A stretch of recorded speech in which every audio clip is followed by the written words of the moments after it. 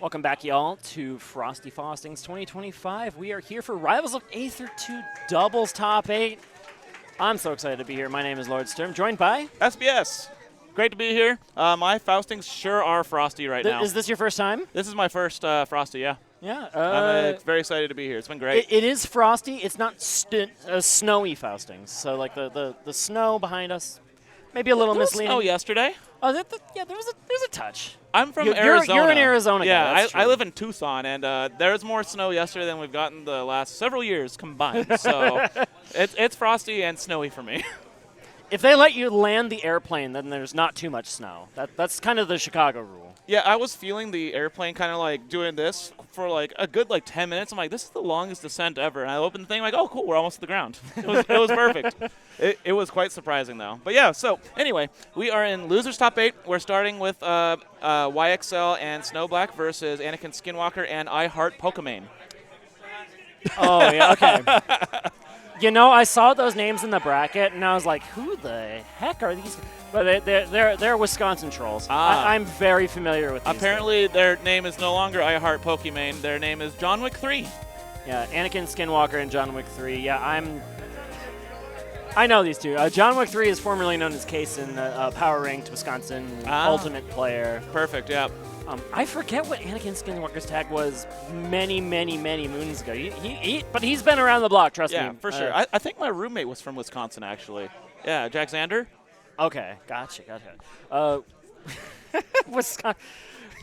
Wisconsin is one of the places of all time, and I'll tell you that these Gen Z kids that just kind of grind all of the games forever, they're pretty good at that. After the set, I'll go. Yeah. Come hang out. I can get a warm-up with Jet later, because I believe we are working tomorrow. Well, so. Jet is in top 8, actually. He's a gamer. He's with Bio. They are the 2nd seed overall, and they are in, actually, winners semis. So we're going to be seeing them probably on stream 4th today. That means he has a break to commentate. Okay. Yeah, that is true. Don't got to keep the handle. This is actually my first time witnessing Rivals of Aether Doubles. I've been doing a lot of singles research. Yeah. But I'm excited for this. All right. It's kind of crazy. Rivals 1 doubles was like hectic and controlled chaos. Rivals 2 doubles has a little bit more control there. And one thing that I've really noticed, like just in my little bit of time playing it, is that the 2v1s are way harder in this game than they are as the single player in Rivals 1. Okay. So like in Rivals 1, you could kind of do the 2v1 and like come back a little bit. This game, like, it is brutal. The teamwork and the knockdown states make things pretty gross, and you'll see a lot of these players actually have a really good grasp on just doubles play in general, even though this game hasn't been out super long and doubles isn't a super common thing. These players know doubles. Oh, yeah, for sure. There's a long doubles history in the platform fighter community in the Midwest, and you're seeing it here. Just as things open up, the blue team, the Wisconsin team, they're getting knocked into the skies a bit here on this stage, but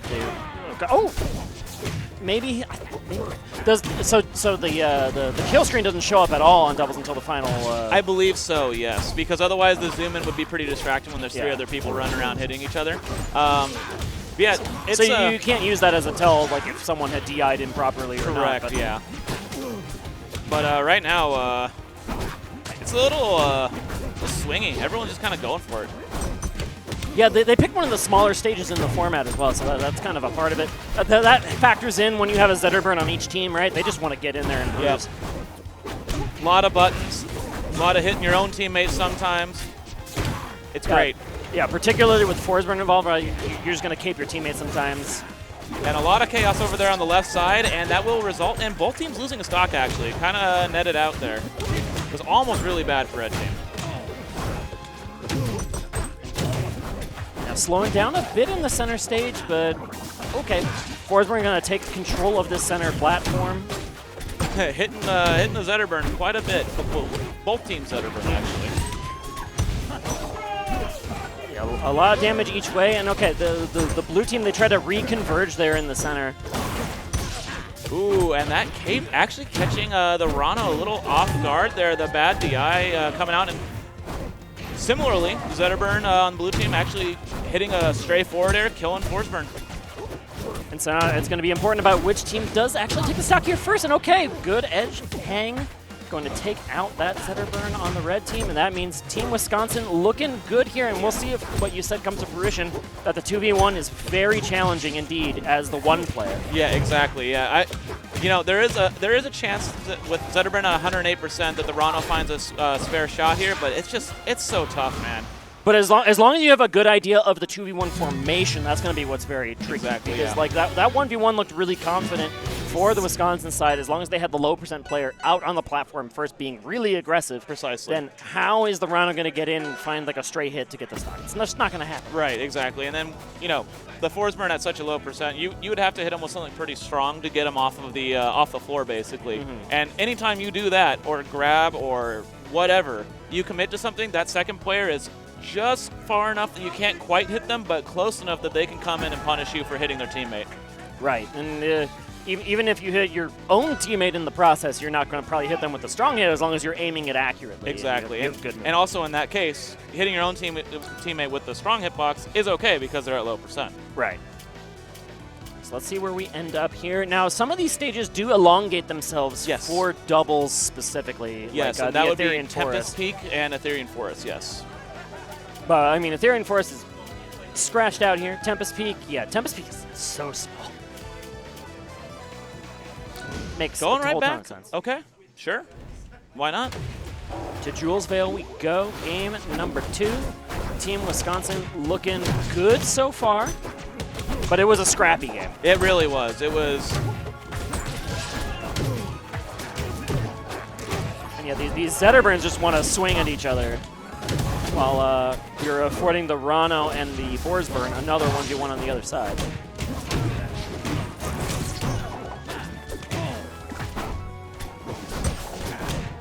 Yeah, it seems like the Zetterburn on red team is really trying to focus just a 1v1 while, you know, the Rano's trying to keep the other person away. Yeah, just using that frame data as much as you can to just keep it to these 1v1 situations, and that's why these percents really have not moved like in a big way, right? It's just scrappy. Yeah, like a lot of times you'll see a lot of teams like passing the opponents back and forth. They do not want to do that at all. They just want to have a fight in the corner and, you know, make it a 3-person game, keep the 4th person away. But it's going to be Anakin Skinwalker who does take the first stock of the Zetterburn on the blue team, and the answer right back, though, as Forsburn explodes off the top of the screen. Yeah, one thing that's really cool about Rivals 2 doubles compared to Rivals 1 also is the throw mechanic, obviously. Throws are new. But there's actually the mechanic where if you get thrown, you have a hitbox as you fly at the beginning of the throw. Which, for a lot of people who played Rivals 1, will not be used to getting hit by their own teammate as they come barreling towards them. That's a great question, particularly from my... Oh, okay. Rano just decided not to grab the ledge. I don't know if he held down or if someone was there. Yeah, that was strange. I'd have to see it back.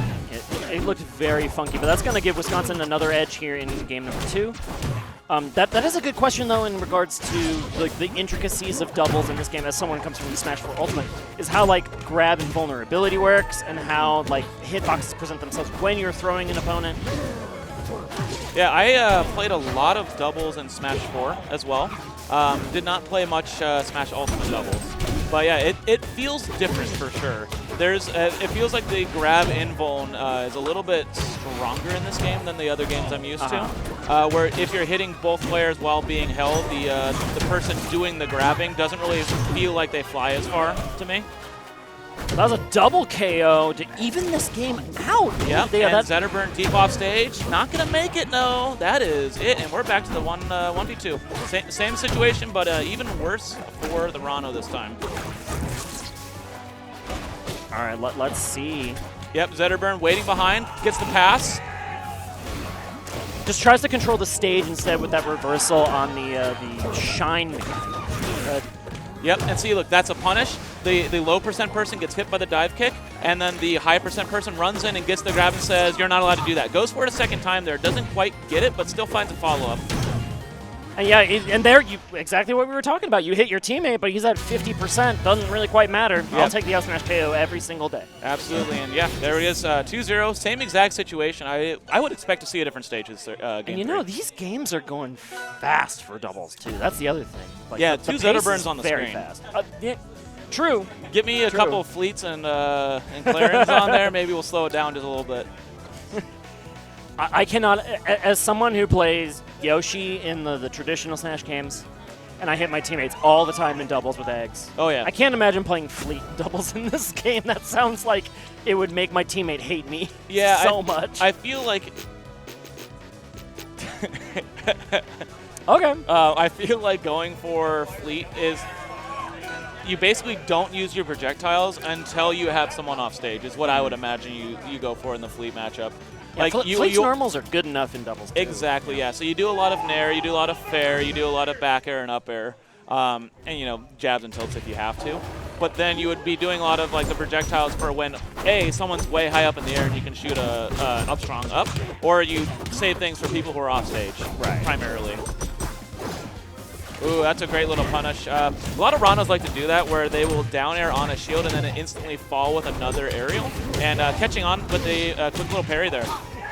I will point out that you thought they were going to change the stage. I did think they were going to change the stage, and I think it's a mistake they didn't. And yet, here we are. Yep. Sometimes you have to live with your mistakes. Sometimes you have to make the mistake, know you made a mistake, and say, yep, I did that. And hey, maybe they were just downloading for a couple games. We'll see. But considering the second game didn't yield any changes at all is why I disagree with running it back. But I say that, and blue team down a stock each now. Yeah, Team Wisconsin takes the L on these first 2 stocks. Snow Black and XYL looking good at the start here. Let's see if we can close out a stock. Okay. Oh, that'll do right there. Quick Zetterburn confirmed to finish the job. Yeah, and even though blue team lost both stocks kind of early, neither of them taking a lot of percent here. So they're going to really, red team's really going to need to, like, build some percent to make this lead matter. You are asking a Zetterburn to stock tank? We'll find out. More at 11. I mean, it's working. Yeah, no, they're finding it now. I was a little worried when I only saw 30% on the Forsburn when the Rana lost his first stock. But okay, he's getting walled out by the clone here. Oh, and the reverse down air sending off stage and gets back. I loved that attempt. That was really nice, and I'm shocked that Zetterburn was able to get back onto stage from that far out. And the Forsburn lived too. Yes. That's crazy. Oh, red team okay, looking he didn't really live good. that long. Red team looking really good. Okay, I spoke too soon. I apologize, red team. I was not aware of your video game. That's the first time you've ever been wrong on commentary, right? I'm going to say I wasn't even wrong. I take it back. I take back being taken aback. I was just correct differently. Exactly.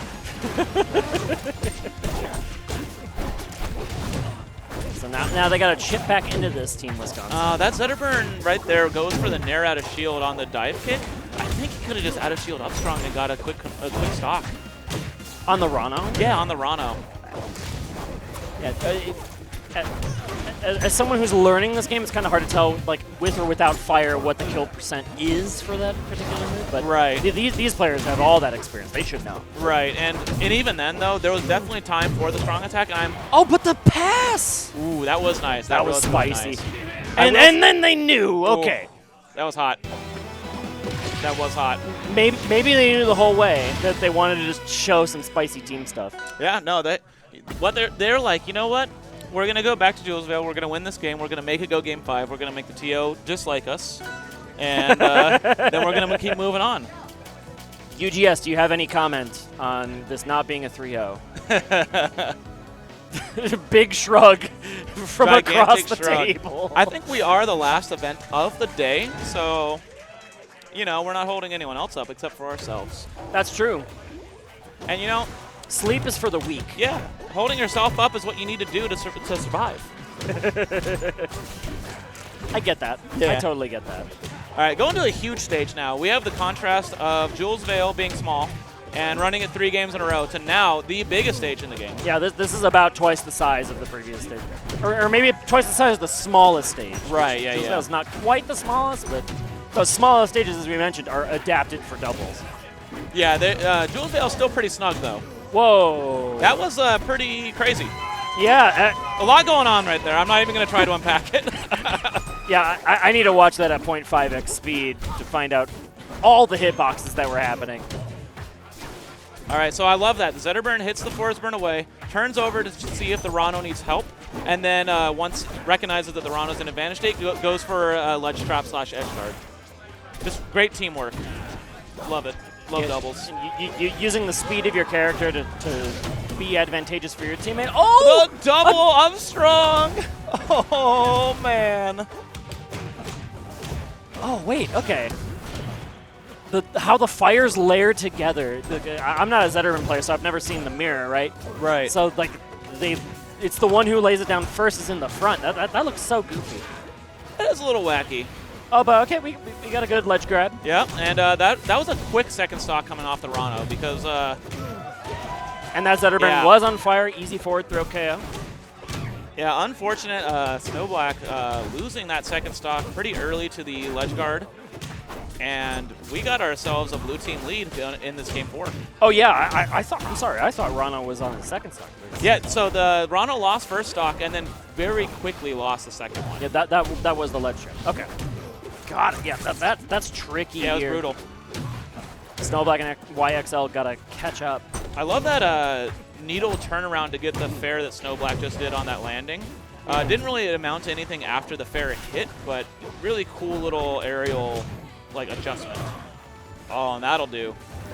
Gonna be really hard for Zetterburn to come back. Yeah, Forsburn doing a good job of saving his teammate. But he went straight up instead to delay the ledge grab. That was so very slick. good. And the back throw. Forsburn's back throw actually killing his own teammate.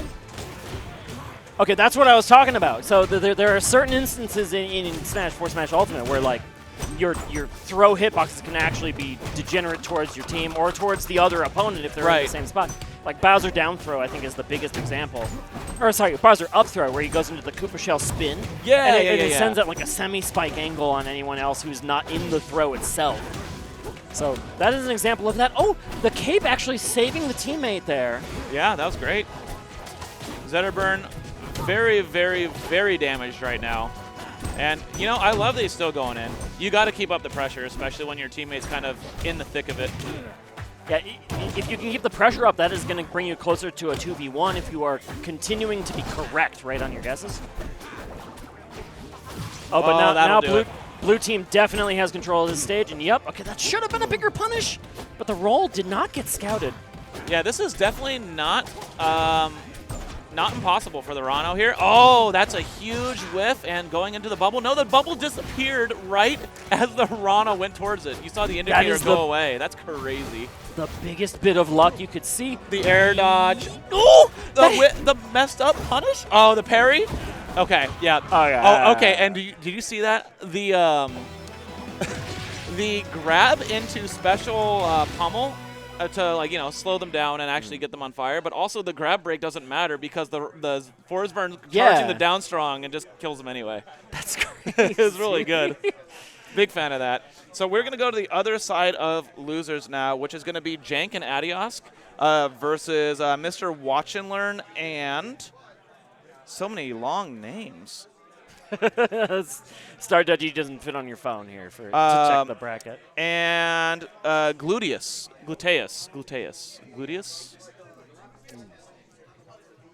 You're right. Yeah. Both of them.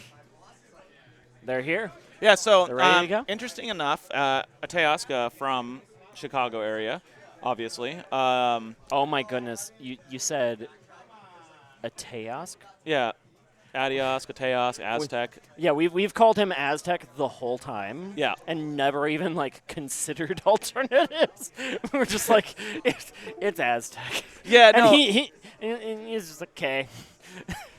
Atea. I'm going to go with Ateask. Well, because that's, if you look at his tag, it's ATEOZC. That is how it's spelled. And I forget if it's Ateask or Adiosk. If he had put up more of a fight for it, we would have, like, committed to the change. But he was just like, it's fine. Yeah, no, I remember him actually telling me, he's like, it's fine, it's either. I'm like, well, I want to learn it. Yeah. So I actually, like, tried to learn it. But what I was going to say about him is he plays random. Oh. Even in doubles. He told me in doubles he plays random. Yeah, even in doubles, playing random. Yeah, he was playing random in the singles friendlies we played earlier yesterday as well. As someone who I have a little bit of Rivals experience, definitely not as much as he does, but he played random against me and mostly washed me. Yeah, he's very good. It turns out. Yeah, Yeah, very good. former fleet main, I believe, and now just hitting the random button, enjoying life, and pretty good on most of those characters. Fleet probably still the best character Probably, in that fleet of characters, but random for doubles. And I told him I wasn't get to commentate his random unless he made top 8 tomorrow, but we'll get it done today. Well, you can leave. I could. You still have a chance to get out of here. I could leave to keep it true.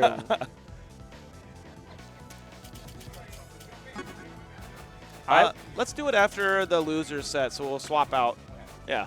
I would like to see Aether at some point. Aether is a super interesting character. I don't know how good or great Aether is on the tier list necessarily, although it's obviously still too early to He's tell probably the anyway. best character in the game, He just came out, so no one knows anything about him, so he's probably the best. Okay, Nintendo, calm down.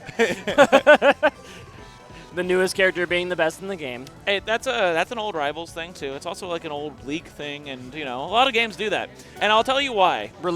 It's not really on purpose that they're usually very strong, but as a developer, making sure a character is fun to use is much easier to change and nerf down than a character being not good enough on launch and trying to make them better. Yeah, aim high and then adjust them low. Yeah, because if you make sure they're fun first, then you're going to have a great character. Yeah. But if they're like coming out and they're like clearly like the weakest in the game or something, you're gonna have to try a bunch of stuff to make them better, and it probably won't really be you're like gonna have cohesive. to recreate community interest to redevelop that character as like a part of the meta. So yeah, so it's not really on purpose. I actually don't even think Aether's released in a really crazy strong spot. I don't think he's like bad by any means, but I don't think he actually releases like the best in the game. So we get Crag. That's my main. All right. I got to watch Aether's Crag. And then also Jank playing the Hockey Loxodon.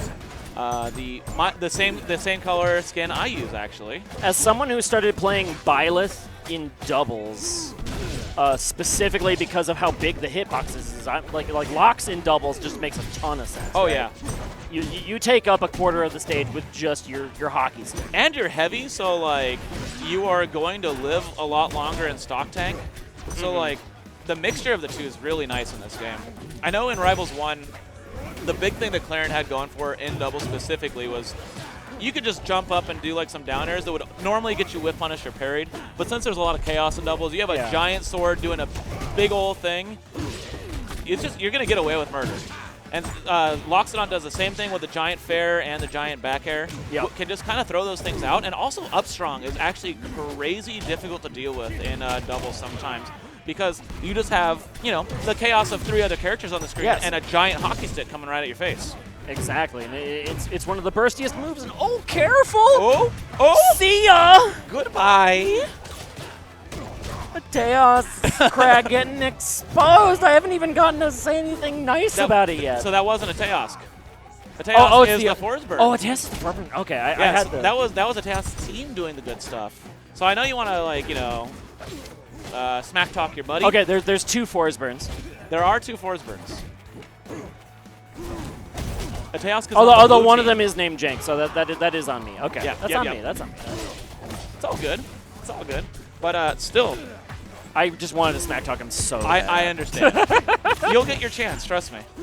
Probably not this game because it looks very. No, they're smacking it. Yeah, it looks. It's still doable for red team, but blue team's looking pretty good in this one. I think the Forsberg and Loxodon combo on random here, doing actually a lot of work for a Teosk and Jank. But that said, this is the opportunity to get this edge guard on the Loxodon, but you get the reverse hit of the forward air instead. Yeah, I don't think that's what you wanted. No, and it's like, some people like a reverse hit, some people don't. I'm kind of in between on them personally, and the thing I love about reverse hits is that you mess up your spacing on the edge guard and you send them back to stage on accident. Yeah. Love that. I absolutely love that because it's a punishment for bad spacing. Right. For more often than not, for me, I just like get the kill anyway with Crag forward air because it's that strong of a move. That Combust not actually going to do it quite yet at 159. Some solid DI coming out from Jank and the recovery using down B, but you got Cragfair. Cragfair does what it is designed to do. Oh, but this Crag is in a lot of trouble as he's getting scouted out by these command grabs into the down special. Stocks are even, however, the percent is looking much better until that dare spike happened. Ooh. Okay, we're pretty even now. Okay, Tejas is trying to scout out this maybe back air to finish up the stock. As long as you control the stage. Oh, there you go. There it is, yeah. You were saying up strong is one of the strongest moves in double. It shows itself. Covers the entire platform right there, and it had the person rolled. That Loxodon was not going to get punished for that up strong. Oh, air dodge early. Possibly in tech lockout because of the early air dodge, and then gets spiked. That's dead. Yeah, that is a dominant game here for Team Blue. It got a little hairy, but then they took it right back to where they began the game. It started strong, had a little dip, and then ended very definitive. That's a part of what makes doubles hard to commentate and watch in any platform fighter, right? It can be hard to tell who has the lead at any given time, but then it really did display itself by the end of it. Right. Our strikes are going to be on some of the larger stages. But are we going to Rockwall? I love Rockwall in doubles. I love Rockwall all I the love time. Rockwall in singles. Yeah, but like I really love Rockwall in doubles because, I mean, big stage, so a lot of room to move around. It doesn't feel too claustrophobic.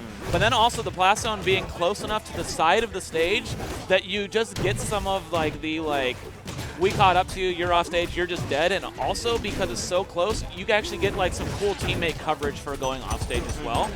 One person going off stage, one person covering them, and they get to go deep because of it, and I love it. Let's see if that shows up here in game number 2. Team Blue looking good at the start. They were grabbing the stage control early and often, but now Team Red answering back. Okay, looking for a spike with the down special here. Yeah, getting on a the short side. hop though, and I think the full hop was what they were looking for. But not looking too much worse for wear. Didn't take too much damage for the No, miss not at all. spacing. And now, yeah, using that full rock wall pressure, using these platforms to try and get the opponents off the stage. But you get turned around. Ooh, that was a rip. Yeah, red team letting it rip. That was like 3 or 4 strong attacks in a row between the two of them. But that down special calling out the landing attack option into an instant back air, gonna even it up. Very strong. Yeah, and look at this. The Loxodon not dying to 150% there. That's exactly what you want from it.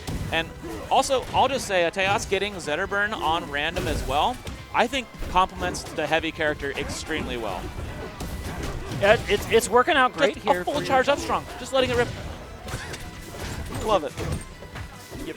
I mean, as long as you have like a good frame data character to back up your locks, right?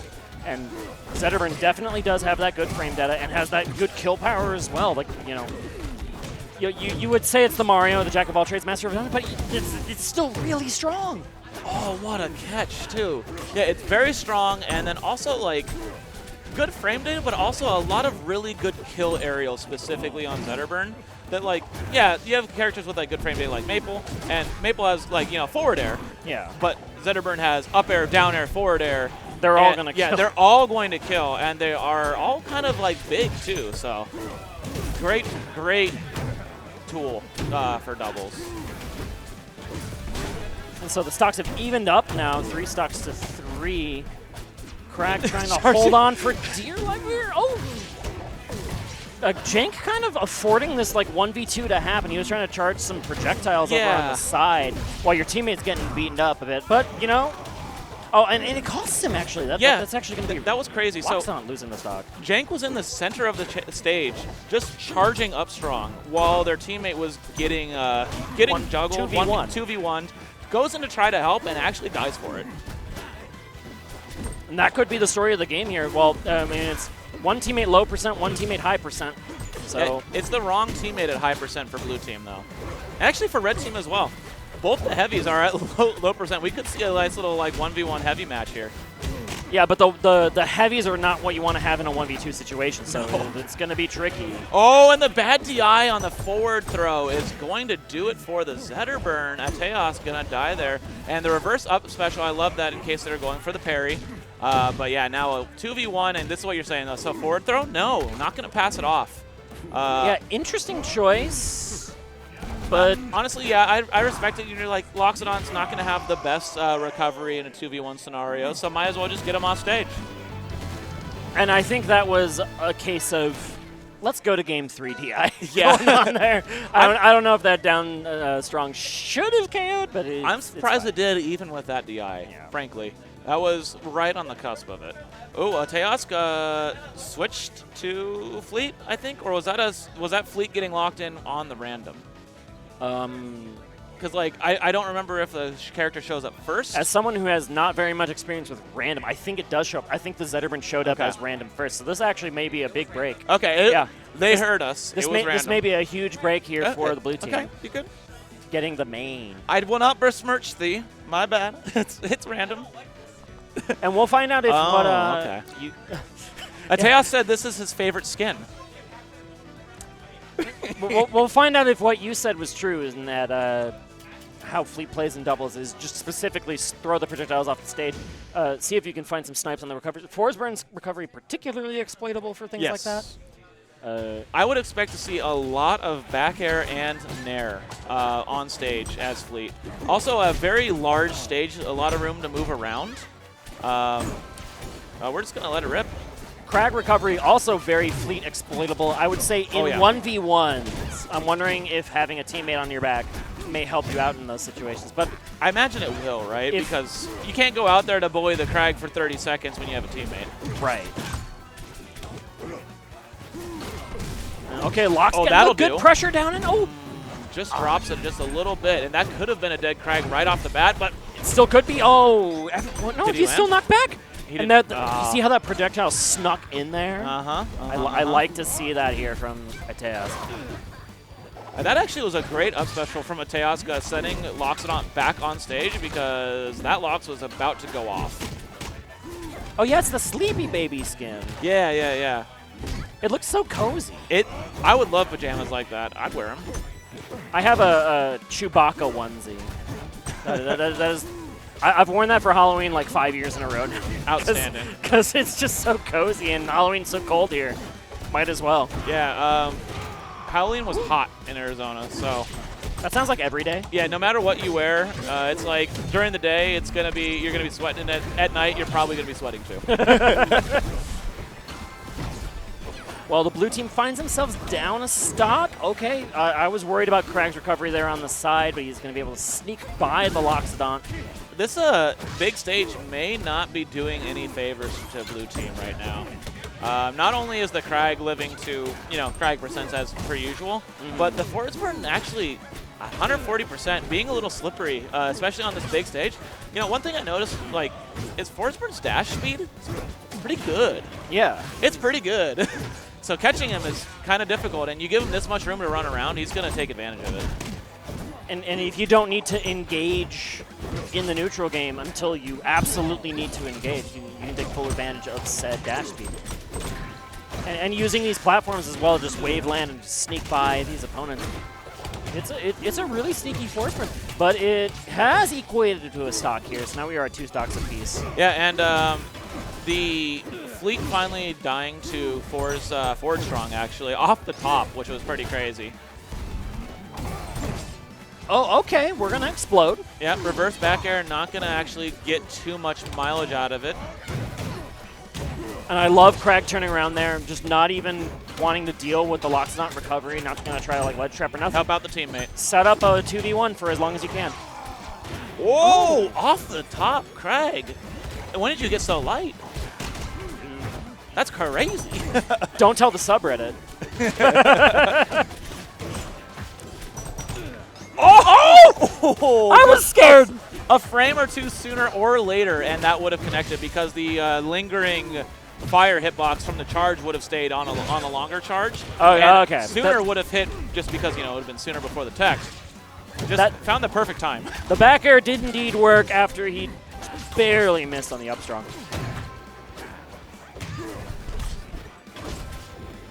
Although, okay, so it actually is a Teos that is the stock tank in this scenario at 127%. Yeah, looking to put big pressure on this Crag.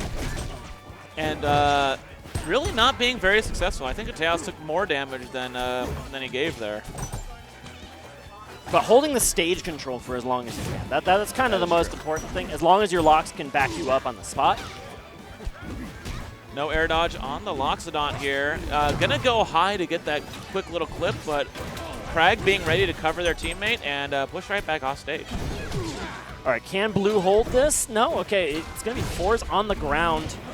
Oh, Crag falls down. Yeah, oh, that's huge. And Ateos, even if Ateos does lose a stock here, looking very, very good for the blue team. 166% on Fleet is not something you ever want to see. But that's a double. Oh, baby, a double. Okay. Singles starts early here at Frosty Faustings. Yeah, so singles match, Ateos on his main. And I actually don't know which person Battle Pass is between Watch and Learn and Gluteus. That's an excellent question. But I am watching and I am learning about them both. Oh, no. Okay, you're good, you're good. Yeah, Has to give up a little bit of a punish, but it's not too bad for Doesn't Ateos. even get the full hit of the up tilt. Yeah, that was very fortunate for the blue team. All right. Oh, You're cooking. riding. Oh, you're cooking! Oh my God! Rode the side special projectile and finds the combo into the upstrong for the game. What a clipperino that was. Look at you. On your favorite skin, no less. Amazing. Yeah, I see it's random. I'll see that clip on bsky.social later.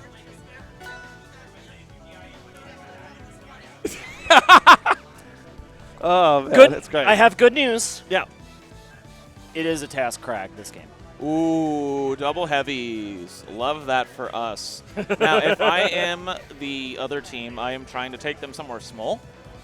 Because even though you're living a long time, I want the heavies to not be able to land ever. Yes. Maybe. I'm not sure what the parameters are actually of the doubles version of Ethereum Forest, but that might be a good land. I think Ethereum Forest is a little bit bigger. I would probably take them to Hodojo. I'm saying this quietly because I know they can kind of hear us. But I think I will go Hodojo.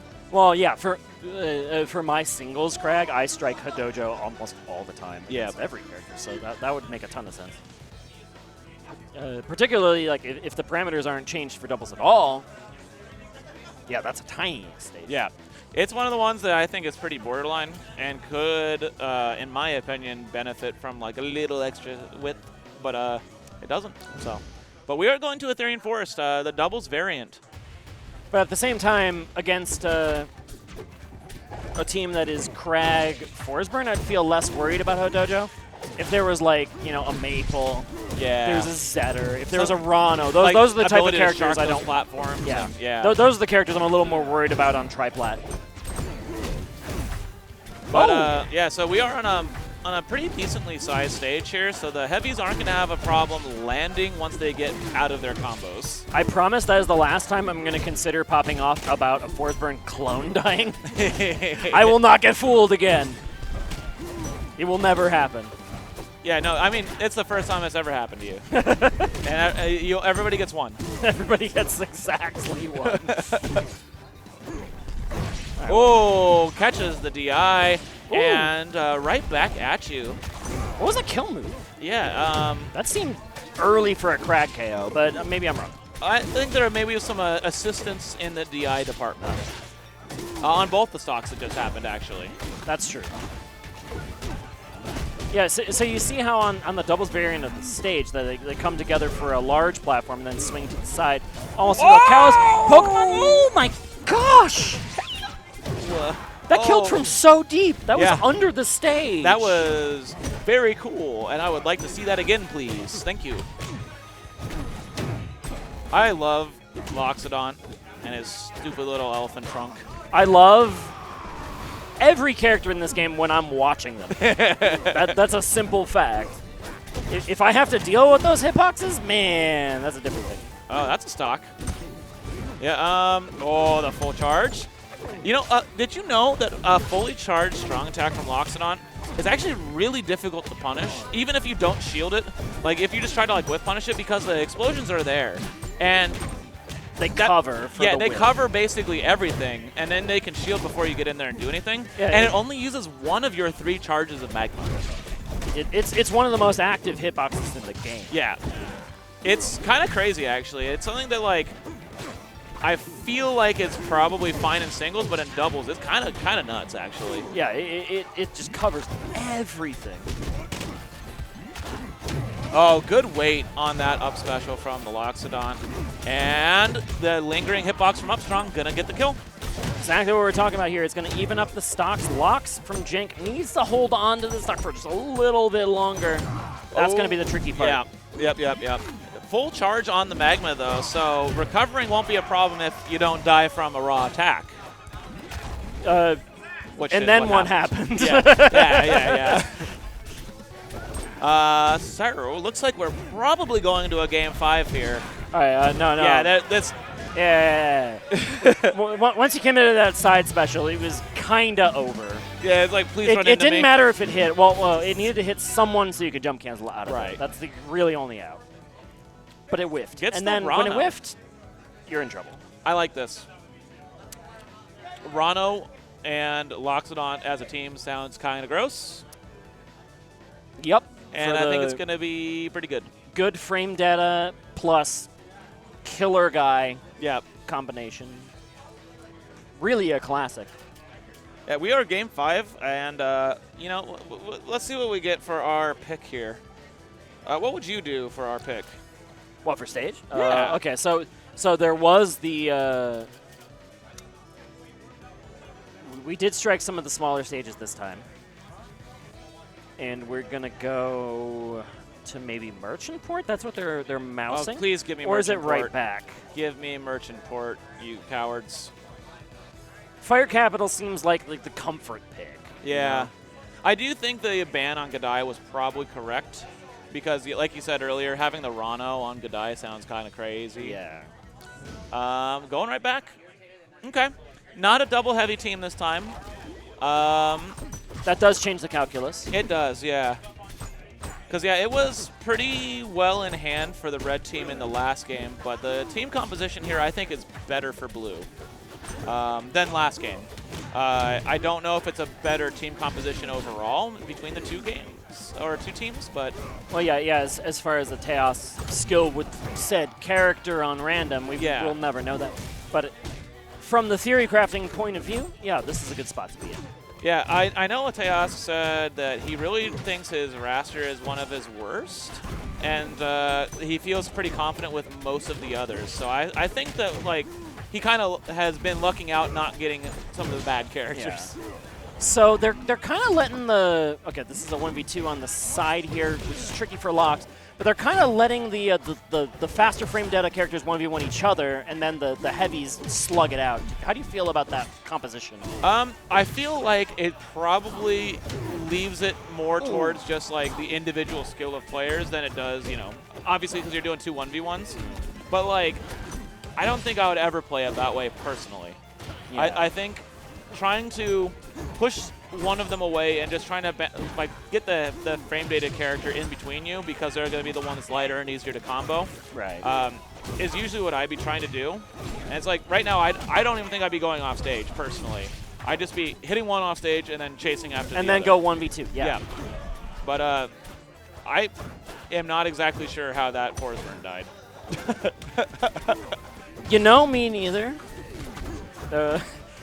Like stuff happened. It seemed like such an inconspicuous little hit, and then all of a sudden the Forsburn was dead. That also kind of just happens to Forsburn sometimes. Yeah. As someone who plays Crag versus Forsburn, where it's just like, I just made you not recover. Sorry. You have to hold that. We are slightly red favor here. Yeah, Red's got the very confident stage control at the moment, and Forsburn very healthy on the percentage. But you're going to knock Crag all the way to the side, and maybe Lox can turn it around? No. Ooh, yes! That's huge, but this reverse not strong enough to get the kill, and will die to the forward strong. Answer right back from Rano, but Yeah. I don't know. I feel like blue team made out better in that exchange, honestly. Yeah, they did. Especially after that GI they did. Oh, my lordy lordy. Sheesh. But when you look at the percent, it is an all-new game. Yeah, that was very, very good for blue team. We are dead even, and Jank needs to go over there and help out Ateos because Ateos is in some trouble right now. Yeah, red team's got all the stage control, and this Krag is just winning this 1v1 really hard. That Force Burn doing such a good job of just like not even going for like the combo moves, but just like, you know, throwing out a cape, throwing out like a spacing arrow, just like don't approach. My Krag's doing things right now. Forsberg in doubles can really just be non-committal like that. It's pretty fun to watch, and it's funny how non-committal the character can be in doubles and still command that stage control. Yeah, that cape is a nasty, nasty tool, and that DI may not have been the best, but also it looked like that was I think Ford Strong is just really strong, honestly. That might not have even been bad DI. Oh, and we got 1v1. But baby, that's we're huge, back. actually. That is huge. That went from like basically impossible if the Krag got back to the Krag didn't get back, and now it's time to party. Yeah, we've got a real game here. Can Lox hold on for dear life? No, that dash attack gonna break I would the love zone. to see. Oh, I was gonna say I'd love to see a combustion neutral, but we just we spent it. Yeah, you gotta recharge it back up now. Really respecting that clone, but not respecting the forward strong. Yeah, jumping over the first hit of Forward Strong and trying to catch in between the swing. But Forsberg being like, I got this big old dagger. I'm just going to throw it out anyway and see what happens. And it works. It works. It worked to great aplomb as Team Red moving right along in this bracket. That is, yeah. All right, guys, don't go anywhere. That is the first 2 rounds of our Rivals at Aether 2 top 8 for doubles. We'll be right back after these short ads. Yeah, I've been SBS. Enjoy your next commentator. I'm sure they're going to be way better than me. It's going to be great. You're fine. You're fine. Give yourself some credit. Just a smidge.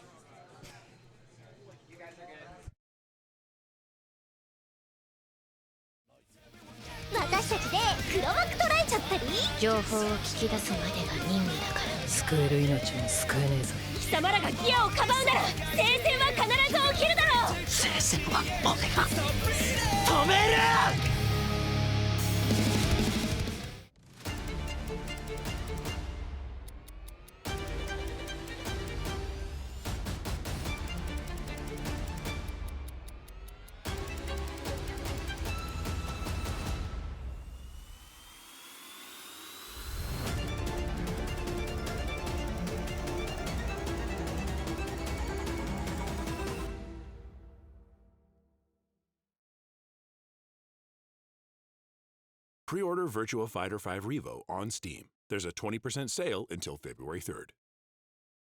There's a 30th anniversary edition available that will feature bonus content like the 30th anniversary swimsuit costume set, Legendary and Yakuza series DLC, pre-production artwork, and the Virtua Fighter 30th anniversary music selection.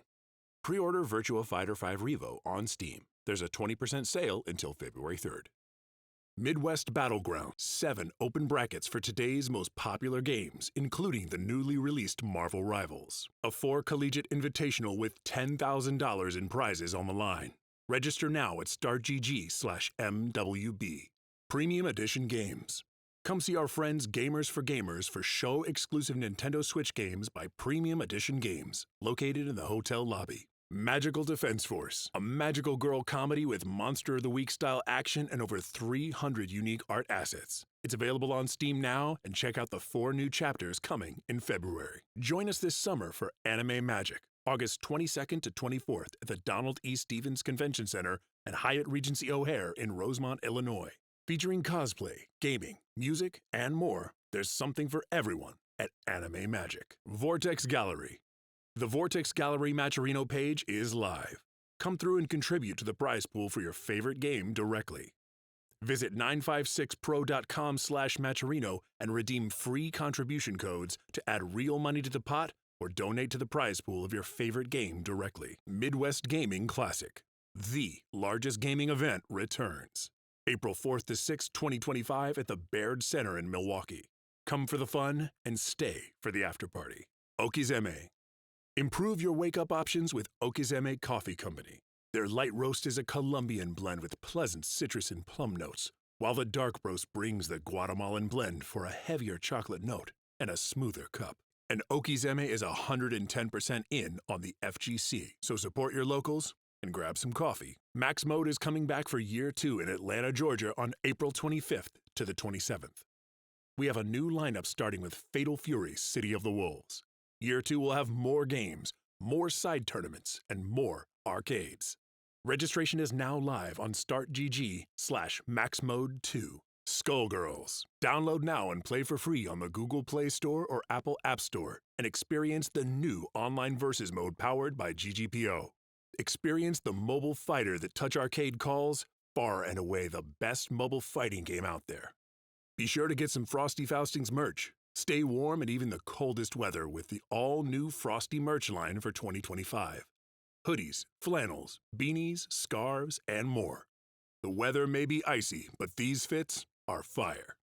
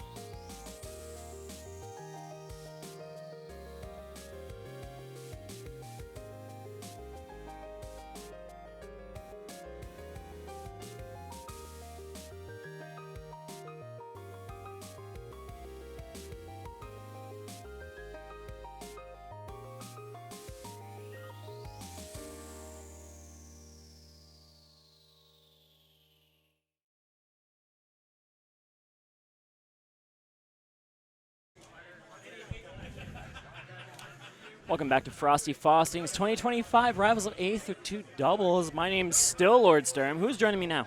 I'm Kimona. And if my voice sounds like it's shot, it's because I was just at karaoke doing Guilty Gear music. So you're all going to have to deal with that for now. But it is great to be here, Sturm. Oh, my goodness. This is the world we live in. I am out of breath. But this world we live in is a glorious one. It's one where Rivals of Aether 2 exists. And that's the world that I like living in because this game is great. And I don't see doubles enough in this game. Oh, my God, is it fun. This is my first time witnessing Rivals of Aether 2 Doubles, and it has been killer. And, yeah, like these Midwest stalwarts at Platform Fighter Doubles have been really showing up. You know, we had a Wisconsin team showing up really well on the loser side. And it is going to be Seth McBoogie Woogie on the top here.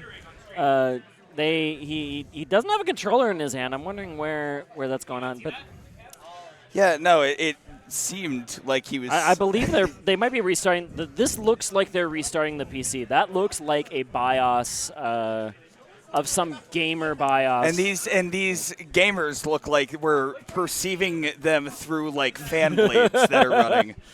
It's like they're in Doctor Strange stasis. They're like, hello, everybody.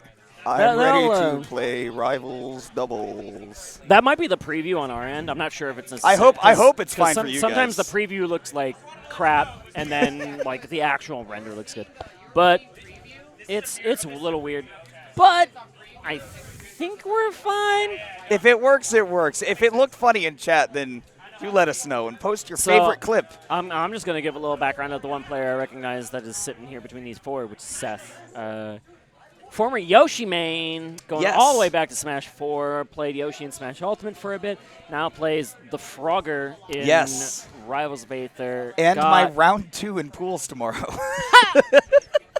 So I'm excited to see Seth play. That I don't know sucks about for you. Doesn't suck for me. I also play Rano. Oh, It's yeah, gonna no, be you're, fun. I saw it. I saw it. You're kind of spicy. I with do. it. I do know that Seth is extremely good and has been playing this game, basically since release and before, having them backer betas going to the pre-release. I played majors Seth. as well. Me and Seth had a good session at. What was the Milwaukee tournament? It was Cream City Cream Convergence. City. Yeah, that one. Yeah, Cream That's City. the one. Yeah. We Triple had a C. good friendly session at Cream City, and he was insane then, and I'm sure he's insane now. Oh, He yeah. got, what was it, 5th at Supernova in this game? Definitely top 8. Yeah. Yeah, definitely looked really solid there. And again, I can only imagine that things have gotten better and crazier since this game has now been out for a few months in an official capacity, and people are, getting to get their hands on it, do more than just singles, right? We're getting to watch doubles now. That's always going to be fun. And, in the world where I will always consider Rano to just be a Sheik. More or less. You Did can't you go know wrong Sheik with that. is, like, one of the best characters in doubles in every game that Sheik has ever been in? Wow. Who could have thought? Except maybe Brawl. Well, let's not talk about Brawl. But Rano gonna be pretty good in doubles, let's say. I think that like the big thing that is sometimes held back, right, is that Rano and to some extent Sheik, not the best air drift, right? And so if you're trying to, battle opponents air to air, you're not going to be able to respond with your teammate as easily. But of course, movement in this game is so good across the board that it doesn't really matter if you're lacking a little bit of air drift. Everybody knows how mobile Rano is, and having big lingering hitboxes and also some quick ones as well, always going to be helpful in doubles. And it looks like we're striking Hodojo first. Which is a shame. It's good stage. It follows the same starters counter picks format as singles here, but some of the stages are extended for the doubles format. Yes, in particular, you're going to be looking at Tempest Peak and Ethereal Forest being expanded, but maybe that will only be seen later. Here, winners semis, we are on Godai Delta game number 1, and I don't blame people for picking a somewhat larger stage to sort of feel out how the doubles are going to go. Like you said, Seth, I don't see Rano on screen, so I don't know which one Seth is, but we do see Zetter and Maple going up against Claren and Crag. One of those two sets belongs to Frosty and Zach. I'm going to guess Seth is the S. That would make sense. I have never seen Seth's Maple, so this is news to me. But again, Frosty is definitely the Crag for reference. Whichever one of these, well, that would make sense. Being Frosty the Snowman. And oh, careful! Woo! Yeah, so Seth clearly does have some of that Maple down. The easy stuff, just a little tether into, or not the tether, the wrap into the strong, always going to be a reliable option. Somewhat harder to set up in doubles, obviously, but if you have the time, if you have the space, if you have a teammate like a Zetterburn creating that space for you, going to get plenty of time to do it as a Maple. So Seth does get that first stock off the board. Nobody has struck for the next one yet, though. Oh. Team Red had a pretty dominant stage control position there for just a brief moment in time, but then Team Blue clawed it right back. Oh, be very careful. You got to avoid that Crag forward air because your life does indeed depend on it. That could be the first one, but great DI with those big blast zones that are on Godai Delta. Not going to be taken out even by that tipper up tilt just yet. Meanwhile, Frosty's going to catch one from the teammates, some of the friendly fire coming in there.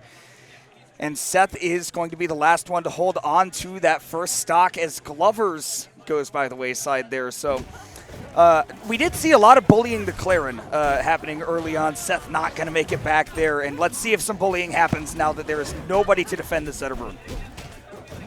Seth re-grabbed the ledge 5 times.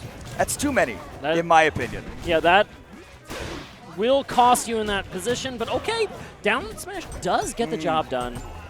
And I think Frosty might have had some time there to interrupt that whole sequence as well, but you saw dash dancing into the center stage. Didn't want to give an opportunity for maybe a down smash to come out, get both of the players hit, and then, there's no opportunity to say, okay, you got hit, and what Frosty did there at least was get that counter hit in return. And now with the Maple off stage, big opportunities available for Frosty, but there comes Glover with the save as well. Crag looks a lot like when great players are playing Crag. Crag looks a lot faster than he actually is, right? So you say Crag could have gotten in there and broken the zone. It's because he looked like it because of just the skill of the character. When you're in those bad positions, it can be tricky to get there in that spot, and that is a weakness that this blue team has exploited to its fullest as they take the Crag stock now up 4 stocks to 2. Definitely one of the most mobile teams you can conceive of, Zetterburn and Maple. Hard to lock down, and that has been to their great success so far. No edge guard there from Frosty, though, and Seth taking a little trip off stage, doing some trigonometry, geometry. The math classes are out.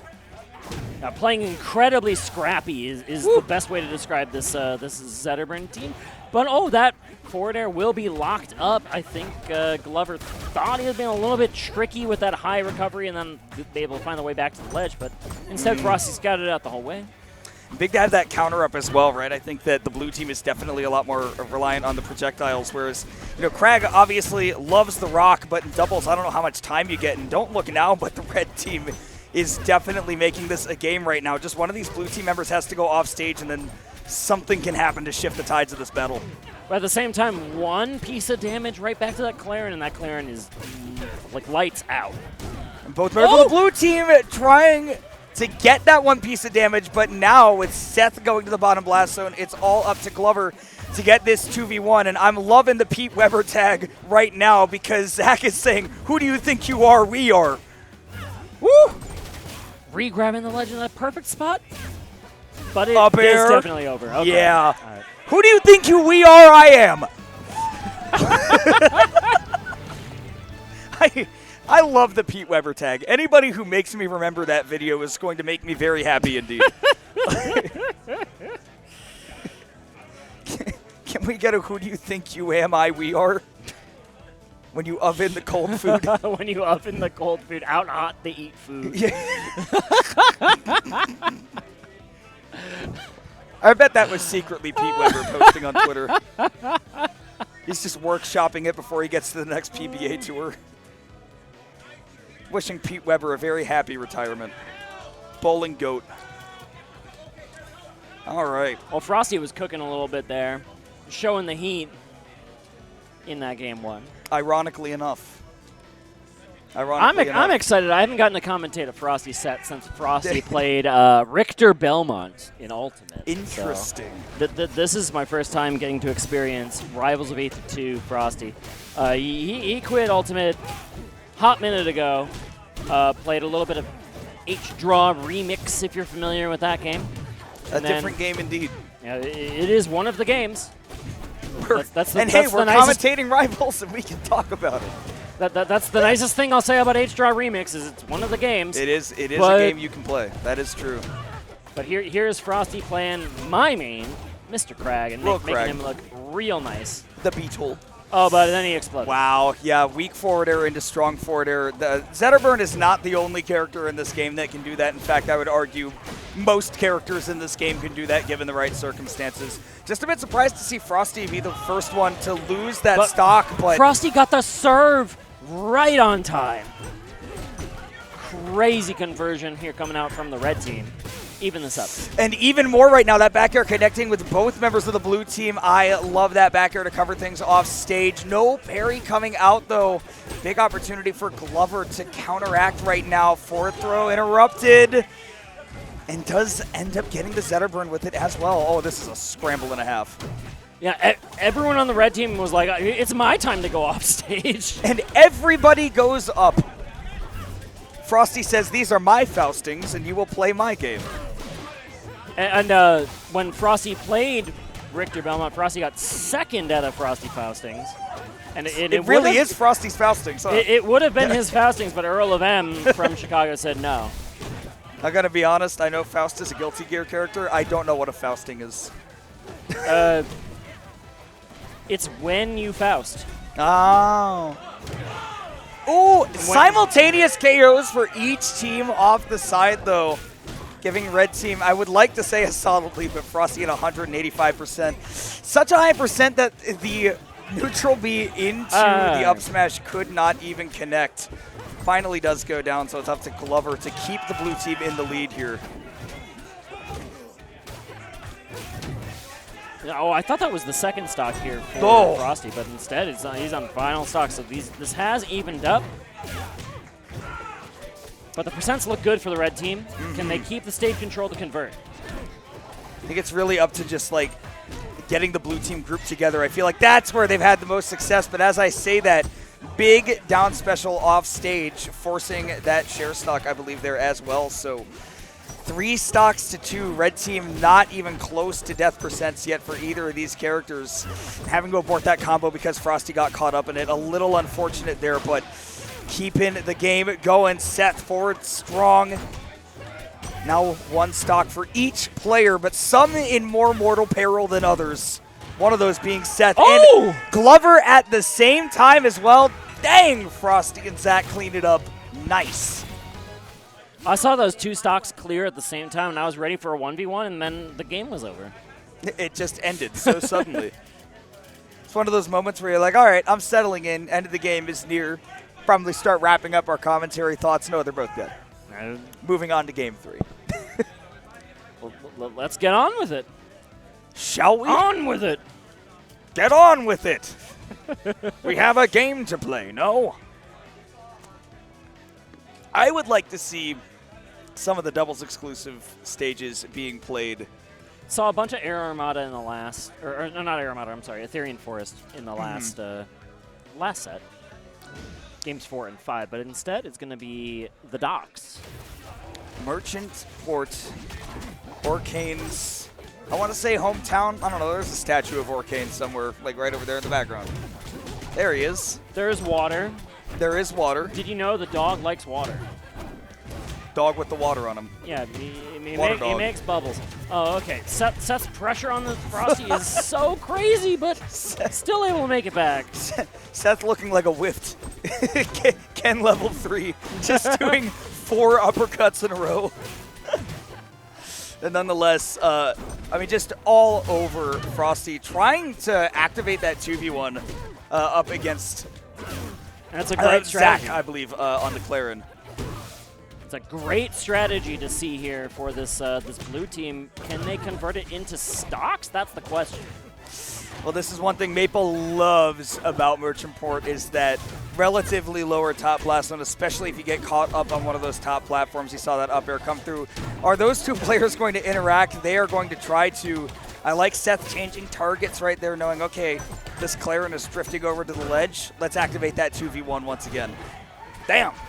Oh, that killed? You know that they buffed that forwarder?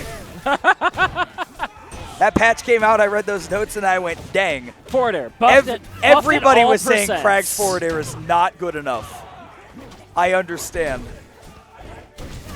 I've been saying it the whole time. I'm sure you have. Hey, does your main start with a K and end with G? Just out of curiosity.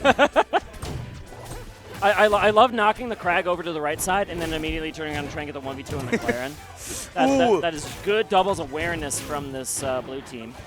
I really like some doubles awareness, though, from Zach there, too, which was instead of trying to, like, go for a tech chase or a reset with the maximum amount of damage in mind, went for a little cash-out combo to try to see if Frosty could finish off the up-air combo that was going on in the middle of the stage. But as I say that, does kind of feel like it's all blue team in terms of momentum right now. I mean, either of these players could end up in the blast zone sooner rather than later with the kill power the red team has, but it doesn't seem...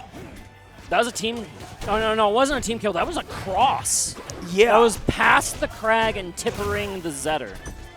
Which, I thought that was a forward smash. Oh, my God. Yeah, you are gone. You are gone indeed. All right. All of a sudden, this momentum has turned around in an instant. But okay, we got the Maple KO. Here's red team looking to finish the job. Really, really good active defense right there from Seth, keeping... That was playing tower defense right there. My teammate is coming back and has to recover high because of the awkward angle. So you had to start hitting away the red team right there. Seth did a really good job of playing on the front line right there. Now occupied with the Krag. Does tether over to get a little bit of damage. 140 means that, I mean, whoever gets to the 2v1 here is going to be in a great position, and it's got to be the focus for both of these teams. And blue team is a game away from being out of this winner's bracket. Oh, be very careful around that down strong. That will clear the Zetterman off the screen. And here's red team again in a great spot, but now we're back to 1v1s. Down smash and not only getting the KO, or down strong, not only getting the KO, but also giving the opportunity for the reset. That down air is an up air, and don't you ever forget it. Zach finishes it off with a frankly disgusting display of hitboxes. I believe one smart person on my Blue Sky feed this week skeeted Kazuya Mishima. I wonder who that was. Who was that? Because if you think about it, All right, I'm willing to listen to your thesis. You get, okay, so first of all, Clarin, you get grabbed, you die. Avoid getting grabbed at all costs. Second of all, they take their fist, they make it electric, and they go, ugh. I rest my case. QED? Also, recovery, way better than people give it credit for. Oh yeah. People you are like, mix that up. You can beat Kazuya off stage.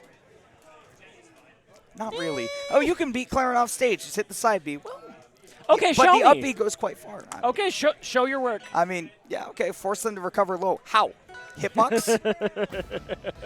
Also, up air? Why is it like that? I rest my case. That's Kazuya Mishima, but a cat girl. Kazuya Mishima, but a cat girl. It's Beefing with a dude associated with fire and volcanoes. I rest my case. I rest my case. Kazuya Mishima. You know, I don't hate it. I don't hate it. Honestly, that was just a salt tweet after I played the most disrespectful Clarin I'd ever played on Ranked. That was like I'm tilted and I need to get this out of my system. Dude, it was literally just like, I will run up, throw, and forward strong in either direction. And I was like, damn, you got it, man. I'm going to go on to social media about this. Like any good FGC citizen. Otherwise, how would people know? People need to be told how to feel about the game that they're playing, clearly. So I believe it's Jet and Bio? I wish I were more familiar with faces. Yeah, I'm real bad at the faces in the Rivals scene. Yes. Yeah. Jet I do That know. I'm aware of. Yeah. I said hi to Jet. Yes, Bio. Okay. Oh, Bio. That's right. The artist formerly known as Seeing Receptacle. I'll trust you on that. Opposite of Mac OS. The wordle of the day is Windows. The Wordle. You should have used Linux. Should have used Linux. Someone's going to be in our DMs being like, you should have used Linux for your. Oh, sorry, my bad. metaphor. Yeah, Mac is just clearly so similar to Windows. This is the kind of person who's like, you say like, oh, it's opposites, like red and blue, and so actually technically green is the opposite of red. Okay. And speaking of greens and reds, we got green and red teams, Sturm, going up against each other.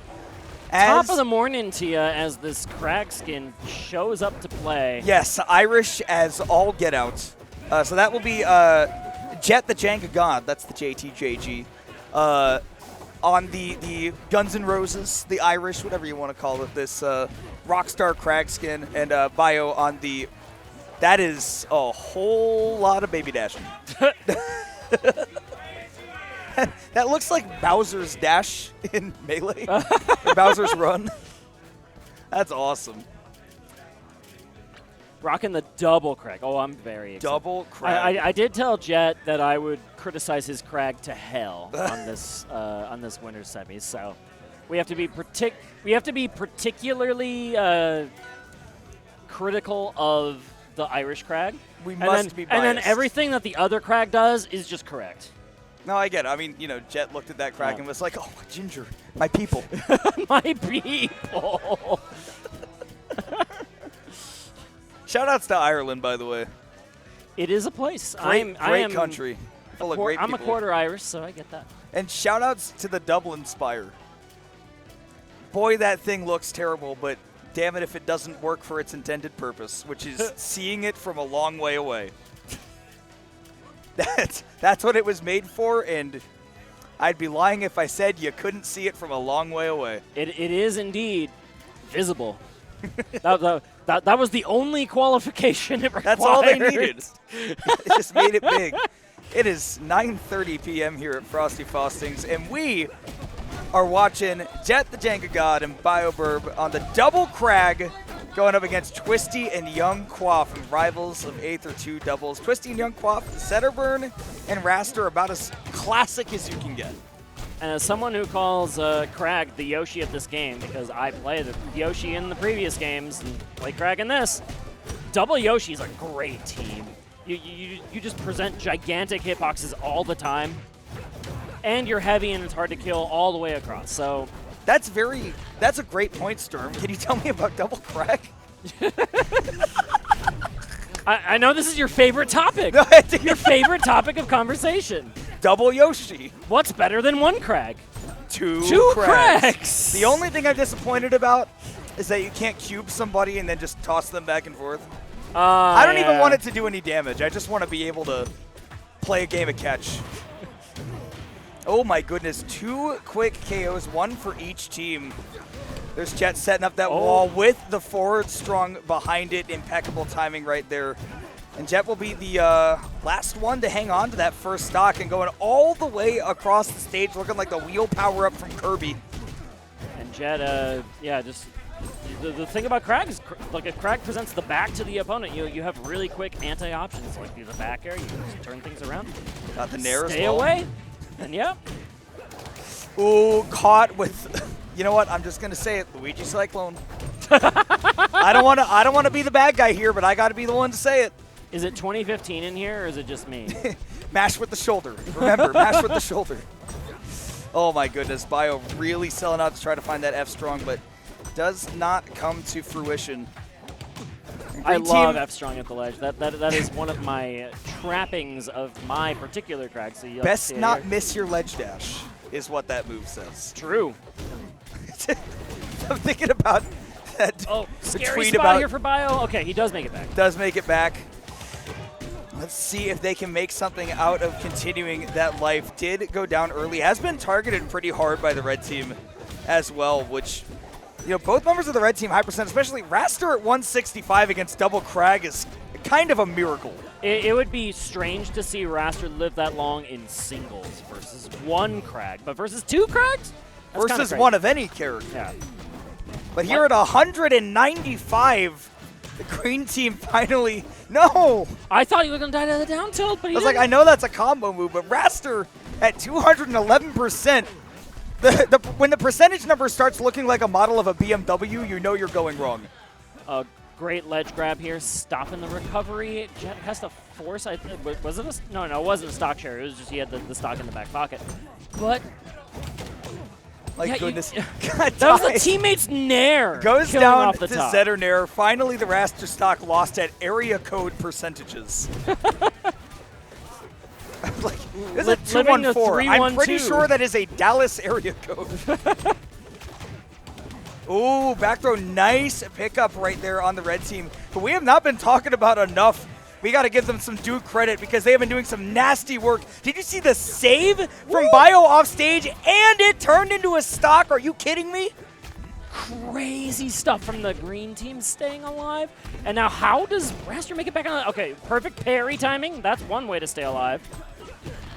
That is nutty doubles awareness. Now, this Raster is particularly heavy, as we've seen before. Yeah, I mean, Raster should not be at 147, but... And yet, here we are. The presence of the one Crag allows the other one to even make it back to the stage in the first place. Oh, what's better than one rock? Kimona? What? Jet! I got so incensed. I was going to say something. I said Jet a little too loud. Green team, though, does finish it off. Whether or not they were playing with their food there in their 2v1, it does not matter. It's going to be 2 Beatles taking the game 1. That's no John, no Paul, no Ringo, no the other guy. That's one thing SBS was telling me about the comparison of Rivals 1 doubles, which I don't have much experience with even at all, versus Rivals 2 doubles, is it feels like the 1v2s are even harder to come back in this game. And I mean, it showed right there, like with what kind of how is Raster going to take one of those stocks, right? You got to commit to something, and then someone's going to show up here and hit you on the back end. Particularly 150+%, like a forward tilt will KO a Raster in that spot for a crag. I would just like to point out the Control B boldness of the red team to take double crag to rock. It seems like the opposite of what you should do, but I'm no professional.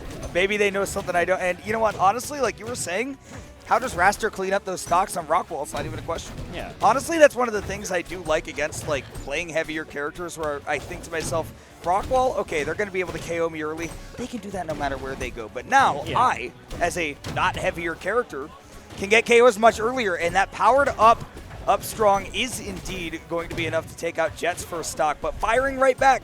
Crag forwarder, buff move, by the way. That pillar, I don't think that would have quite led to a KO position there for the Zetterburn on the left side if the pillar did not exist, but afforded him an opportunity back to center stage, and that means this red team is able to rack on this extra %, and you know they're going to win this framed out of war every day of the week versus 2 Crags. And an up strong powered up once again. I mean, we are seeing a Zetterburn warpath right now. All 3 stocks having been taken by just one little lion. Just one lion with a little bit of flame in him. I mean, Zetter is definitely the back line on this red team. That's his job. I mean, not to say that Raster can't take KOs. I mean, you've seen it. Like, Raster has hella KO potential. But Zetter has easier KO potential, and it's showing its work on Rockwall. Again, I criticized the stage pick, but working out. Forward air does get a KO at, I don't want to say an unreasonable %. It was about time for that Zetterburn to go, but right back at it. Green team does have an opportunity here. Reckless Abandon says, you know what, Bio, take a couple hits. I got to get this combo in. It's my turn, actually. I got to hit some dudes with a forward air. Teammate or not, it's just going to happen. You've gotten to play plenty. Now I want to press buttons. Mom said it's my turn. All right, Raster up tilt means that is going to be a stock here coming over to the bird side. Bio says time for uppies. Now at 150% on last stock as well. Advised Jet to take that share stock after immediately losing 3 stocks. As you said, we must be critical. As you promised. Ooh, Bio going deep off stage, does get the tech. And I mean, honestly, if you ate that down smash on purpose, that down strong, I wouldn't even say no. Honestly, not too bad. Down air as well. Jet body check off stage. Zetter at 130, and we're not taking that stock. I think you would rather have Zetter take this 1v2. And the amp coming in for the save, and this is the tough part about double crag. Is you get one hit in, there will be rock. I think their plan was Zetter coming in with the invuln frames off of the Angel platform was your best chance to take the 192% stock. Now that it hasn't happened, you are just in big trouble. It's a big uh-oh. Now, how do you get in here? Yeah, easy cross-ups? Ooh, wait a second. Down air. Both players at high percentages now. In fact, I would dare say all 3 as well. Nair's back and forth. How do you get off of this platform with a nice little shield drop back air? Little shine and got hit by the rock as well. Are you able to focus on Bio long enough to take the stock? No. That is a Beetle at 215 on Rockwall Nair. Not even enough to do it either. Multi-shines. Yeah, now how do you sneak in and get one of these stocks? This is the problem. Yeah, what do you do? Oh! That is the most dead I've ever seen a character in this game. Back air, 226. And it was a teammate. This could cost Bio. Bio's got to play so careful. And it's not enough. Careful enough. Red team barely closing out at the end there. The Zetter, I think, was the right strategy for the 1v2. Boy, was it close. Again, I think the plan was get something off the Angel platform rather than, you know, a teammate spawn. Well, I guess a teammate could have spawned in and saved your recovery, right, with that same Angel platform involved, but it would have been Raster, right? Raster doesn't have just the fair and neutral that KOs from the center of Rockwall. I would like to shout out Ontario, Canada, I guess, for the 226 area code, which is the percentage that crag lived to. I think Dallas does have 2-2-4. Dallas has 2-1-4. 2-1-4. We have 2-1-4, 8-1-7, and 9-7-2, and we are not seeing 9-7-2 or 8-1-7. Something has gone horribly wrong. The most common one in Chicago is 3-1-2, and like, if you see 3-1-2 in this game, Problems. I have issues with that. You're trying. You're trying to hit that percentage.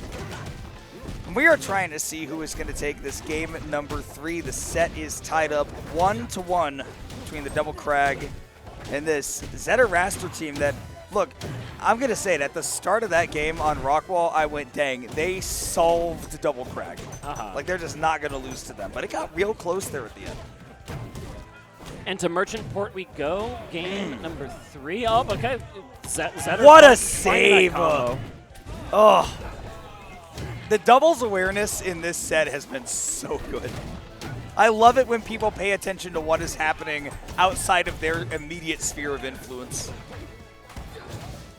And it's good respect, and it's working out great for Red Team right now, although the Raster will lose the stock. But, oh, Bio, what a pressure situation off the side of the stage.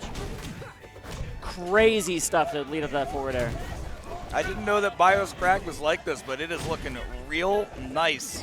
It's cooking. Meanwhile, Jet down to last stock. Already, Red Team has really been focusing down, I guess, on that Irish Beetle, which is a cursed thing to say. What do John and George have to say about this? And you know, I hate to roast Jet because I will be commentating with him. You do hate to? Tomorrow. No, I love to, but No. I need to feign it by saying I hate to first. But sometimes this is a legitimate strategy when you have, you know, like a top tier seed in a doubles tournament bracket, and then you just team up on the one who's not the top 2 seed of the tournament. You know, create those 2v1 situations as much as you can. Has been doing a good job of it forward air. Jet needed the power up from me roasting him for a second there to get that stock. Just say it. It's fueled by spite and hate and promises. It's the promise factor. Yes. I think that's what it is. You made a promise, you have to fulfill it. If you don't, it's like the magic of Christmas. It just goes away. And Okay, no pickup there by Jet. Gets bounced off the tower of amplifiers. Now stuck between 2 members of the red team. Did get saved a little bit there by the Zetter. Oh no, the DI! Changing positions, and now Bio all of a sudden at 188 on their last stock. If Jet didn't DI in, Jet would have been in a techable situation on that platform. And instead, it is now the 1v2. And okay, what is Jet going to do to try to scrap out of this? It's going to be tricky. Well, does need to stop getting hit by Zetterburn at first, 92%. And Jet the Jenga God, I gotta say, the tower looks like it's crumbling down. Didn't even have the tower available to up B at the bottom of that stage because it was used very early on the left side. And then never touched the ground from there. You got cocky. You tried to pull out the second side piece, and it just wasn't stable enough, and half the tower fell over. That's not Jenga strategies. And now the Bio Burb has burbed. It's burb time. Bird for each team. Burb, burb, burb. Burb is the word. Burb is the word indeed. The early burb gets the word. Well, if the early burb gets the word, it's going to be the Werb? The Werb team, the Rev team that wins it because they had the burb first, so therefore they werb. Hey guys, if you want to submit your complaints about our commentary, you can. Why do they call it an oven? We can go back to reciting tweets now. I think that's going to be more enjoyable for everybody. Hey, we're on to Ho Dojo now, which, if you'll recall, was the first stage banned in this commentary block. Well, this is your first set. I've made it 3 sets into this doubles commentary, and I haven't said a Harry Carey impression one time. So I think I'm doing pretty great. If the moon was made of cheese, would you hate it? Oh boy. Down strong into up strong. There are 2 burbs on the screen indeed, and one of them appears to be doing a bit more damage. I mean, if we're looking at the red team with a big lead right now. The early burb is getting the worm so far. The worm, thank you. The worm. And they're just controlling the stage the whole way. How is Jet going to get back to center? It's so tricky. Yep. There's center stage for you right there. Yeah, and when you get, the first time you get center stage, you get up. Ooh. Nice. I actually like the use of the recovery right there to get back down to the stage and immediately using that boost to get out there with the forward strong. Jet taking a little bit of a trip off stage. Green team not out of it yet, but they're gonna have to do like their super move. They're gonna have to find their special take a stock early thing, because Bio, without the raster warmed up, is now on last stock, first to get there. Yeah, and the raster on the other side, the young Quap, just finally loses the first stock. The defensive play on the red team's side, and I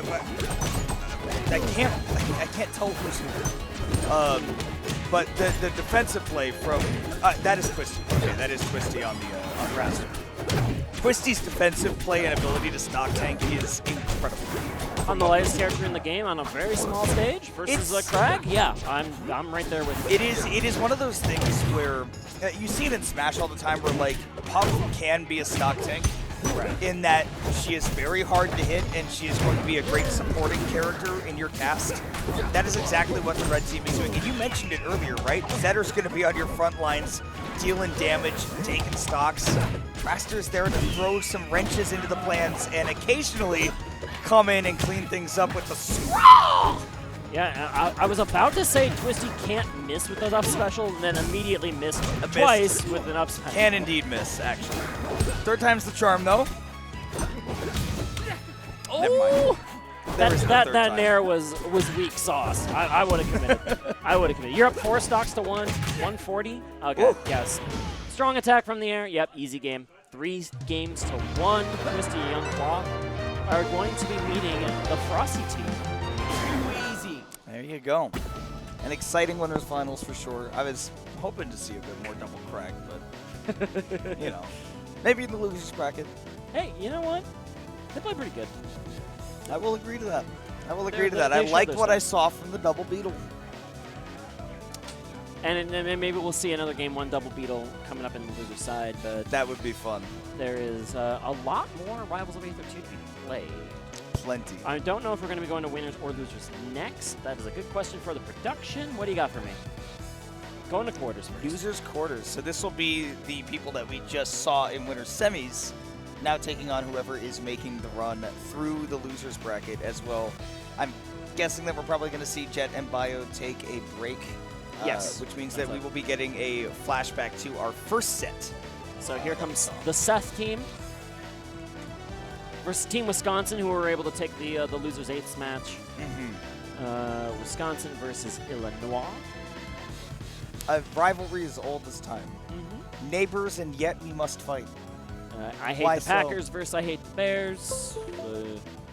You hate the Brewers? The Milwaukee Brewers are more recently very good for whatever reason, because you know the Ricketts don't spend money, but that's neither here nor there. Everybody cheating. Oh.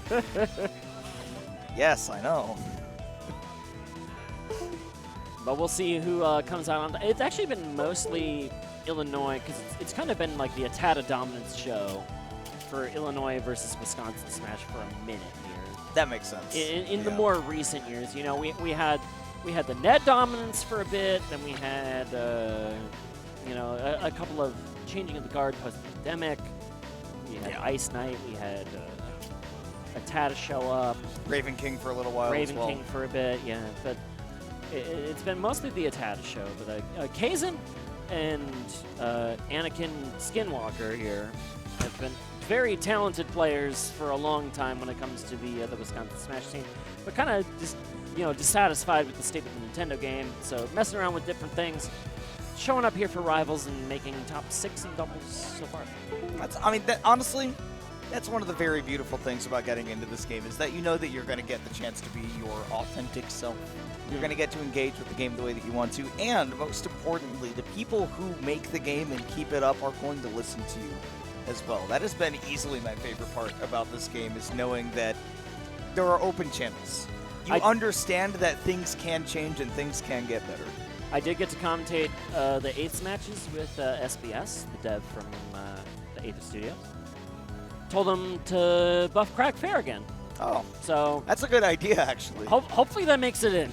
I hope the finger on the monkey's paw curls, and it's like, okay, we'll take more out of your back air and give it to the forwarder. Whatever. Turn Crack into a Smash Ultimate character. Hey guys, use this move. I can do that. I don't know if you know this. I don't play hard characters. I play easy characters. Yeah. Dude, I play Zangief from Street Fighter 6, and you know why? It's because he doesn't have combos. True, I mean, you know, he has some combos. I think his longest combo trial is like 5 hits. It's like literally 5 moves. I could do that. The longest combo I can conceive of is like a heavy aerial, 2 hits, drive rush cancel, 2 hits into a super, and then like you've already lost me, so it's 2 hits. fine. It's like the longest thing that I can conceive of is like 8, and it's immediately less optimal than the one that's 4. I love Street Fighter. It's so silly. It's a silly game. Lot of games are quite silly, or at least have silly properties. You know, We wouldn't play games if they weren't at least a little silly. I mentioned to you earlier when we were talking that I was a USF4 Zangief. Yes. Where I was a butter churner. I was a green hands enjoyer. Those were the 2 good old sentences days. that are often said back to back. I told you the apartment next door would call a noise complaint when I was playing USF4 because I was that loud on the stick.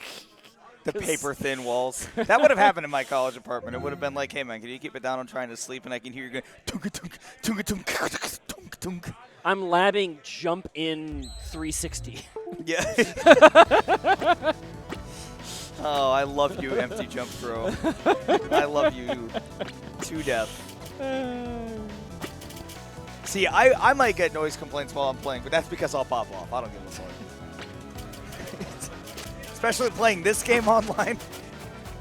I have not gotten a noise complaint playing this online, but I haven't gotten one because I don't live in an apartment at the moment. That might change after I move. I might have to learn to. You know. I live in an apartment where my downstairs neighbor has given me noise complaints before, but not specifically playing Rivals of Aether 2 online. Yeah, most of my downstairs neighbors are like, hey, can you stop walking? It sounds like I live under an elephant. I'm like, that's cool, man. Yeah, I'm just dense. I'm built like Gimli. I got a walking pad to do some, like, you know, some exercise, and my downstairs neighbor complained about that. But doesn't complain when I rage quit Rivals of Aether 2, so... Well, because that's only Little one victories? controller hitting the floor. Yeah, that's true. If I hate my downstairs neighbor, I'm buying a treadmill. They look at me wrong, I'm like, I'm gonna start working out inside, man. I don't know. It's my right as a liver in my apartment. As opposed to the appendix. Well, here we are, Losers Quarters, like you mentioned, Anakin Skinwalker and John Wick 3. Which you just, you know, my Steam name is I Lead MLB in Bats Eaten, and I feel like this reflects the spirit of my Steam name that I play Rivals 2. And if you've run into that individual, that Rano online, sorry, first of all, I probably camped you out. Second of all, that was me. But we'll see how they do against Glover and Seth, who are continuing the Zetterburn plus Maple combination, which immediately gets the first stock off of the Zetter of the brothers. Yeah, I was ready for the Forsberg to be the one to take the stock all the way into the corner, but there was good DI on the part of Forsberg, and then Zetter maybe was holding out that spot. I'm not entirely sure what the exchange was, but working out great here for Team Blue as they are holding center. Trying to get back here. I like both of them trying to make that 2v1 work as well. The Forsberg gets locked down a little bit. Does have to try to focus on saving the teammate now, though. Back air does connect, but I love the sneaky tethers from Seth. Seth has been really adamant about using those tethers to go for horizontal KOs instead of the vertical ones that I see online in my really crappy ELO. So, just really versatile use of that mechanic of this character. Pro tip for all the people playing against Maple and don't understand those going up combos, just hold up. If you hold up, the up air will not connect fully. I learned that from Meeks. Shoutouts to Meeks, who is my dear friend and a very, very, very good Maple player. And did you know you can hold up? I was like, no, I did not, and it just works. Now, they can't nair you, but then there's nothing you can do about that. That just works. Yeah, but the nairs aren't going to hit up. Exactly. Like, you'll DI up a little bit, but, I mean, just don't hit up. You do have to watch for the follow-ups afterwards, right? If you fall out of it, they can always up B afterwards. They can go up again. Speaking of going up, Forsberg going all the way into the corner. Does actually stay alive. Could have been a very unfortunate team kill.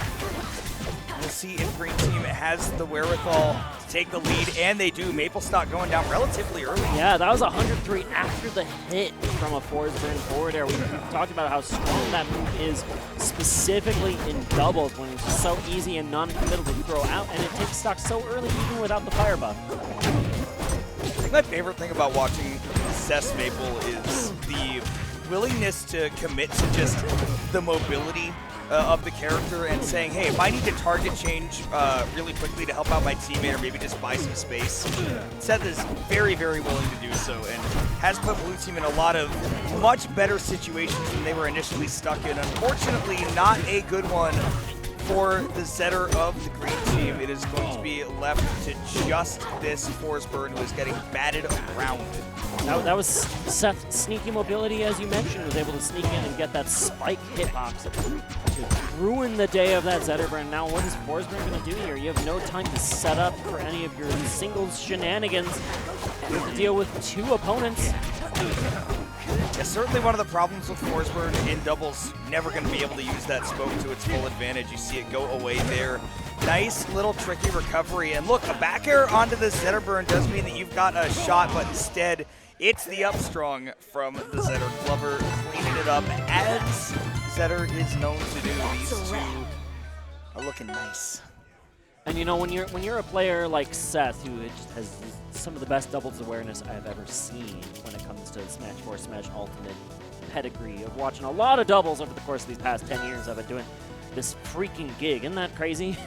That's freaking crazy. But it's been a decade for me.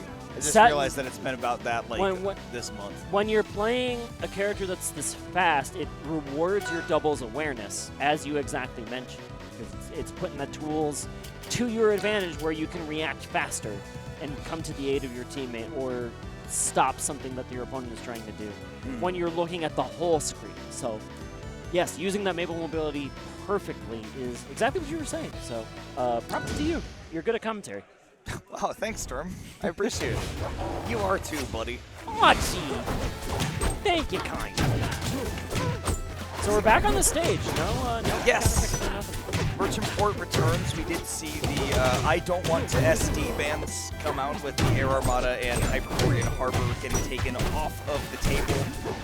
And yeah, I mean, I don't blame them with Zetter and Force, right? Coming back to this stage. It's not like anything is crazily going to go different based on the matchup. I do think that, like, okay, you're not going to get a ton of space to set up your smoke, right? With the, I mean, the stage is wide, right? But you're never going to get that against the blue team. They've got Zetter and Maple, crazy mobility, tons of projectiles that can just take the smoke out anyways. I like the idea of saying, hey, we've got two characters that kill off the top extremely easily, and yes, those side blast zones, when it comes to where they are in proportion to the ledges, is actually pretty close, all things considered. That being said, I do think that for the ways that the red team finds KOs, I like Merchant a lot. Yeah, I'm kind of in the position of just box better. Duh. Right? that seems to make the most sense. Have a close-range battle, please. Yeah, have the close-range battle and just win the interactions a little bit more cleanly. And so far, jury's out. Yeah, Street Fighter 6 has been available for some time. Not Jury Han, I understand. Zetterburn lost the first stock on the red team, but then Zetterburn on the blue team, and then Maple lost the second and third, respectively. But Answers back in this boxing match, going blow for blow. Definitely I don't want to say it's like an outboxing style, right? I don't want to try to just drop boxing terms for the sake of boxing terms, which is why I dropped the boxing term for the sake of the boxing term. But I do like what you're talking about, right? That these two teams are really even, and I do think it speaks to the way that the pace has sort of been established in both of these first two games, that we've seen things be pretty dead even through that first stock, right? Everybody loses their first, and I mean, things are just kind of flat out even, right? Both players have somebody fresh, and then another one is, you know, 50-ish%. That's been the case both times so far, but I think the question is that where the pace changes in the mid-game, I think that's what really changed last time, was that blue team just kind of started bowling the red team over, but really keeping pace right now. And again, blow for blow, like you said. And you know, while we've been discussing like the overall metagame, there have been these little individual instances for both teams where it's just like if you're spaced off by just like a micro spacing meter, right, then you're going to die. And they've avoided them at like every turn, which has led to this being blow for blow. It's not that they're like very far off on the killing haymakers, but then Zeta run forward, you know, with the fire buff is going to clean up a stock, but the answer back. Again, this has been dead even throughout the entire game too. Nobody has pulled away a single time. Might be an opportunity for the blue team here, but again, even those two players were just comboing each other back and forth, and not enough time for the Forest to come in to save his brother, and now is going to pay the ultimate price, 79%. And there was an opportunity there for the red team to really finish up a stock on Maple, probably the lightest character on the screen, right? Very high percent at the start of this whole exchange. But then Glover walled out with a neutral air so well that allowed the blue team to turn it around. And that has led to this 1v2 where, you know, the Maple is really close to losing the stock, but now you can have Zetter wall against his brother. Yeah, definitely just put the Lion out front. Nice flying in with that up air. Nice big active hitbox for Maple to take that front line with. But that is going to be simple and clean to close out that second game, the 2-0 lead for Glover and Seth right now. Who, I mean, again, I think of Seth on the Rano, but the positioning from this Maple, you can see filling multiple roles, not just being a stock cleaner, but also just a position opener. Maple looks great. And it fed brilliantly over to the Zetterburn to finish up that stock. That's such an easy turnaround for someone who has this doubles experience again, because we're crashing that game. Okay, good to know. Good to know. We've crashed, as it happens at tournaments sometimes. It's rough out here, but we're gonna show up just in a little bit. Don't worry. It'll come back. The great thing about it's on Rivals the M2 2, SSD. If Rivals 2 crashes, you know what's great? You just get right back into it. It boots up so quickly. Look at that. We're like 4 seconds in. Immediately back in. I do wanna shout them out for having this tournament mode. By the way, we're just like all the skins are unlocked. I was not ready for that. I played a bunch of just default blue Rano at home because I was like, I want to get used to seeing this because I don't know if everything's going to be up, but here we are. You can pick whatever you want. A cornucopia. As the owner of too many Crag skins, I appreciate that. I appreciate that greatly. You can choose from a cornucopia. And they're all good. They're all good. I don't think there's a miss in the bunch. I can't think of a skin in this game that I've been disappointed by so far. Yeah. I think that every, especially the ones that have like any kind of model swap, I'm like, this is good. I like this. And they, you know, they're just going to keep releasing a Crag skin every month because that's how it goes, right? Crag needs to build on the lead of the most skins in the game as their favorite he needs child. It. Yeah, he needs it. And buff forwarder. And buff forwarder. No, I'm with it. I'm with it for the culture. I think that we should continue to buff Crag forwarder. Just by 2% every patch. Every time. 2% every patch. Until we look back and we go, how did we live with that original forward? Goodness gracious.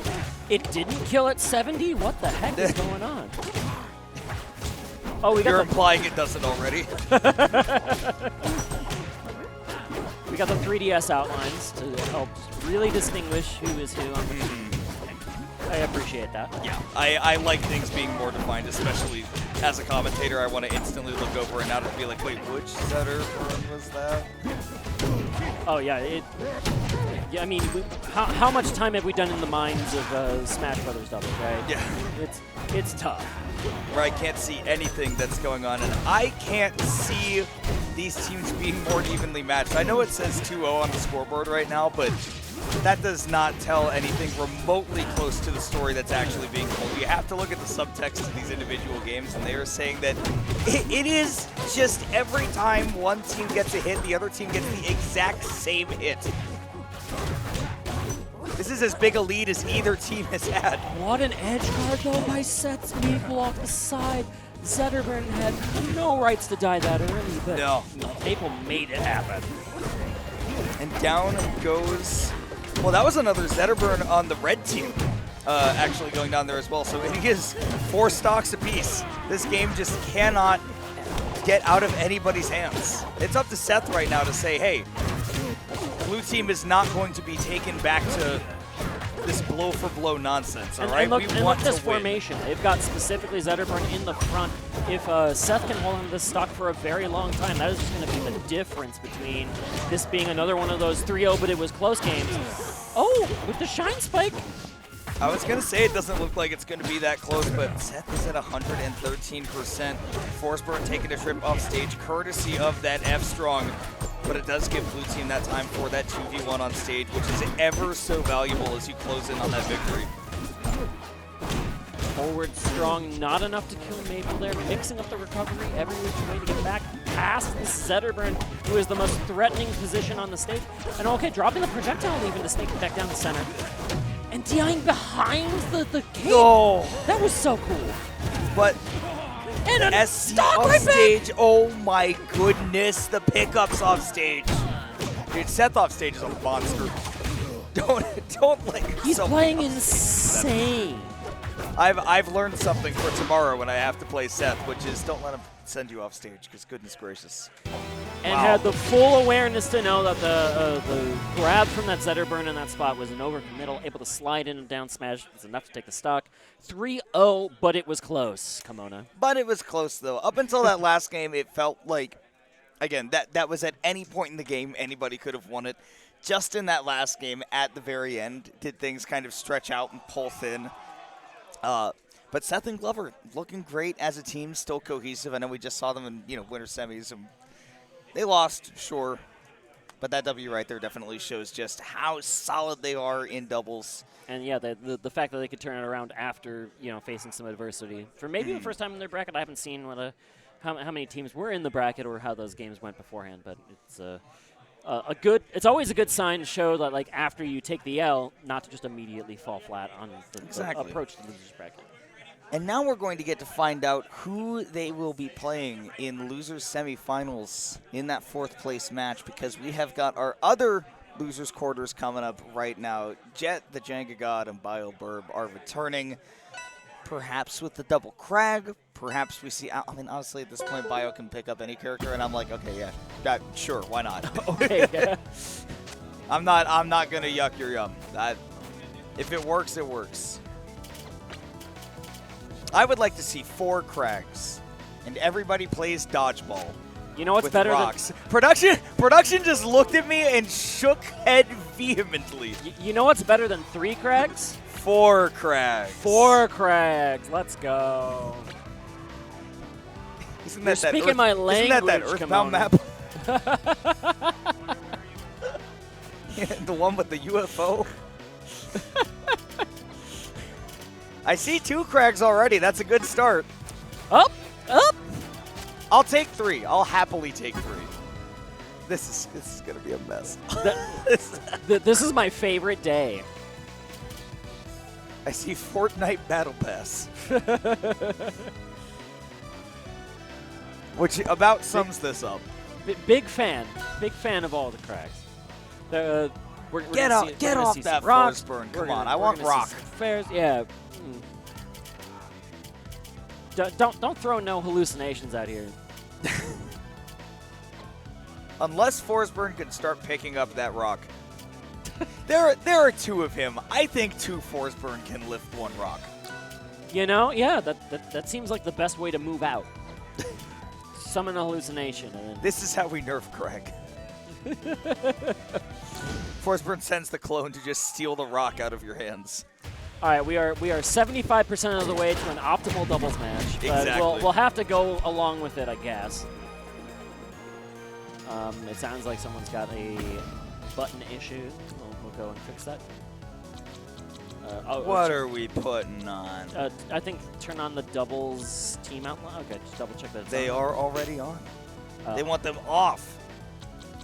They hate the visually impaired, such as myself. I didn't want to see it. You know, I could actually see how it's an issue with you know, the two green Crags on the green team. That does make sense, actually. Yeah. Let them be a bit more separated out. You just gotta recognize the ginger beard. I love seeing the three Crags pop out of a rock and then Forsburn like the ugly duckling, just like, wait, I'm in the wrong set. Can I get a screenshot of three Crags holding rock above their head at the same time, like, It's like the Meta like Knight with the Meta Knights above tornadoes. the stage? Yeah. I That's want my to dream. see a pile of 4 rocks. You can make Tetris pieces with those. Oh, but Bio's cooking. Look at him cook on the dash. So you know, as much as we like to talk smack about Crag, well, by we I mean you.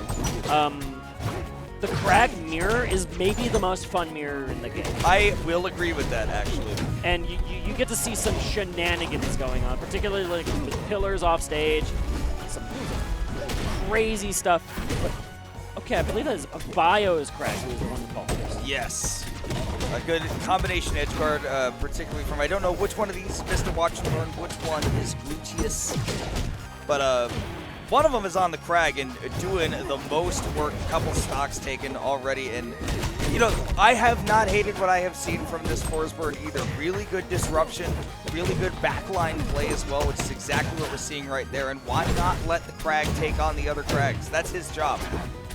Forsburn's not built for that. Look, see what happens? He did live to 190. Oh, okay. You got a little bit of an assist from your own pillar.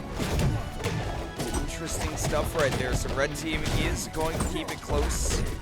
Does have the lead as well. Green team definitely working with a lot more percentage. Now when you're talking about 2 Crags, who knows how much that actually means?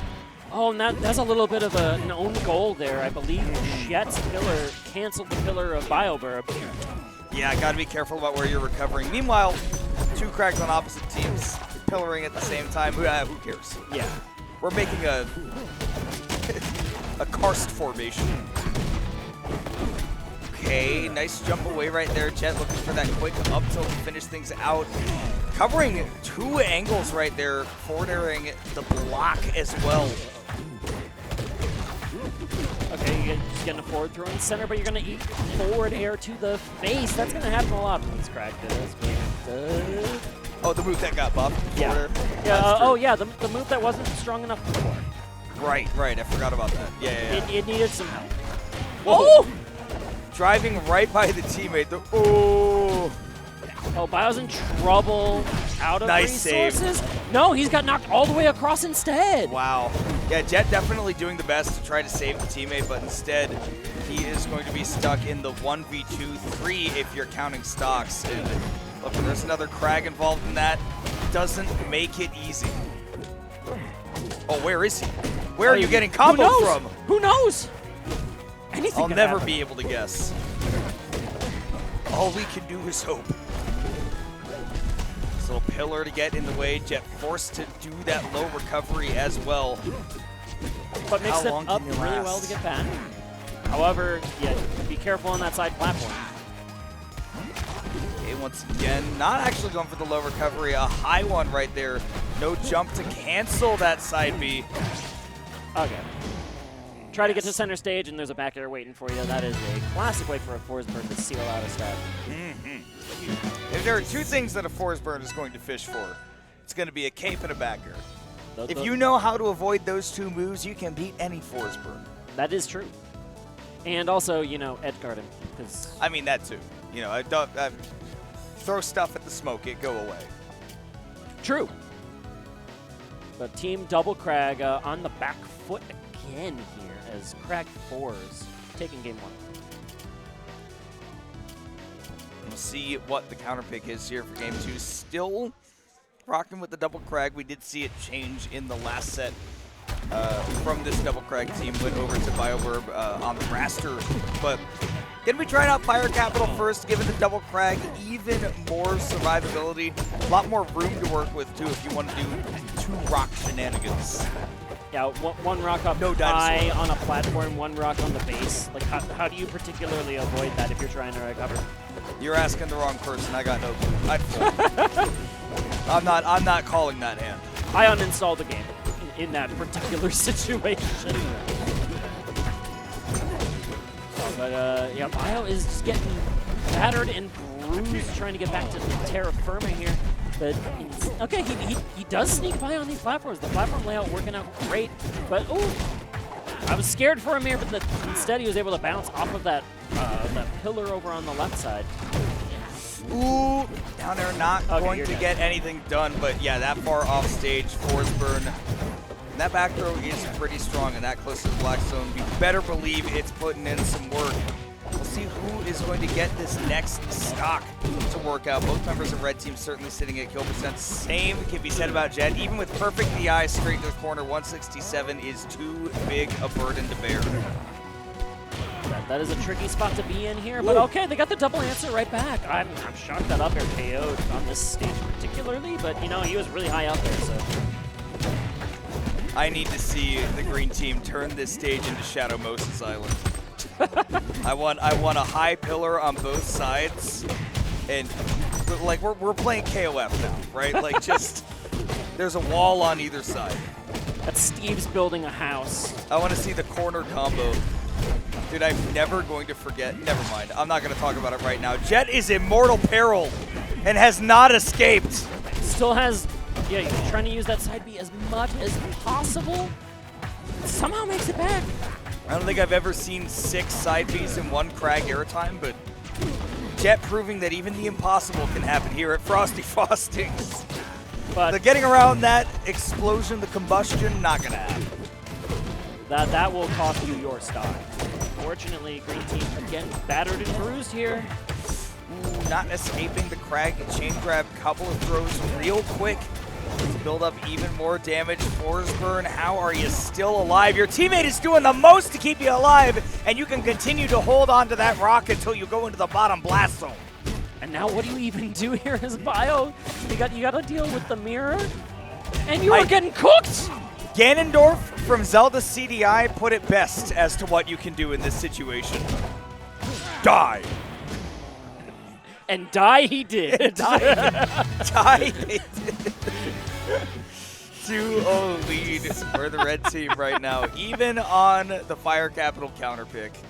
That was not enough to keep the Crag survivability on long enough to deal that residual damage back. Red team just coming in with some super solid offense.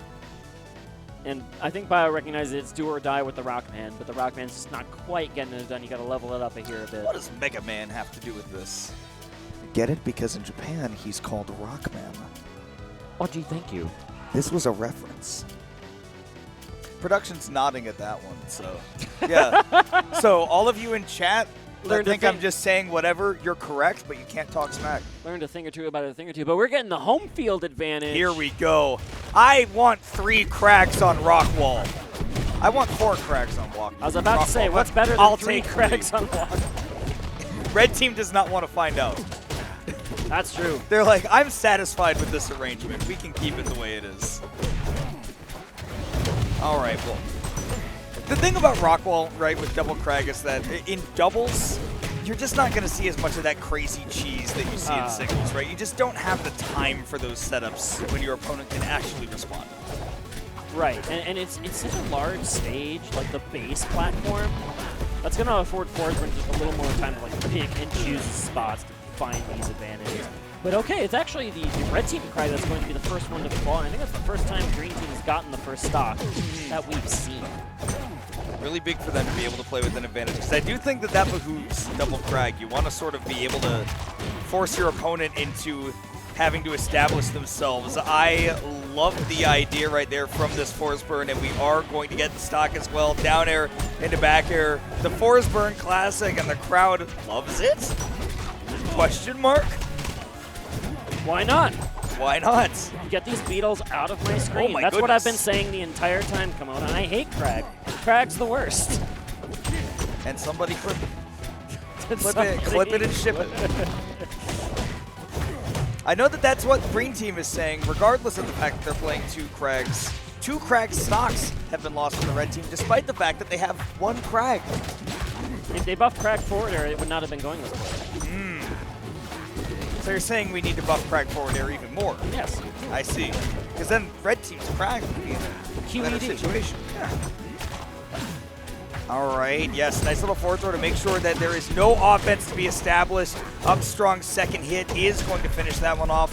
Red Team not out of this one yet with the stocks in their favor, but as I say that, it becomes a lie. 3 stocks apiece and make it 3 stocks to 2 for the Green Team. Loving that home field advantage, like you said. And in a 3 Crag game. Oh! That's a gift! A gift indeed. Green Team looks like they are finally going to get one on the board, opening up a 2v1. God, I wish I could see them cube up this Krag and toss him back and forth like a football. That is the only flaw with this game, actually. Yeah, I think we need to buff Krag cube throw for doubles. Oh, the perfect timing for me. Anyways, that move, that one right there, that needs to be buffed. A double Crag versus 1 Crag 2v1 ends as unceremoniously as possible, which I Clearly- guess it's to the script, right? It's to the Clearly, script. 1 Krag is not enough, right? Wink. Everybody in the venue is stone-faced looking at me.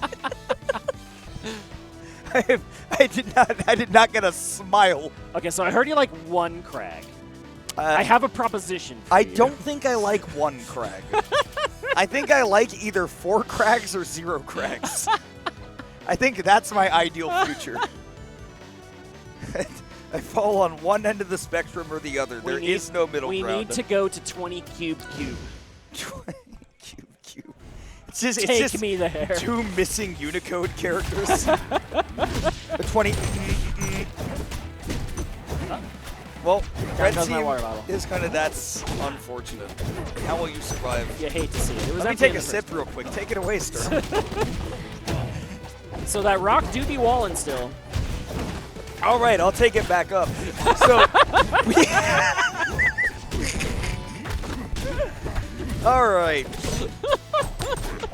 Yes, so back to Rockwall. Oh, chain grab. See Red that? Team, Color. I did see it. I did see it indeed. Just Crag things. Just forward air is Forsberg getting caught again by that rock. You have to be careful. He has got the arm accuracy of a quarterback.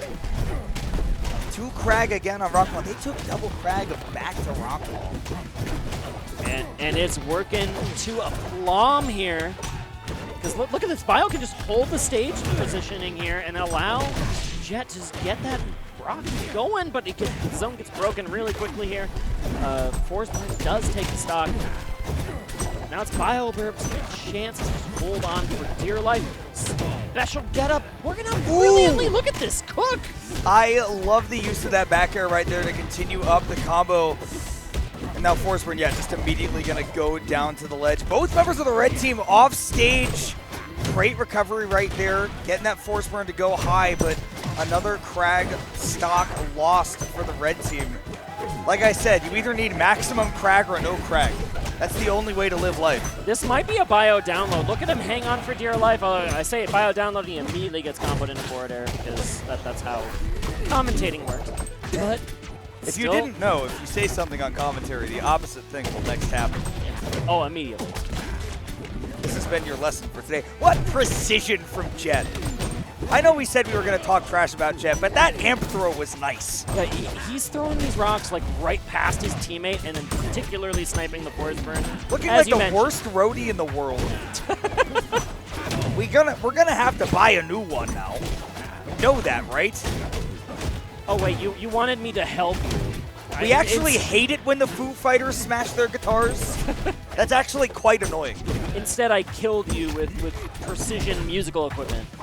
This is why I don't find any more Foo for them to fight. I've got a confession to make, Ramona. What's that, Sturm? Are you going to tell me that you're my hero? That I really like Double Crag, and it's continuing to happen. I also like Double Crag, I can't lie. Oh, my hang goodness, on. stolen! Hang on. Like a Christmas pastry. What is the cook? Okay, no, he wasn't able to find the mark, and that down smash definitely going to have to KO. So taking it to game 5. This green team, this Double Crag, happy like a fish in water, like a crag in rocks. Double Crag on rock wall looking super, super happy. Wondering if the red team is thinking a different stage will be necessary. I'm thinking it will, because you can't go back. You just got to change something, right? I think that in theory you can't go back there, and in practice you also can't go back there. I think you want some, I'll just say it, bigger blast zones. That might help against Crag. Go back to Fire Kingdom. It's left open, right? Fire Capital is open for business. That makes a ton of sense, and it was good for them in Game 2. And then Game 3 and 4 were on another place. Oh, no, okay. Forest Understory. I love getting to see the stages that we don't get to see in singles, so I'm a fan right here. Now, I don't play enough doubles to be familiar with the blast zones on this stage. Or do you know if they're still pretty close? I only know that I talked to SBS about them, and they're quite a bit larger. Okay. Just comparatively, or like?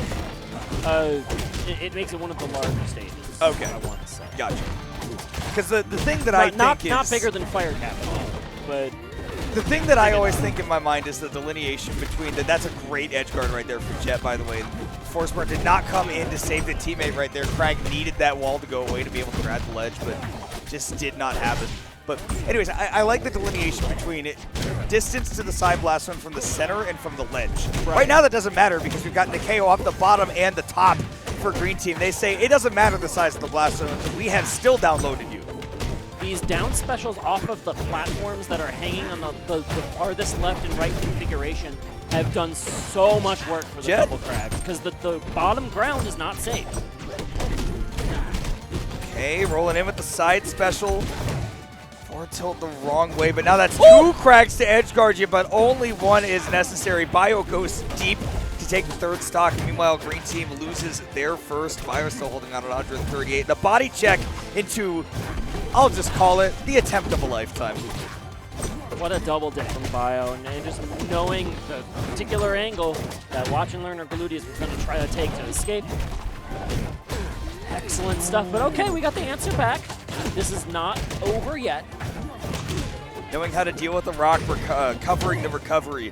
Definitely a big boon right there, but one more Forceburn stock lost. That means that red team is at 1 apiece. They are going to have to not just chip away at these Crags anymore. They have got to take one of these stocks quickly. It's a quick slide off of the disappearing pillar. We got one stock, though. Edge cancel.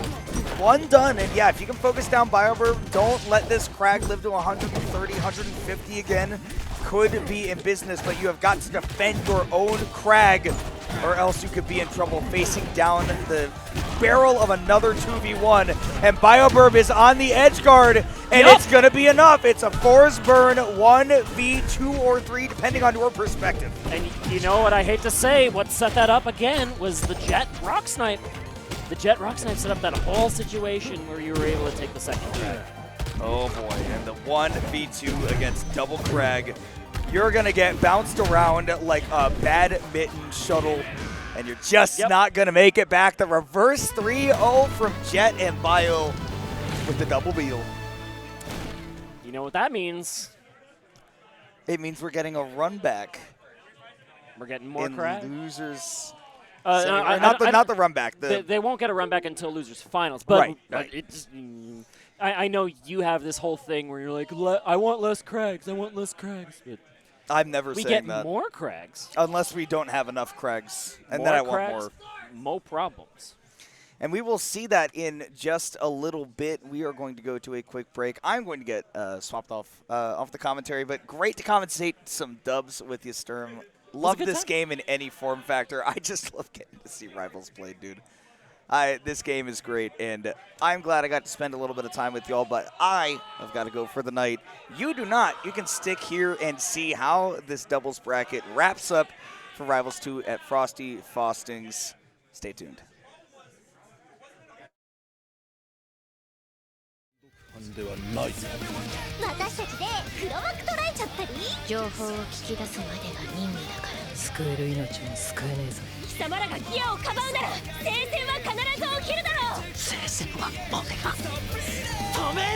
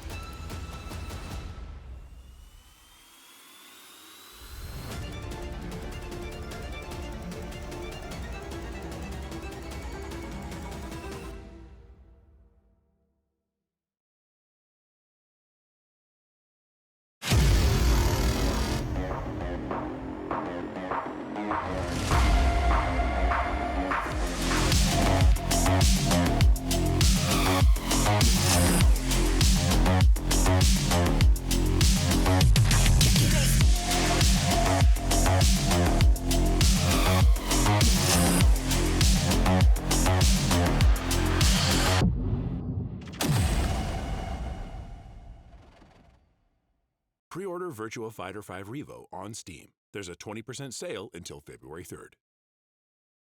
There's a 30th anniversary edition available that will feature bonus content like the 30th anniversary swimsuit costume set, Legendary and Yakuza series DLC, pre-production artwork, and the Virtua Fighter 30th anniversary music selection. Pre-order Virtua Fighter 5 Revo on Steam. There's a 20% sale until February 3rd. Midwest Battleground, 7 open brackets for today's most popular games, including the newly released Marvel Rivals. A 4 collegiate invitational with $10,000 in prizes on the line. Register now at startgg/MWB. Premium Edition Games. Come see our friends Gamers for show-exclusive Nintendo Switch games by Premium Edition Games, located in the hotel lobby. Magical Defense Force, a magical girl comedy with Monster of the Week style action and over 300 unique art assets. It's available on Steam now, and check out the 4 new chapters coming in February. Join us this summer for Anime Magic, August 22nd to 24th at the Donald E. Stevens Convention Center at Hyatt Regency O'Hare in Rosemont, Illinois. Featuring cosplay, gaming, music, and more, there's something for everyone at Anime Magic. The Vortex Gallery shop is live with new designs debuted at Frosty Faustings 17. Now featuring shirts, hoodies, stickers, and posters with original FGC-inspired designs. Okizeme. Improve your wake-up options with Okizeme Coffee Company. Their light roast is a Colombian blend with pleasant citrus and plum notes, while the dark roast brings the Guatemalan blend for a heavier chocolate note and a smoother cup. And Okizeme is 110% in on the FGC, so support your locals and grab some coffee. Max Mode is coming back for Year 2 in Atlanta, Georgia on April 25th to the 27th. We have a new lineup starting with Fatal Fury City of the Wolves. Year 2 will have more games, more side tournaments, and more arcades. Registration is now live on startgg/maxmode2. Be sure to get some Frosty Faustings merch. Stay warm in even the coldest weather with the all-new Frosty merch line for 2025. Hoodies, flannels, beanies, scarves, and more. The weather may be icy, but these fits are fire.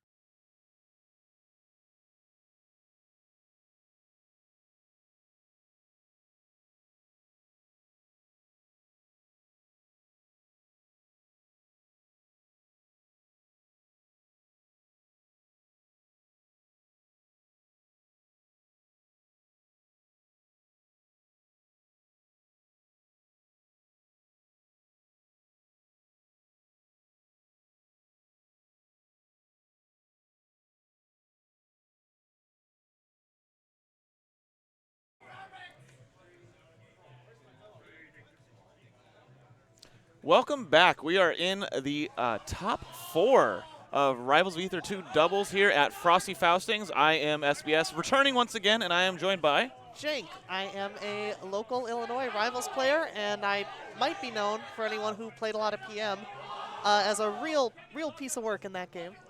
That's great. All I know is you had a really nice Loxodon in doubles earlier today. Well, thank you. Placed 7th. Really? Yeah, that was great. Nice. You did great. But we are going to be commentating winners finals coming up here.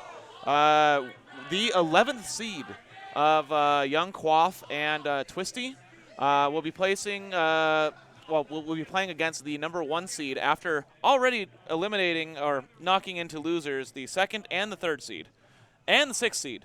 So I have clearly they're insider- underseeded. Yes, I have some insider knowledge here. Apparently, Twisty doesn't know how to hit fall.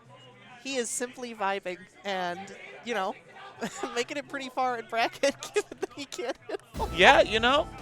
So the thing about like not knowing how to hit fall, especially like Rivals 1 days, when I first learned about it, we called it gravity canceling back then because it was like a hidden tech that was a bug, right? Yep. But the way the person told me about it when I first learned about it was like, you're probably doing it on accident and you don't even realize it. And that is so true, like, but once he knows how to do it, it's going to be even scarier.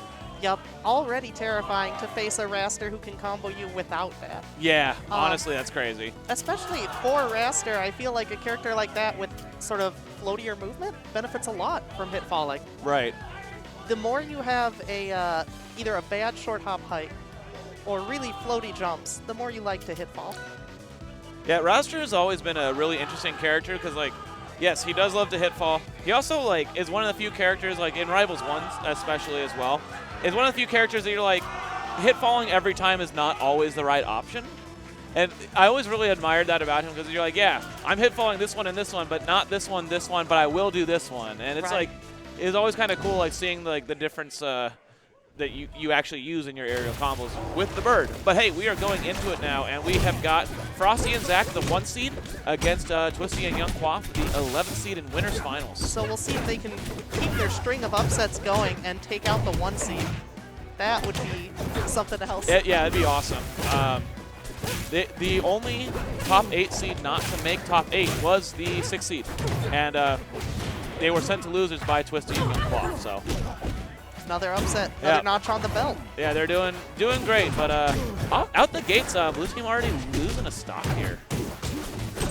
I am shocked to see that the first stock lost was from Craig. I know, right? Sometimes it just be like that. I do feel like Craig tends to either get carried into the blast zone and gently introduced to it at a decent percent, or live to 250. Right, There's exactly. no in between.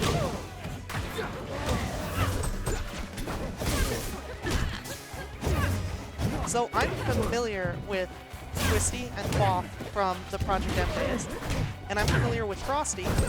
I know him; he's a local Illinois player. I don't know who Zach is. So Zach is is actually one of the closed beta testers for Rivals 2. Okay. I don't know much about beyond that, but I know he's a part of our beta team and is a really, really nice guy. From all I know. That's all you need. Yeah. But yeah, so they are. It's a kind of a weird game state right now. It was like this Raster has died multiple times that I swear I did not see either of the deaths. Yeah, I didn't see them either. But also the Crag is just blowing up too. Yeah, it's Which, strange. again, not necessarily the characters that you would expect to be dying. Yeah. Like, I would expect the Zetter to be getting gimped or Clarent, and instead...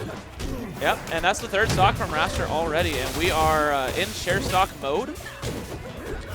Young Quaff and Twisty gonna have to figure something out here to clutch out this game after a really strong start, too. I feel like, especially in dubs, a 1 stock deficit is extremely doable, but... Yeah, things change like on a dime in doubles.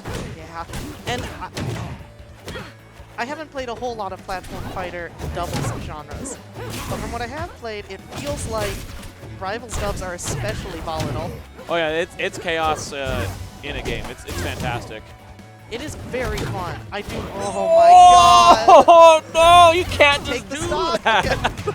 But he uses the invuln to get an up strong, does not find a kill with it, but holy cow, that was fantastic.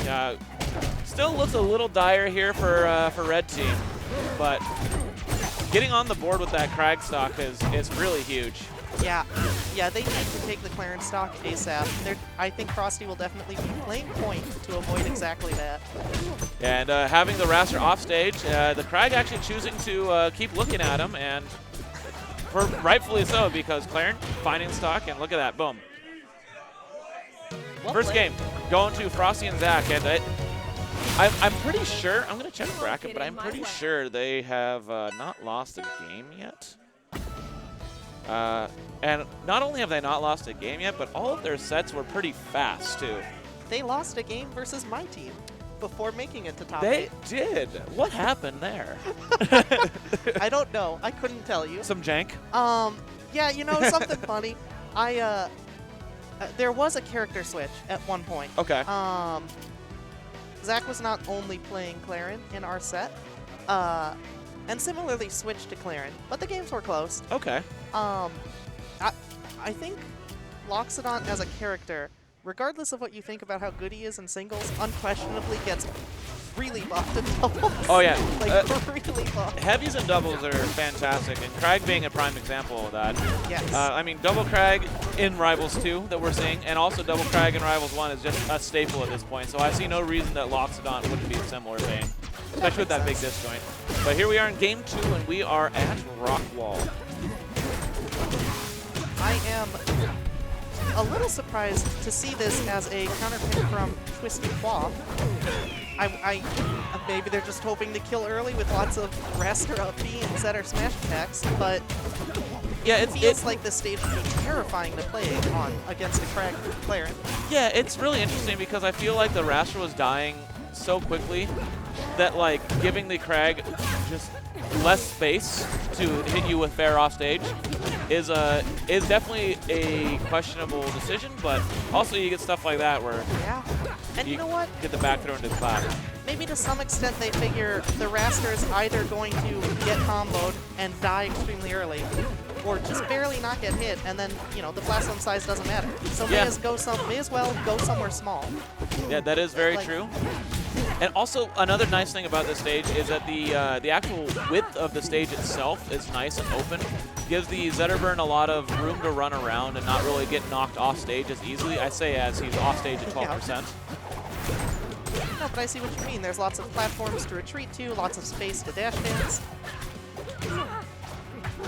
Interesting dash up parry there. Doesn't quite work out, but that might get a stock. Oh, Wow. yeah, double stock at the same time. This game looks very different. Yeah, this is dominant Game 2 coming out from Red Team. Obviously, something clicked, and the stage may be it, but honestly, this is so dominant that I feel like there's more than just a stage at play here. I didn't see how much communication is going on. It would be very interesting to me if they talked about very little Yeah. in this game of the previous, and they just locked in. Yeah, I know I was listening to Young Quaff and Twisty a little bit in the crowd, also a little bit earlier in the actual main room where the bracket up to top 8 was happening, and they definitely seem like a very savvy doubles team. They have actual strategies to deal with different teams and stuff, and they're definitely quick on the pickup too. So Yeah. quick to adapt, it seems. They are clearly taking doubles seriously. And I will love say, that. I think they have a history of dubs in other plat fighters. Ah, that would make a lot of sense because, yeah, they clearly know how to isolate and also work as a team and do some passes here and there. They see the big picture. Yes. It's very clear. It is always possible to get a lot of work done in dubs by learning very specific dubs tech. You know, especially in a game like Rivals with such diverse special moves. But it is really cool to see how much just having good dubs fundamentals, when to split your opponents, when to commit to an edge guard or a 2v1, that can carry you so far regardless of the game. Right. Yeah, it's really a skill that just translates between almost every sport too. Seeing the whole field, seeing the whole screen, and being able to react and help out a teammate translates to every team game, whether it's esports or physical or whatever. And it's it's really cool to like kind of see players just like translate that over between like platform fighters or even other team games just seamlessly. Yeah, it's always interesting to see. I am really enjoying this set. That was a blowout of a game. I hope the set continues to be close. I want to see more games of this. Yeah, I would like a nice little clapback from the Frosty and Zach team. But honestly, I am one for the upsets, though. And so, you know, this was a hard tournament to seed, this doubles tournament, because there was a lot of like unknown variables, a lot of people that really haven't seen in teams together before. And so we got most of it right. You know, top 8 was all top 8 except for Young Quaff and Twisty. But clearly, there is some very, very strong synergy between these two that I'm excited to see. Like not just for the rest of today, but like I would like to see them against some of the best teams that we know of. Yeah, and you know what? I think they're also both going to be playing more rivals. And while they're clearly already good at dubs, I would love to see what happens as they learn their character specific And learn how to hit fall. Yeah, look at this isolation on each side of the stage right now. Raster and Zetterburn just saying, you know what, we don't need to do team combos right now. We're just going to 1v1 you because I think we can handle you. Yeah, and I would also like to point out that because of Raster's multiple jumps and like good long-lasting special moves for recovering, I am watching Raster actively choose to stall while recovering if their ally is in disadvantage. Right. Or rather, in advantage. And then go in faster if they're in disadvantage. And even something as simple as taking an extra second while recovering and you know they're not going to go out to hit you anyway. Makes a huge difference. It extends your team's lead. Yeah, you see those hanging out there, just doing a couple jumps near the ledge while the Zetterburn is kind of hiding in shield. Gets called out for it that time, though, with a nice solid fair from the Crag. Yep. Ooh, and the Claren going down. Crag at 178%, 183 now, finding another fair kill. Oh, and goes for the risky option and dies for it. Yeah, that was really just good composure from Quaff, not to get too hungry for the kill and just wait for the Crag to panic. Frosty definitely bet the farm. Although it's at a certain point, if you're alive at 180, you know, you gotta go for the cheeky stuff because if it works, though.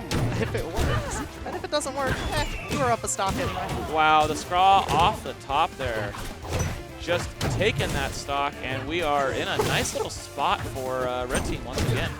Not quite as dominant as the last game, but oh my God! Good Lord. Finding the Scraws. I can hear Scraws crying out from the crowd. Yeah, doesn't know how to hit fall, but knows how to space up special. And I think I think that's one of the most important things. I would actually like to point out I have seen plenty of width up specials as well. I would say the success rate is maybe 60%, but you know what? That's good enough. Yeah, honestly, 60% is pretty good for a move that volatile. Yeah. Oh, and the good little help there from Crag, recognizing their teammate was in danger and just punishing. It's not going to be enough, though. Yep.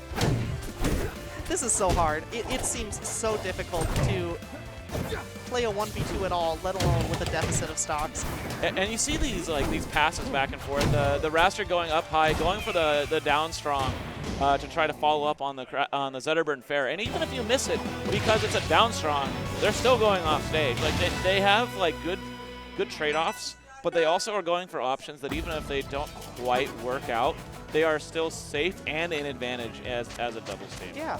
It's really exciting to see like some really nice double synergy come out. It's not that they're taking no risk. They're taking the reliable option. I can't wait to see what happens with dubs. I want to see the meta develop. I want to see Aether in dubs when people have learned to play them. I feel like that's terrifying. Aether in Rivals 1 was actually a notoriously bad doubles character, but this is a very different game. Yeah. And he's also quite different in this game. It's going to be interesting to see like the difference between the two, because yeah, he was pretty bad in doubles in Rivals 1. Interesting. I think it came down to you couldn't do a lot of like the floor hug and crouch cancels, but also no shields. And so that means in a game where your only defensive option is parry and you have 4 characters on the screen, that big bear is getting hit, and he can't crouch cancel anything, so he's getting comboed. And then he's going into Rivals 1 Edalus disadvantage. Exactly, yeah. So it's going to be interesting to see like what the Edalus players figure out in this game, because it's going to be a whole new ball game. But here we are with a double character switch. We have Loxodon and Orcane coming out from the Frosty Zac team. I am kind of shocked, actually. I have seen Frosty playing Lox, but... That's a quick stock. So the thing is, like, wow, another quick stock. Holy cow, getting the Ledge Hog against the Zetterburn there. Yeah.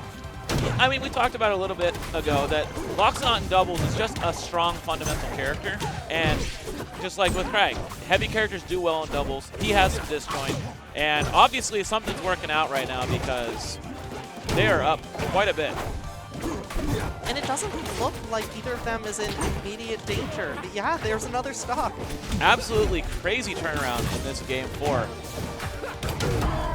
Ooh, that will do it. Yep, that'll absolutely do it. There was a chance that there could have been a hitbox to save, but oh no, not a great recovery. But the Zetterburn forward strong just lingered just long enough to get that kill on the Orcane.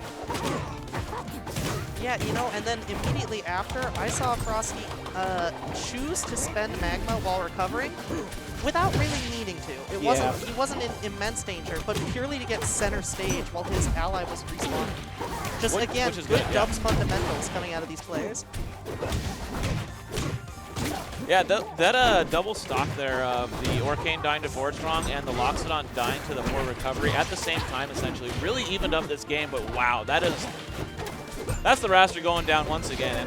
And similar to the first game, he just kind of dies, and I don't exactly know exactly what is making him blow up so quickly. I feel like he's just, I don't want to be rude, DIing very poorly. You know, there is a chance that you said, wow, forward air is just off the side.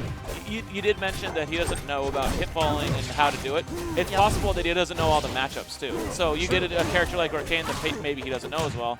And that little son of a bitch is he's a bastard sometimes. Yeah, he's a real gremlin character. Very fun to play as. I am ending the statement there. Yeah, that'll do it. That was a lot closer than it seemed like it was going to be. But it was still a pretty well, that victory was still pretty well in hand from the blue team there. Yeah, and I'm very happy to see a Game 5. I feel like we've seen multiple turnarounds now where the team that's down a game looks like a well-oiled machine immediately after. Yeah, we're going to see if that quick adaptation is going to come out. Not a ton of talking between Young Quaff and Twisty right now. It looks like they're talking more to the other team than each other. So, you know, maybe they're just confident in their ability, like you said, to just lock in. It seemed to work out before. Let's see if they can do it again. It looks like we're not having another character switch, so... Yeah. It's, so this tournament runs modified DSR. So the one you last won on, which typically, if you didn't know, the Rivals tournaments that we normally run full DSR. But Frosty Faustings is running modified DSR. Is that a policy across games, or did they just decide that for Rivals 2 in particular? They decided it for Rivals 2. Okay. Yeah. And I don't really particularly disagree or agree with the decision. It's just different than what we're used to. I feel like it's, if there's a point in a game's life cycle to experiment with rule sets like that, it's early. Yeah, it's figured out early. So I respect it. And also, it's best of 5, so like, you know, best of 5, you're in game 5. It makes a little bit more sense that you're just like, yeah, maybe don't get rid of like 4 of the stages that we can pick out of the 10. Yup. I'm curious, do you know, is the long-term plan, I know that there's additional stages as, you know, something coming down the line. Are they going to be different platform layouts, or are we talking reskins, you know? Oh, that's a question. Okay. That's a question. All right, we're going into game 5 here of Winners Finals. And yeah, we got to see some major adjustments. Particularly, I think, out of the Raster, because the early stock from the Zetterburn in that last game was out of a Ledge Hog, which, you know, it just happens sometimes. But I feel like the Raster was really getting bullied last game. It was notable. It's not just, like, getting hit by doubles combos. It's the specifically dying very early. Right. Very consistently. Oh, my goodness. Okay.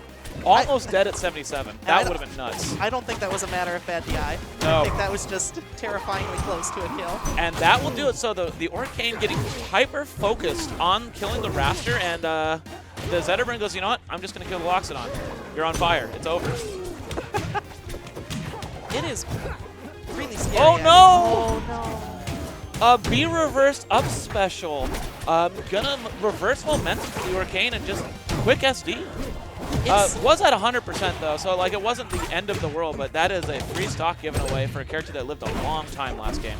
Yeah, we're still only talking about, you know, a mild deficit. So, same stocks. The percent is not that notable in dubs. I kind of like this by Frosty, letting the teammate play point and then just farming up full magma charges. Yeah, because now Frosty with 100% has a recovery option, has a chance to you know, get a kill. And oh no, a poor recovery on the other side this time. And yeah, so Young Cloth not just kind of giving one away back. This is anyone's game right now. The nerves are coming out. It's spaghetti time. Oh, the extended hitbox catching Arcane, but he doesn't die. No. And the double back air. This is as close as it gets. Game 5, winners finals, last stock apiece. And the big boy is swinging. I would have loved to see a down tilt there instead, but you know what? It's fine. We got advantage state here for the Raster. Oh my god, just barely using a single magma charge and trading a hit with the Raster to end that edgeguard early. Absolutely insane. Oh, the parry! Doesn't find it! Sloppy. And the no punish! Oh, the Raster got away with murder right there. Oh, okay. I feel like there was a bit of panic. Whiffing a move that high up can be hard to cover the landing. Yeah, whiffing moves, and then also just a myriad of hitboxes coming out. Very difficult to DI. And now we have a 2v1 situation. Oh yeah, throw out those bubbles, make it difficult, and yes, come in and swing and punish as your high percent ally. Yep, sit and shield. Goes for the parry! Doesn't kill. That was actually so risky. Sitting at 147% going for a parry like that, but finds it and gets the stock for the win. Beautiful play. Yeah, Frosty was not holding back at all. I gotta say earlier, we didn't quite catch it in time. Last stock, the Zetter was recovering, and Frosty chose to run off and down air at equal height to the Zetter, hoping that he would just run into it. He was not afraid to take risks. And I love that. And that's you know, that's the 1 seed moving on into grand finals in the closest fashion after a character swap, being down 2-1. I'm very excited for grand finals. I'm not counting out our losers semis and losers finals friends here, but I'm really excited for the run back. I hope we get it.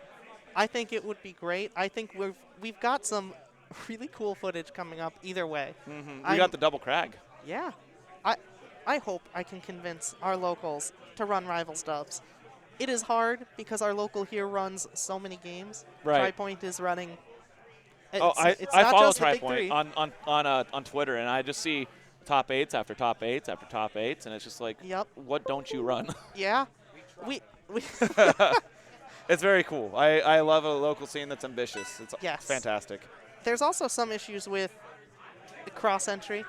You know, when you run this many games and everyone wants to enter all of them, and often the players that are good at one are good at another, and so there's multiple top 8s, and but you do what you can. Yeah, of course. And it's just like, if you have the venue and you have the time, why not run as much as you can, right? Yep. Yeah, I wonder, you know, I do feel like dubs is often given the short end of the stick, and it's not entirely because, like, it just gets screwed over. There are a lot of players who aren't willing to give dubs a shot. That is true. We have 203 people signed up for Rival Singles, which is super cool. Our first ever Frosty Faustings. So shout out to the event, shout out to everyone that came out. But we only have 48 people entered in doubles out of those. Granted, this is the Vortex Gallery, you know, the side brackets. I believe so it it's was a little capped. bit, yeah.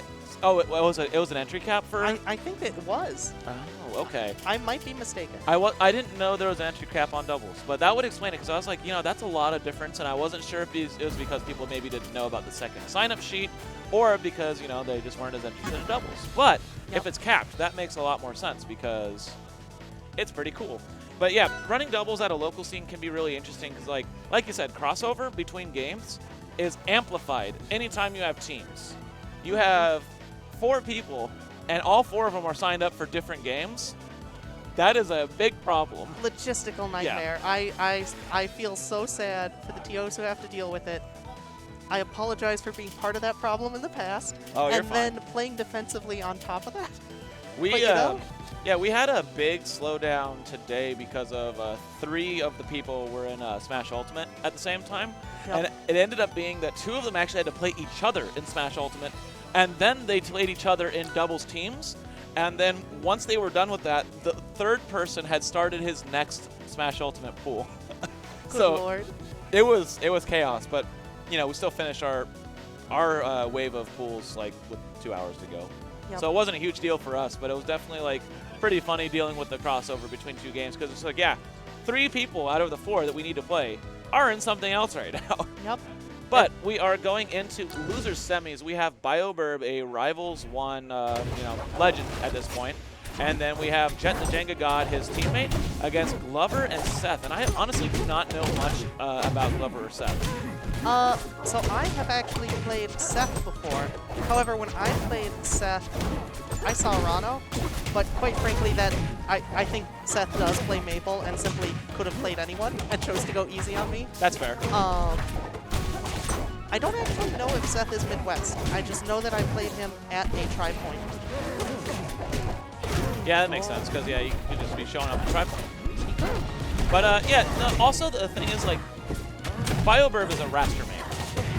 So, like, just because they play one in singles does not mean they're going to play the same in doubles, and maybe they just like to play some Maple in doubles. True. And, you know, that's very fair. I think that Maple is definitely has a very specific role in doubles, but she's good at it. Yeah, and so you may or may not know this. It's kind of like a thing that carried over from the last game. But Maple in Rivals, when she tethers to you, she will actually stop your momentum when she gets to you, and that's how like the tethered combos work. And so what you can do, and what some people would do in Rivals 1 and now Rivals 2, is marking their teammate, and when their teammate gets sent by a kill move, tethering to them and stopping the momentum, and then both of them come back down and saving them using a tether. You don't even need to hit them afterwards, you just stop them. I did not know that tethering actually stopped momentum. Yeah, that's it's crazy. Super interesting.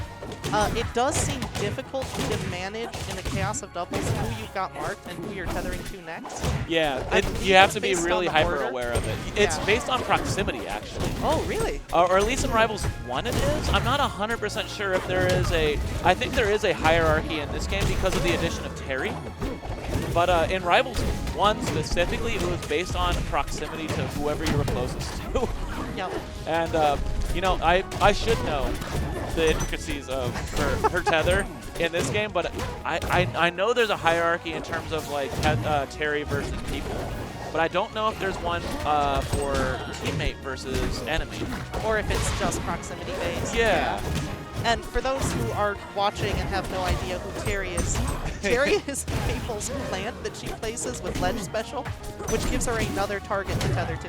We all love Terry here. We'll point him out if he pops up. Is there a member of Maple's plant buddy gang that you don't love? Is there anyone who you just, they're not redeemable in your eyes? You know, I'm going to go with Poppy. I love Poppy. Poppy, you see Poppy's stupid face, and I'm like, that's me.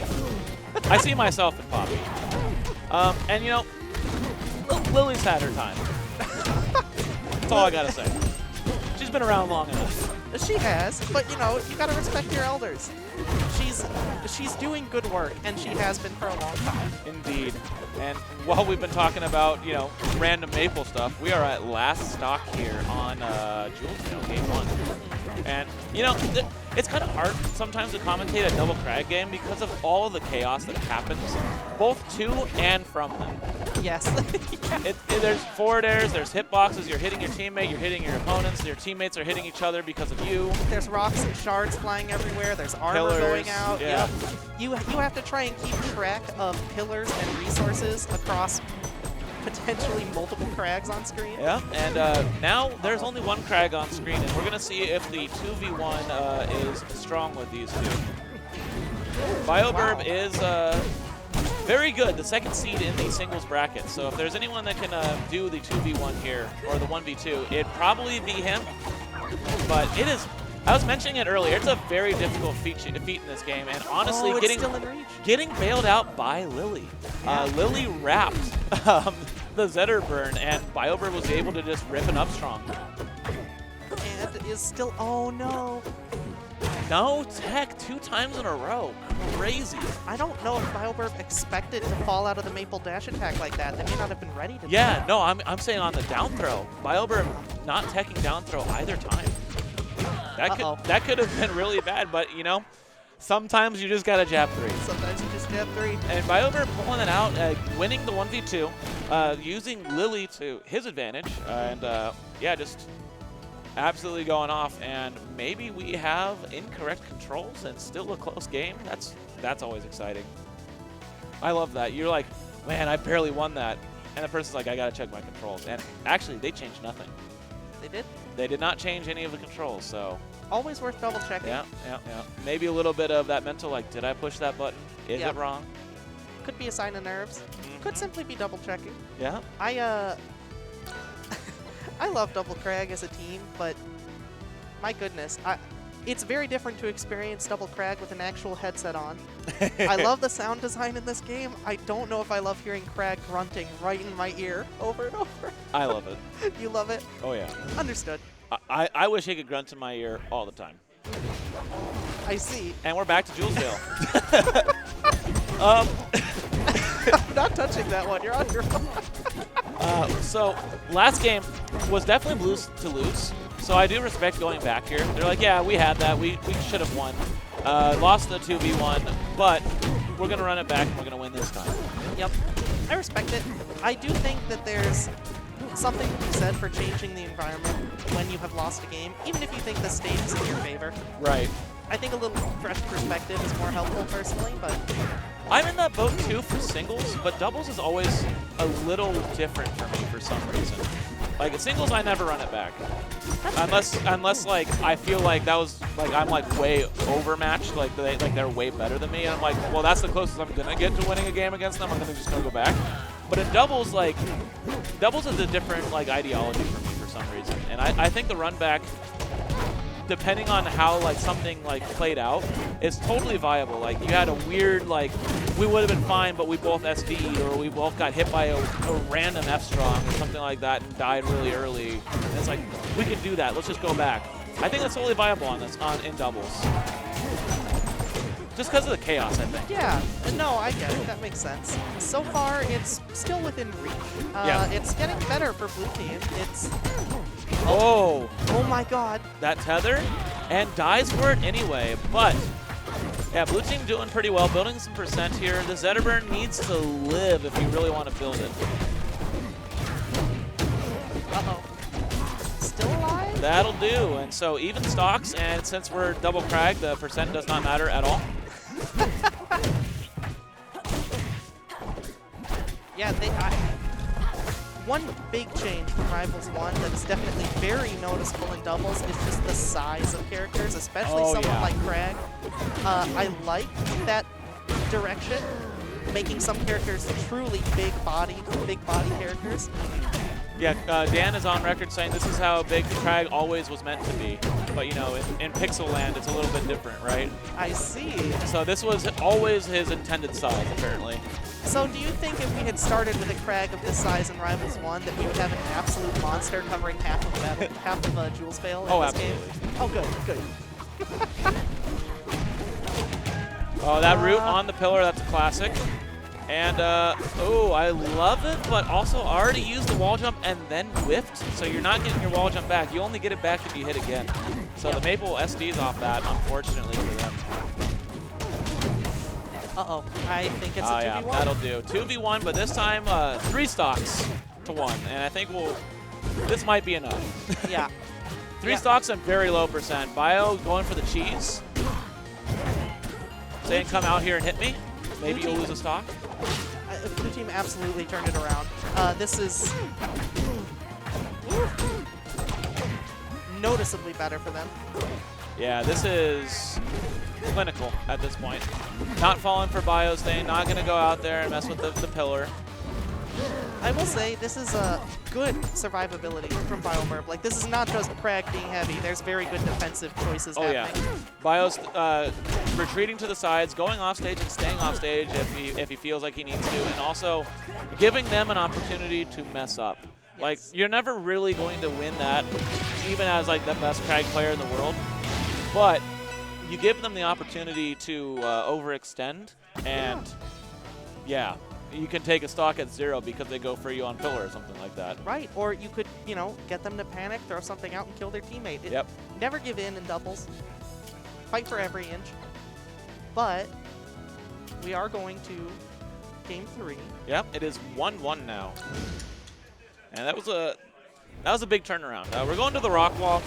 We actually saw BioMerb and Jet come back from an 0-2 deficit by going to rock wall as double Crag and actually getting brought back to rock wall again, so winning 2 games in a row. So this was definitely their like comfort pick, and it was left open for him. So I think this is going to be a little bit different look. Much bigger stage, much closer side blast zones. It's Crag's paradise. Yep, I feel like the double-stacked tall platform pillars are also great for Crag. Being able to threaten things like down B or pull a rock out of reach a little more safely. Yeah, you also see, like, I've seen it a few times from them where they'll do a pillar directly through the middle of the platforms, and if that pillar gets broken, they just ledge cancel off the edge, the end ledge. So, like right there, both of them did a pillar on the platform because, yeah, if it breaks, then I'm just going to slide off and ledge cancel. Makes sense. Oh my god, BioMerb just did it to like try and pressure shield. Yeah, yeah. This is a Crag's paradise. That back air had no purpose besides just hitting BioMerb, by the way. Yep. Shoutouts to everyone who worked on these stages for making sure that rock wall was Crag favored. I feel like there's some poetic justice in that. Oh yeah, it's important. Oh my god, 199 on rock wall, still alive. It's a Crag moment. Oh.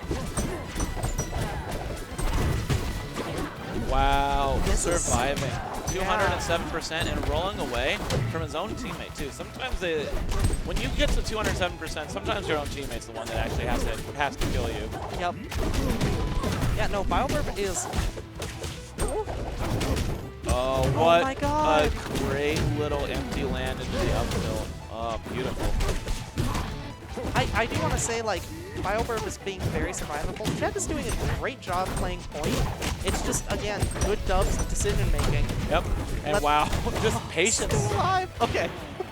Okay, yeah, that needed to happen. Yeah. Jet at 142 now. We'll see if they actually, like, you know, trade places in the stock tank here, or if Bio's just going to be like, no, I'm always the stock tank.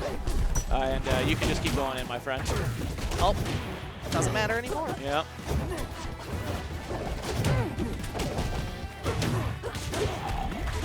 Okay. They definitely want Seth's Maple to survive in order to try and come up with an actual lead against the Crags.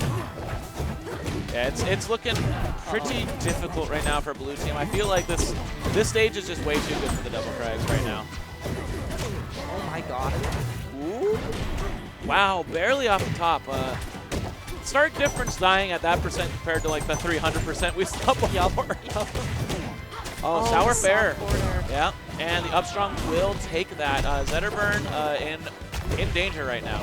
Last stock for everyone. Oh, BioMerb needs to help out Jet, but doesn't get over there to do it. Oh, that killed the Zetter. Finds the kill on the Zetterburn. What was that? I missed it. That was Maple's update. That was. Okay, Yeah. I wasn't 100% sure. That's super unfortunate. But It Maple is. had to do it there. Otherwise, Maple was going to get ledge hogged. Yeah, I think that was just a scramble. Zetter was trying to save Maple from the edge guard. Just got a little too close to the action. Yeah, we have ourselves a 1v1 right now. The 2 seed versus the I don't know what seed. Very good players, both of them. But this is one of the favorites to potentially win this tournament that we're seeing on Crag. And this certainly may not be, like you said, BioBurb's choice for their singles bracket run. But it seems to be working out so far. Oh yeah, Bio's got a competent Krag in both games and not afraid to show it. Oh, Keyboard Krag goes crazy. yep. I feel like that Nair is clearly an attempt to get a single back hit and kill off. Oh, that was a great floor hug. No tech on it, but like absolutely great recognition to react to the forward air. Okay. Oh no! The dash attack, that was definitely a misinput. That was supposed to probably be a fall through forward air. It had to be. Or it had to be a fall through something, right? Yep. Maybe fall through dare. Run off But back air, something to no one- drop by with an aerial. There is a chance that was supposed to be a call out of like, I think they're going to jump here. But I don't think so. I don't either. Yeah. I would bet against that. I think that they have proven that rock wall is Krag territory. Hopefully we don't see them getting brought back to rock wall and winning yet another game there. Yeah, don't bring them back. I don't think they will. Yeah, we're going Okay. to go die Delta. Makes sense. This might be the first time I've seen Godai while on comms. I don't know if it got picked on some of the games where I wasn't on commentary, but I don't think I've seen it very much today at all. I love this stage in singles. It does feel like ever so slightly cramped in doubles. Yeah, that makes sense. The platform heights are a little small for doubles, and the stage isn't that huge, but the blast zones are pretty large. Yes. If you if you feel like your recoveries and your edge guards are solid in dubs, this is a great stage. Yeah. And it is interesting though because like these Krags are going to live a long time here. They are. And this is the blue team's counter pick after all, so we'll see what they have cooking up, but it might be a little helpful for the Krags, unfortunately.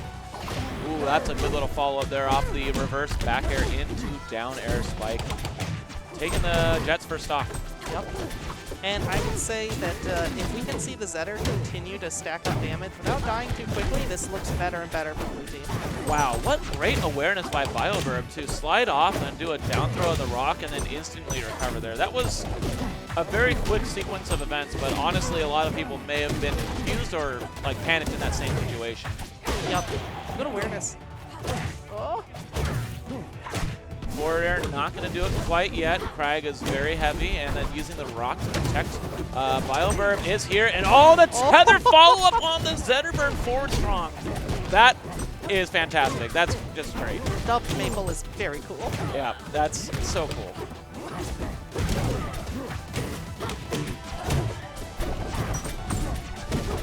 Good patience by Glover. Yeah, Jet, Starting combos, but simply dropping them when they approach the enemy Krag.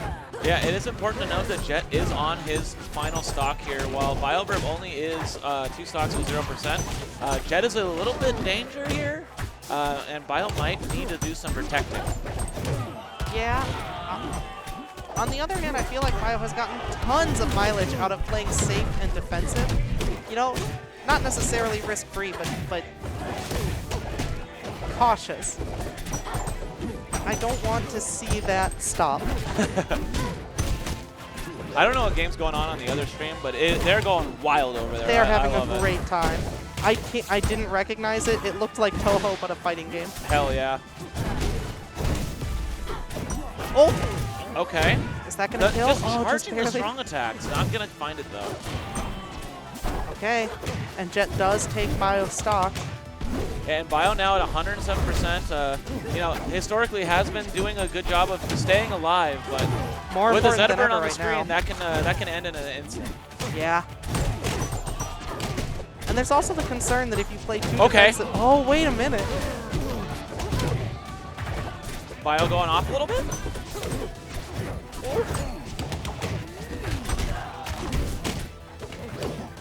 Oh, knocks the opponent with the back throw.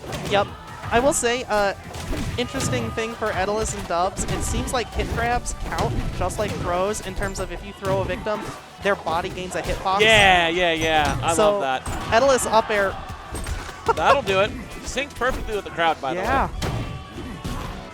Suddenly last stock, and everyone's at kill percent. Yeah, if BioBurb and Jet are able to pull this out, they are going to be moving on to losers finals. But if blue team here can actually finish this off in this 1v1, it'll be going into game 5. Oh my god. What? Oh, wow. Okay. 182. Jet No! goes for the forward air, no up air. Slide off the platform and finds the fair, some bad DI and dies. I think he caught the double jump off the platform. Yep. Oh my god, what a clutch forward air, shaking it off. Yeah, they're feeling it. That's the tension right there. Oh, We yeah. are in top 3 now, and they've got to play again. So don't go anywhere because they are back on the screen. Double Crag will continue. And yeah, they are going to be fighting our 11th seed, which is Young Quaff and Twisty. Yep. And I look forward to seeing some more very early upbeat kills from Twisty's Raster. me too. And Twisty and Young Quaff were the 2 that sent them into losers. And so I wonder if they have had a conversation about what to do. Do you know what the set count was? 3-1, yeah. 3-1, okay. Game 2 was won by BioBurb and Jet, and then games 3 and 4 were games. I see. It was pretty clearly one-sided. Gotcha. Still, if they kept it close at first. Yeah, the one thing that is good to note is on the last game, Game 4, BioBurb switched over to Raster and tried to do the Raster-Krag combo against them. So I'd be curious to see if we're going to have that right out the gates or if they're going to try the double Krag one more time because it's been working. We're about to find out. It seems like they're Yep, bated thinking breath about here. it. Oh, we're going Krag. Okay. Yep, double Krag to start. I respect that because they've been playing the double Krag in the last couple sets. It's been hot. And maybe if the first game doesn't work, then you do the switch. Yeah. Yeah, I think that's very reasonable. Yeah, they've got to figure out something, though, because their number was had by these 2. Remains to be seen. Hopefully they have adapted. I'm really enjoying these dubs. I would love to see every remaining set go, 3-2. Yeah, why not go till 1 a.m., right? Our production would love that. Come on. Game 15. Yeah. You are, yeah. Yeah, I know. I was the cause sometimes. All right, here we go. We're going back to Godai Delta in a new set, though. And, yeah, red team, Young Quaff and Twisty barely getting sent into losers in a last stock Game 5 situation. Last hit situation. We're going to see if they have what it takes to go back and find the rematch or if the revenge can be green teams. It's very early to say, what way this set is going to go, but I would love to see it be close one way or another. Yeah. Oh, God. And wow, the Raster dying, just exploding to the Krag forward air there very quickly in this first game. Yep, I do feel like this is the classic for Twisty's Raster is to die early, but also kill plenty early with some... Yeah, his doubles awareness seems extremely strong, and using moves like clap and up special and actually landing them makes up for some of the unfortunate DI situations we've seen. Yep. And sometimes you just rock laughing. Sometimes you send it. Yeah. Sometimes you just... Bam, bam. Look at that. Suddenly a solid stock lead. Yep. Maybe he DI'd poorly and died off the side, but it's okay because then he took 2 stocks with clap right afterwards. Yep. And it's a 2-for-1 deal. And it's not like Quaff is slouching. No, not at all. Twisty is getting these big cinematic moments by going for these, kill moves to end doubles combos. But Quaff is doing excellent shield pressure and neutral play. Yeah, finding that Zetterburn stock finally, and we are at 83% for the Raster. This could be a straight hit. A pillar separating them now, and Jet doing a good job recognizing the teammate was in danger. Go interrupt that. Oh, throws it at the Krag instead of at the Zetterburn there. A little unfortunate, but back to the Nooch. Oh my goodness. Nice little tech.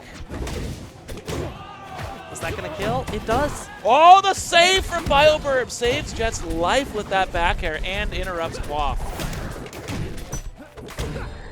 Finds it anyway right afterward. But yeah, BioBurb doing a great job recognizing the team was in danger and barely surviving there. So Bio was still on fire. So I've had this happen a few times when I was playing doubles in friendlies, where you get hit and just get pushed out of the combust box for the Zetter burn. So like even though the combust animation happens, it's like took the weaker knockback. Yeah, you took the weaker knockback and the combust didn't happen, so that's why he was still on fire. Interesting. Yeah, because I don't think there was a reasonable way to live that otherwise, right? Yeah, I was gonna say I expected it to be purple immediately. Yeah, and yeah, because that would have absolutely killed had the fire combust actually happened on that earlier stock. But yeah, that's something to look at because I've noticed it quite frequently, honestly. Oh, Raster's in danger. Oh, BioBurb took another jump. Yep, BioBurb's keeping Young Quaff busy, and Jet's just doing the thing. I feel like there was a better punish there on that neutral team, yeah. but yeah, Bio getting that reverse fair is actually huge, and yeah, Zetterburn gonna die. Oh, looks like game one probably going over to the green team here. Oh! Oh my god. That didn't quite break shield, Okay, but it was we go. terrifyingly close. Yeah, that was pretty nice work. BioBurb recognized that Jet was dealing with the Raster at a high percent, getting the Raster off stage, and just decided to 1v1 the Zetterburn and keep him away. Yep. And it ended up paying in dividends with the reverse fair, sending Zetterburn off stage, and unfortunately not being able to recover, finding that stock. Yeah, I would say it is fair to say that their number is no longer had. Yeah, no, that was a great call to get into game one here. Now we're going to game two on Rockwall, which is the stage that the green team would have probably counterpicked too. Oh, absolutely. So, yeah. Is this a comfort pick for Twisty Quaff, or is there maybe something it's an I'm not ego seeing? Be like, nah, we'll beat you where you want to go. I'm gonna do my own thing. I have trouble imagining Raster saying anything like this. I really hope it's not an ego pick. I think this is more like a comfort pick. I highly doubt it is, but you know, there's a part of me that wants to believe. Some players have stages that they like, and they will go there regardless of matchup or situation. Yeah. I think that could be happening here. But then there's also players that are like, you know, I know what you want, I'll let you go there because I'm going to win. I've done that a few times in bracket. Evil is. behavior. It is. It absolutely is. Oh. Right. Oh, that'll kill. About as even as it can be, finding that stock there on BioBurb's pretty big considering Bio's typically been the stock tank. Oh, that's going to kill. The rawest of forward strong. Such an early kill. 76%. 76 after the hit. That Raster's freaking dead, man. That's a big swing in the game state as well. I absolutely caught myself there. Holy cow.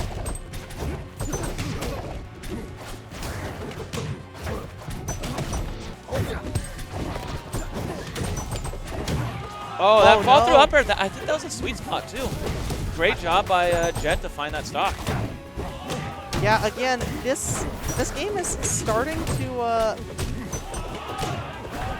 I was going to say it was pulling away for Jet and Bio, but I guess not. I was looking at the cinematic moments of Krags getting early F smash kills. Yeah. But the stock count is not in their favor.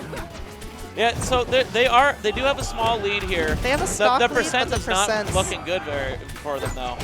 I Sorry, mean, it is very loud in this room. It is. If they can survive, if they can pull the Krag Classic and kill first despite being at a much higher percent. Uh-oh. Ooh. Interesting DI in and not quite ready for it. Young Quaff not finding the kill on BioBurb there. And not doing a back. You know, I expected a back throw, honestly. I did too. I don't think it would have killed. But okay, that's a forward throw. Nice save there from Bio. Jet was in some danger, and honestly, like, that stock did not need to be a stock, but it worked out for him. Young Quaff just kind of dying. Yep. For almost no reason there. A lot of early deaths. A lot of early deaths from Twisty and Quaff. Getting hit by Randy F smashes and the like. Oh. Okay. Wow. All right, Jet has lost that last stock, and now it's a 2v1 with BioBurb at 87%. It is last stock for everyone, but yeah, the team combos really lit up towards the end of that game. Red team was definitely down. Jet actually found 2 crazy stocks, one with the early forward strong and then one with that fair. And right as you were saying that they had a pretty big lead, that's when the red team came alive and the team combos were nonstop. Not just on one of them, but on both of them. I felt like both Crags were just getting hit stun camped. Yeah, yeah, it was almost like they were in a cycle. Yeah. The moment one of them had finally recovered, their teammate was already off stage from getting dubs comboed. Yeah, and just absolutely beautiful work there. That counter pick ended up working out quite well. It is now 1-1. And, that might have been the place that we saw Jet and Bio go to. So I'm curious to see what their second option here. I think if I'm them, and I'm saying this kind of quiet because they can probably hear me. Oh, absolutely. I'm probably going to a huge stage like Fire Capital. Because you're both Crags. Well, they decided to go to the opposite. Veil. Yeah. We're going to see if that works out for them. Maybe they want more of those early kills. Yeah, but I feel like the team combos, you're not going to escape them on a small stage. The stage that's much bigger, like Fire Capital, is going to let you at least DI out. But now when you DI out, you're off stage. And oh, no. That one wasn't really the counter pick's fault. That was just an unfortunate SD. But yeah, DIing out puts you off stage. And maybe that's what you want as Crag. Maybe you want to just go off stage and make a pillar and then come back. I feel like Crag Pillar is a great asset in dubs, but we haven't seen a whole lot of using it to save your allied Crag. Yeah. It tends to be a pretty committal, slow process of each of them recovering on their own. Right. And yeah, just dropping down with the shine. Already in danger here. BioBurb at 139%. Jet at 80 and climbing. Oh, barely misses that up air. That might have done it, but yeah, BioBurb losing that stock, and we are looking really, really strong for the red team in this game here. Yeah, the dubs combos are continuing from the last game. Oh, no. Okay. Surviving there.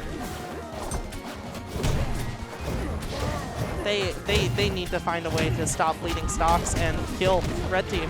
They got to take one of them out. Yeah, this is, I'm backseat driving here, but I really want to see him go to a big stage next game. Oh, the clap just barely misses there. That was definitely confirmed that just didn't quite connect. Oh, going for the down air, not the up air as well. Red team, honestly, just kind of playing with their food a little bit here. Oh, that'll do it. God. Yep. Yeah, this is definitively in red team's favor. This is what a turnaround. Oh. Okay. Oh my God. That's 2 stocks right there. You love to see it. Yeah, a 1 stock deficit is not nearly as scary. Yeah, especially when you've had a couple situations where the red team has just kind of given away stocks randomly. It's not out of the picture, but you are going to need some help if you're the green team. Yeah, the percents are climbing. They're still getting doubles comboed. All right, my God. Zetterburn off stage, but it doesn't matter because your teammate was dying on the other side. That was a poor DI on Raster back throw into up tilt killing really quick. Up tilt is so strong. It's crazy. Yeah, dare spike. Yeah, I love it. I love it. All right. Game 4. Big stage? It's got to be big stage, right? It's got to be big stage. What if we see a character switch? Never mind, no character switch? No character switch.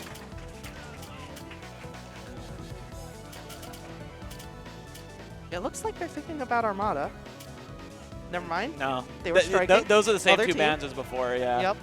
So, yeah, if I'm them, I'm going to a big stage. But that's just me. I mean, that Rockwall game, while it was unfortunate for them losing, they almost won, and then, honestly, the double synergies kind of really kicked in. And, Rockwall has the big ground that you can run around on. Fire Capital has that, and Merchantport kind of does, too. I don't dislike this pick. They're giving themselves a decent amount of stage space, but the blast zones, I don't think they feel the need to commit to massive blast zones. Right.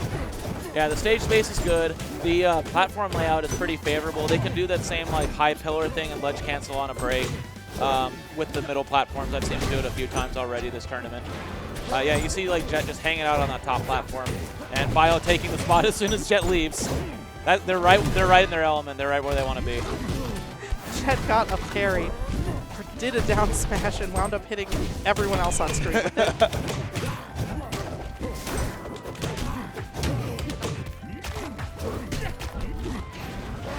Okay, pillar. Oh, goes for the up strong. That was really ballsy. I feel like up tilt might have actually even killed there just because of Raster at high percent. But now we are going to see a fire up strong. Gonna take the stock from BioBurb. Yeah, and an up that's huge. Almost take the stock from Jet. Every stock that they can get on Bio is huge. Not because necessarily like he's the higher seed or whatever, but because he's been the stock tank throughout the last couple sets we've seen. He's been the one that lives to 300%. The survivability has been enormous for his team. Yeah, if they can end Bio early, I think they need to. Yeah, Jet's been the stock taker for the most part, and Bio just a survivor. And right now, Bio's in some danger. Oh wait. Okay. A little bit of a trade-off of opponents here, and that might actually be in Green Team's favor.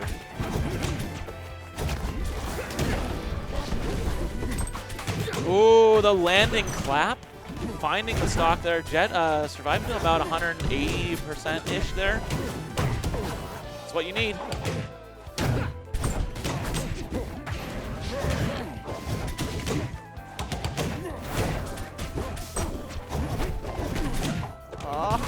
This is a little stressful.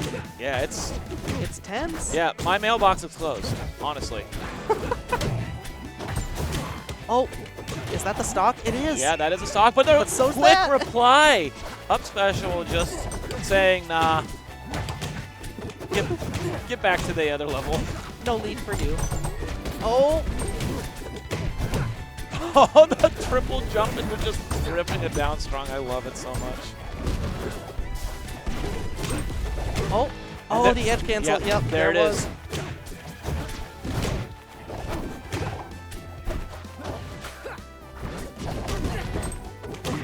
Is Jet going to take the Raster stock first? It's... Oh, never mind. Nope, never mind. I was going to say it's a possibility. Bio at 54% on his last stock. Jet on a fresh last stock as well. And both the red team at 2 stocks. Something needs to happen and quick. They gotta kill. Yeah. They gotta kill Twisty's Raster immediately. That will do it, maybe? No. The back air not strong enough, but the rock right to the face, coming right out of Rivals 1 story mode there. Taking out Raster. Yep. Although Twisty's Raster has died early to some... Oh my god. Yeah, okay. GG's. 1v2. All right. We get our rematch in grants. I was going to say, although Twisty's Raster has died early to some, you know, unfortunate DI and the like, I think that it is a huge asset in dubs to be playing someone floaty and even a little light when you're in risk of dubs combos. Being able to escape is just so useful. Get back to threatening to help your teammate. Ooh. Okay. Oh, goes for the clap. Doesn't quite get it done. Turns the other way. Down throw. Oh, goes for the tech chase. Oh, actually went for the no tech option, honestly. This is terrifying. BioBurb is not giving up, but I don't know. Yeah, okay, there it is. Like, it's only a matter of time. It's going to happen. Yep. Yeah, it's a good fight from the green team, but ultimately not able to close it out. This time winning the first game instead of the second game, but yeah, the quick adaptation from Young Quaff and Twisty. Yep, third place curse, BioBurb, famous for third. Third at many tournaments, losing to Penguin and Cake Assault. Third on the Season 4 RCS top 50 rankings. I don't remember if there was other thirds in there, but lots of thirds. So third at this tournament. Congrats. And they actually do get a medal. You two get a medal, so don't leave. Yeah, a medal, and I have money things for you. Don't leave.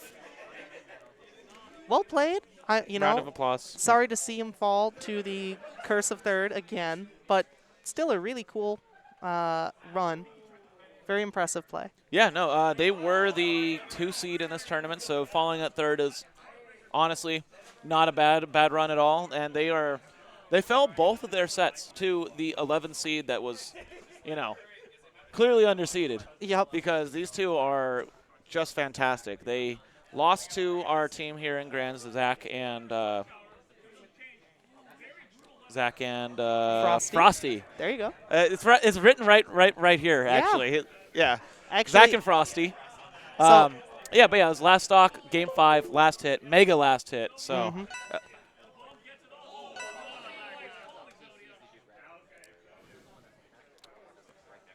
I grabbed 2 of them from your area, actually. No,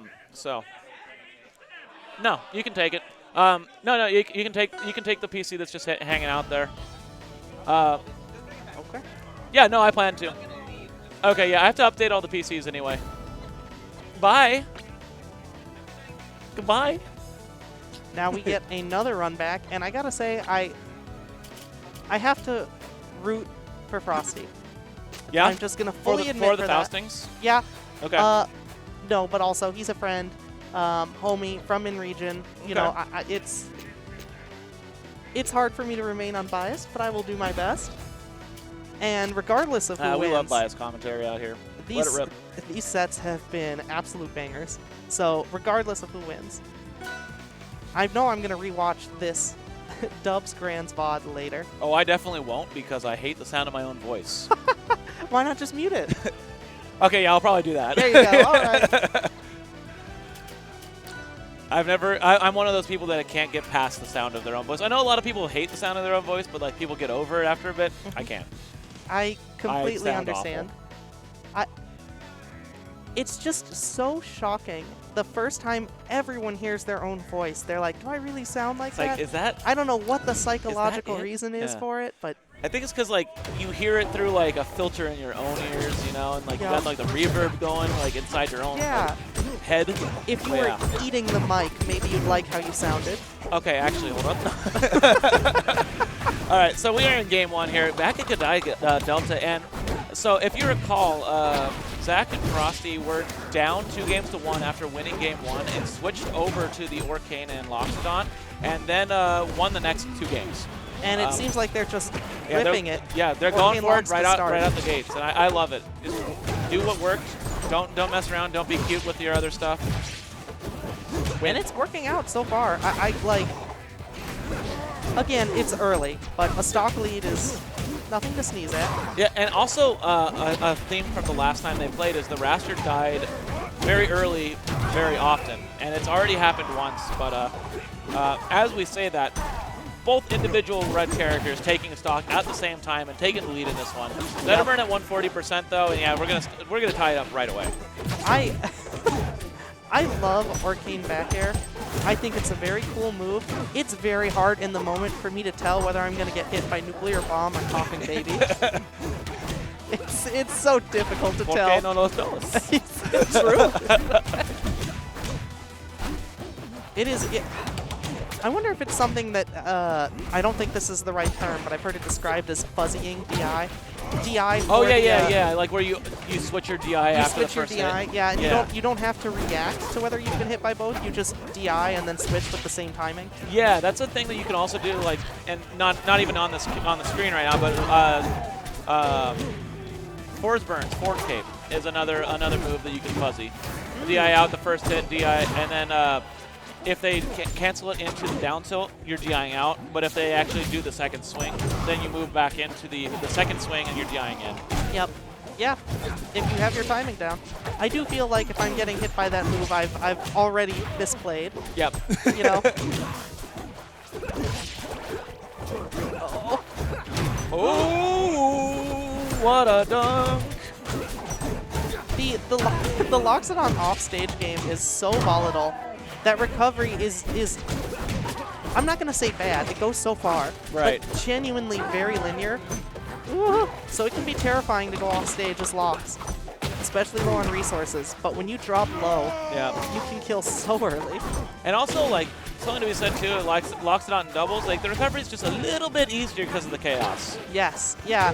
It doesn't matter that your opponent has a pretty consistent parry edge guard option whenever you can't side B or air dodge or double jump onto stage.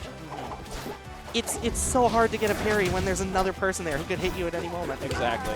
And yeah, so we saw kind of a crazy first game here. First stock was very quick out the gates in favor of blue team, and then once red team like switched out, took the lead, it kind of turned into a little bit of a different game. I mean, it's not over yet, obviously, but yeah, but now it is. Exactly, yeah. So like, it was a little bit of a turnaround, and just kind of ran away with it after tying it up. I think that there's been some serious adaptation from red team. I think that the Locks Arcane switch was great in the moment that it happened, but even just since that set, red team has learned to abuse the big body a little more in their doubles combos.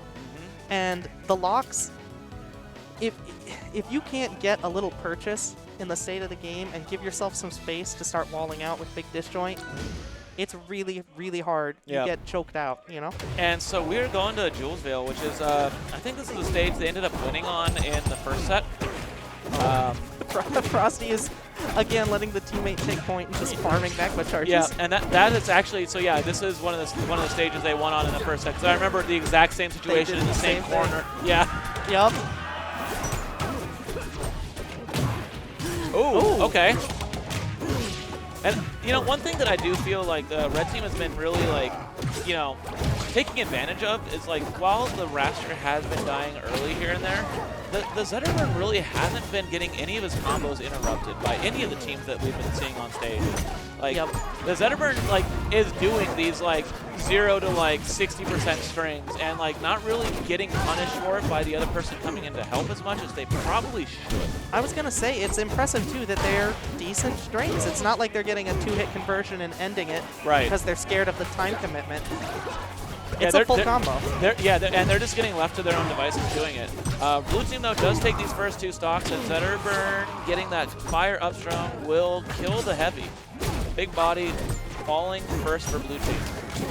I think part of the part of the Zetter having time for extended combos is the character composition, the team composition here. Loxodon and Arcane, Loxodon struggles to quickly move across the stage and, you know, prevent their teammate from getting comboed. Shield break. Just kind a of a bad air. punish. Yeah. Not great. And while Arcane has options to, you know, get around quickly, I feel like they're often pretty committal. Yeah, I do agree with that. And yeah, you know, for all said and done, this is a pretty even game. And yeah, turning around, getting the jabs there out of the throw, that's what you need. You can't let that Zetterburn just do what he's been doing. Because if you've noticed, like a lot of the times, it's like the Zetterburn. No, the Arcane dies. Oh. The stock count is still in their favor. Yeah. But yeah, the Raster is a lot of times the finisher of, like, you know, the Zetterburn passing the character over after he's, you know, done 80 to 100% to them. But yeah, you just gotta interrupt them, I think. It's the big thing. Oh, that last hit in air actually catching Loxodon. Very big for the red team. Oh my god, just simply turning around and up tilting, predicting the Loxodon going in. The Loxodon getting sent back off stage by that nair, having to recover, and then having to try to rush over to save his teammate. The Raster just took advantage of it. Up tilt, quick kill. Despite the fact that, Arcane is definitely the, Oh no. I was so busy watching the Loxodon on the left side getting fared 30 times that I didn't see exactly how the Arcane died. Oh, trading with the Zetter up B. Oh my god, that's going to kill. Okay. Suddenly it is so doable. Not going to do it. There's a little bit of a player pop-off there. Doesn't quite do it, though, and dies out. No!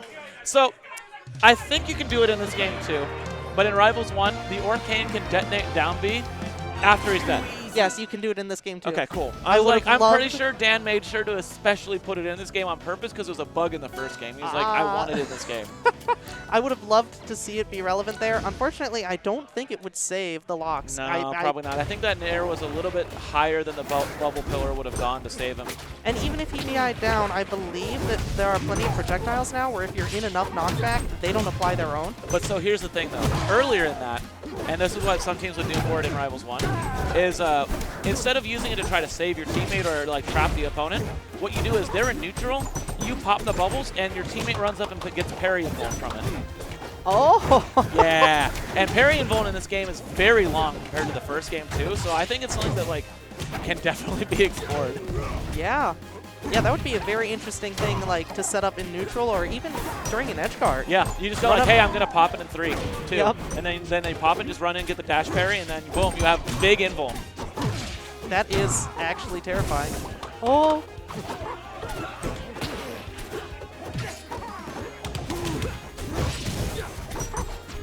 They've... Oh! Okay, it worked out. It worked out. I was going to say, they really don't want to see Frosty's Zetter, or Frosty's Loxodon drop the stock first. No. Oh! Still alive because it was Sour Clap. Yeah. Yeah, and so the Raster just going for the finishers right now. Not quite finding it, but you're going to see, like, he's gone for a couple just drop-in claps a few times in a row now. One landed and didn't kill, and the other one just barely missed. And yeah, you're going to see him try to get these claps, catch the landing. Oh, that's death. Yeah. Yeah. Up strong, so good there. So good always, actually. Yep. Orcane. Nair out of shield almost catches some horrible DI for a stock. But Zetterburn does make it back. Oh my god.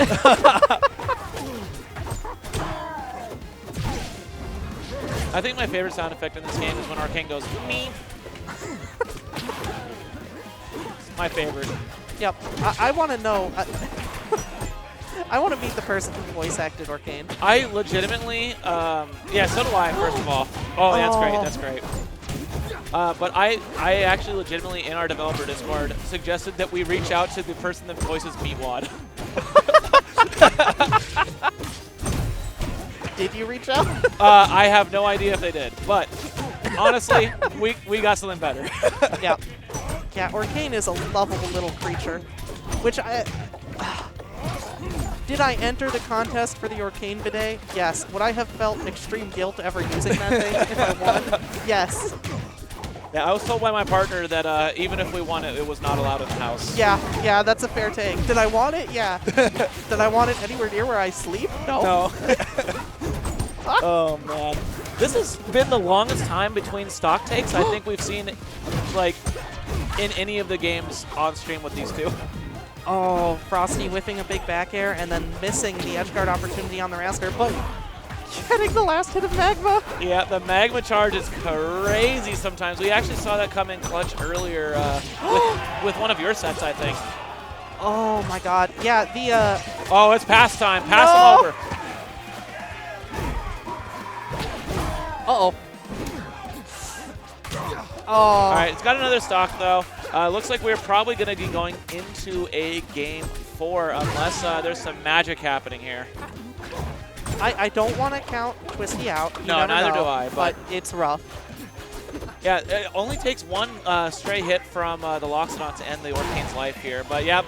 Or that. Frame 7. Yep. Slap it down. Good conversion. I gotta say, there was a point in there where that stock right at the end that Frosty's Loxodon dropped was because he was just a little slow getting to ledge. I hope he side Bs more. Yeah. You know, it's such a good option for getting to ledge so quickly. And you really don't expose yourself for very long at all. You know, you side B and then fast fall once you're off stage. And you will swipe that ledge from so many recoveries. Okay, so we have our first counter pick from Red Team this game, or this set, rather. And, you know, that last game was really close, despite it being, like, you know, a loss. I think if I'm them, I'm probably just going to look at the stages I kind of, like, you know, crush them on and pick something similar. Like, Good Eye Delta has those big blast zones, but also, like, kind of like the awkward stage layout. And their other games they won was on... Rockwall. Yeah. Okay. So they counterpicked Rockwall in the last set in losers finals against the Double Crag team, and they ended up winning there. It was close, but they ended up winning there. So, you know, I respect it. The big long stage is great for Zetterburn to run around on. There's no Double Crags to worry about in terms of the forward air stuff. Yeah, Loxodon and Orcane back airs can be a problem, but they're less prominent than, like, you know, a Crag pair. Yep. So yeah, I think that it's probably a pretty good pick. And I think they will greatly appreciate the ability to end like Loxodon stocks early. Yeah. Not having to deal with edge guarding. Not that the recovery is unbeatable, but That's an early stock from the Arcane. Okay. Twisty saw the danger there and just kept holding that down shrug. Oh, the tech chase with the down strong. Not quite going to do it, though, but yeah, that back air was solid. Great awareness to catch that. Yeah. Oh my god, I can't believe that got the strong Oh, hit. and the awareness! You hit me up with up strong. My partner's going to hit you into my up air. Get bent. I can't believe this. This looks so much better for them as a direct result of that. Yeah, that was like two really, really fantastic plays from the Arcane there. Oh, no way! Whoa! Oh, it almost killed. And the DI sending off stage. Okay, we've got something crazy going on right now. They were cooking. Never mind. Rockwall is perfect. You're geniuses. Okay,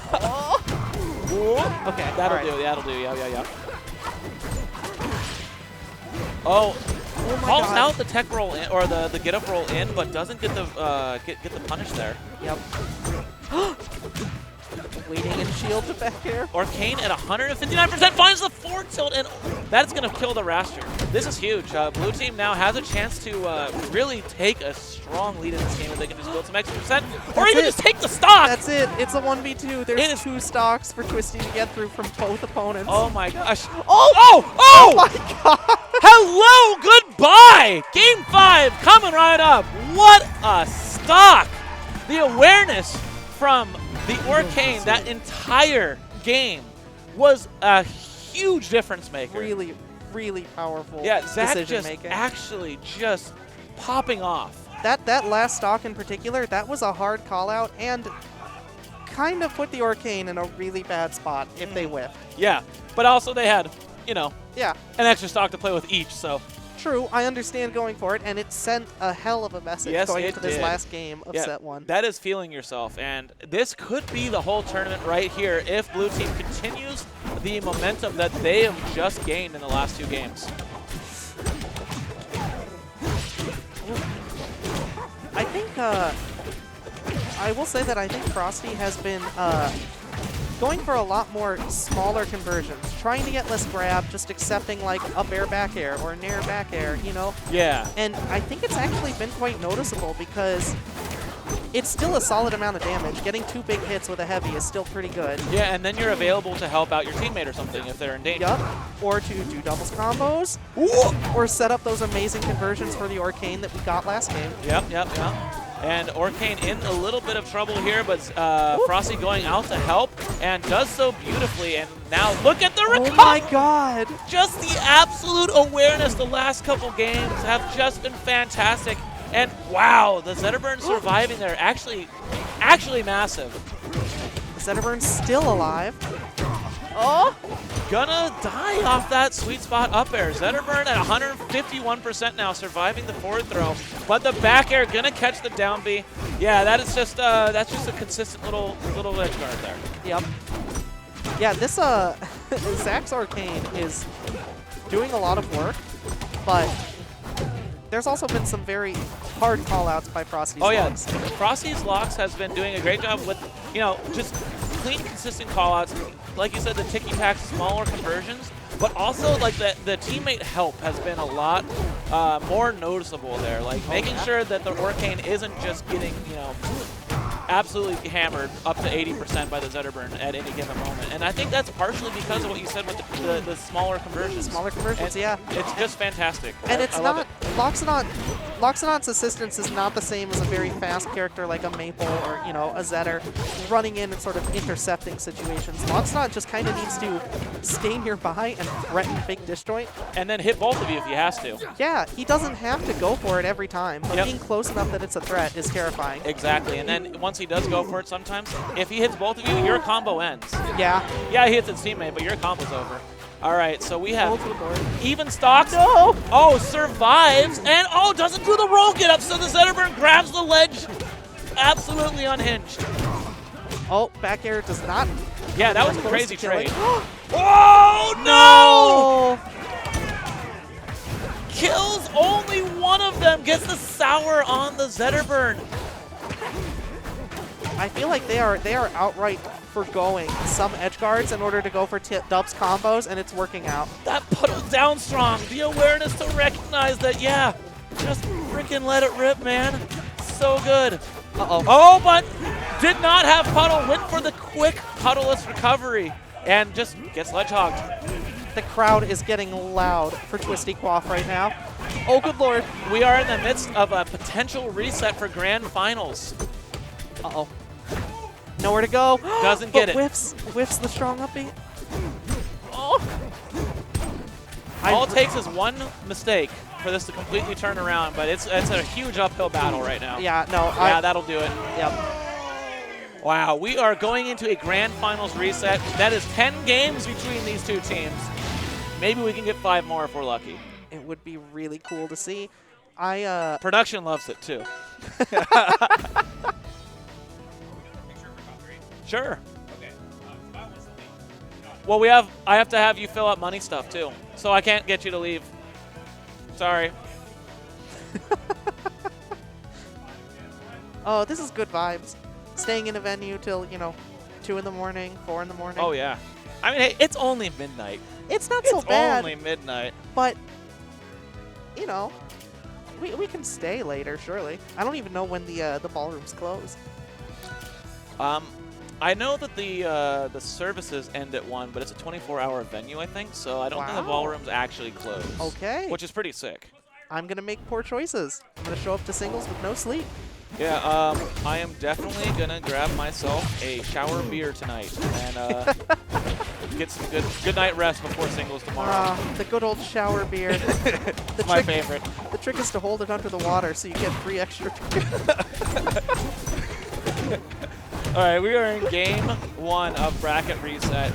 This is game 11 between these teams as we are looking to crown ourselves a champion. Yep. Ooh. And again, I think part of it is the character choice here, but there's been a very telling contrast between the two teams and their strengths. Red's getting these extended Dubs combos, and Blue getting these like very key, massive kill conversions with the Dubs teammate right in the right moment. Reactions and awareness and just helping out a little bit more here and there has really made a huge difference for Blue team. Yep. Yeah, making Zetter scared to just drop in on that Arcane, and Frosty may be dead. I think has air dodge? Nope. Ooh, yeah, that is a dead Loxodon. But finds the kill on the raster right back. We're back at this pretty much even here.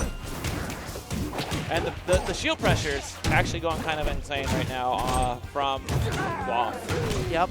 Not getting a whole lot off of it besides damage, but a lot of damage. But also locking someone in shield while their teammate combos the opponent as well. And also, for those at home, if a Zetter's shining your shield and then jumps, just do it out of shield aerial. You'll beat everything with it. Because they have to go through jump squat and then the aerial startup. So if you do an out of shield aerial, you will beat that shine jump. You do need a fast aerial. Well, so yeah, obviously, don't do your kill move aerial, but like for Loxodon, for example, you do like a out of shield nair. Yep. Nair, or if they're behind you, up air, which is still fast enough and gives you a big juicy combo if they're behind you. Yes. And yeah, this has been a very swinging game here. The Loxodon gonna go to last stock, and Arcane at 100%. Yeah, this is interesting because if they can just focus this, that's what they were going for. They were trying to just focus the Arcane. Doesn't matter what happens to me. I grab you up strong, but the interrupt was huge from Frosty right there. Yep, holds it for a second to hope for the Zetterburn to run in. Realize you can't, just go for the throw combo, and actually finds it there. So now we have last stock. Yeah. Oh my god. Oh, that is rough. Yeah. And you see the raster on those like last 3 grabs. Grab and pause before throwing. Doesn't do a pummel or anything. Just waiting to see if the Zetterburn's going to run in and up strong. And when recognizing that the Zetterburn's not, then doing the throw and going for some sort of reactionary combo instead. I think part of that was simply waiting for the Zetter so that after doing the throw and getting the knockdown, every tech option was covered. That too, yeah, absolutely. You your options are really limited there. Players who know what they're doing, you're in knockdown, you kind of just have to choose how you're going to suffer. Yeah. Which way will I die today? Yeah. I think I would have chosen Zetter, but you know, might have killed anyway.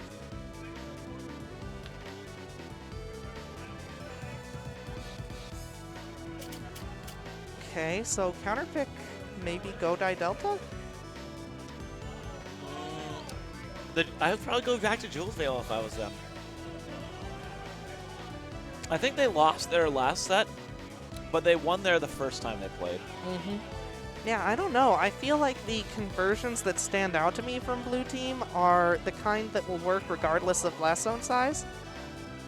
I feel like it's in their interest to go somewhere with larger blast zones, but... Hey, what do? Looks like we got a bathroom break or something going on. What do? Production, everything good? Oh, okay. Gotcha, gotcha. Could always just step outside. Unfortunately, it'll all freeze.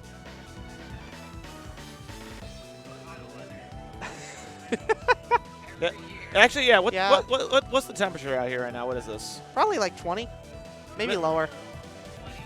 Yep. 26? Okay. It was 3 degrees earlier today. Yeah. So I'll take 26. Yeah, a couple days ago when I got up to go to work in the morning, it was like -8. There was 2 digits less than I'm used to earlier today. It was I think we hit 90 degrees in October or November in Tucson. We were like the hottest city, beating Phoenix even in the country. That's scary. And I was like, yeah. It was a little crazy. You know, funnily enough, the only time I've been to Arizona, it snowed. It just fully snowed. In Arizona? Yep. I was at a Smash camp, I think. Oh, yeah, and Prescott. Oh, you were in that Smash camp in 2019. Yep. I was there. Oh, really? Yeah, I've been to every Arizona Smash camp, but like that one was special. That one was Yeah. like the best one. Are you going to the new one? I don't know. I would love to. It depends on my work schedule. Well, I hope to see you there, but I will be running Rivals 2. I've run Rivals of Aether 1 at every Arizona Smash Camp, and I ran Rivals 2 at the Smash Camp Newlands, the second one. Okay. Just not the first one. But yeah, Gotcha. I would love to see be you there. Hopefully you'll see me there.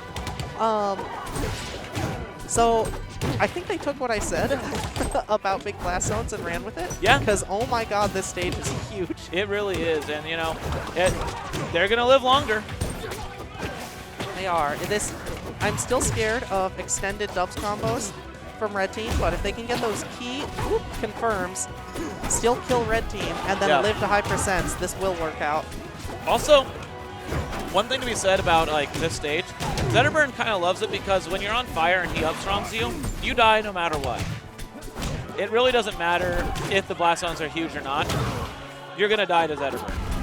Yep, that makes sense. And that up tilt spike is critical right there from the raster. Definitely finishing off the Loxodon stock when they hoped to live to such high percents is not great. Yeah. Not great for Blue. And that's what the Loxodon wants to do to them instead. Like, you saw him go for a down tilt against Zetterburn's recovery earlier, didn't quite land it, but having it happen right back to you, oh no. Oh, okay, we're good, we're good, we're good. Whiffing a back air. Zetter gets a chance to recover, doesn't grab ledge, it doesn't matter. Goes straight to the right. Probably wanted to ride the wall, but got a weird angle on the joystick. Unfortunate for him. Yeah. But Loxodon building a quick 45% on the brand new stock. That was kind of nice. Yeah, I would have loved to see a grab after that that down tilt, but oh. And the raster falling here. Yeah. Yeah, the Orcane at 161% honestly actually is doing a critical job of keeping the blue team in this game. Yeah. Extending this stock. Ooh, the reverse fair not going to kill. Almost devastating. But yeah, Loxodon's going to go down twice before Orcane goes down once. That's big. The Orcane having the stock tank here is very, very big. Oh no. Yeah. The clap going to hit both the Orcane and the Zetterburn, but Zetterburn basically went nowhere on that. Yeah. Yeah. Sometimes it's worth swinging at the chaos if your teammate's at low percent and the enemy's at high percent. Just go for it. Yep. Oh. All right. The Orcane already at 55% on this new stock. That's actually kind of crazy. I mean, the percents look very comparable I really haven't seen anyone but the Arcane truly take advantage of the stage and live to obscene percents yet. Ooh, great runoff and turn around with the fair there. The Arcane, yeah, Arcane Zach is doing a fantastic job of just like being a slippery little devil, honestly. Like you're seeing him dash away. Oh, and the moonwalk into that up air. That was sneaky. That was very sneaky.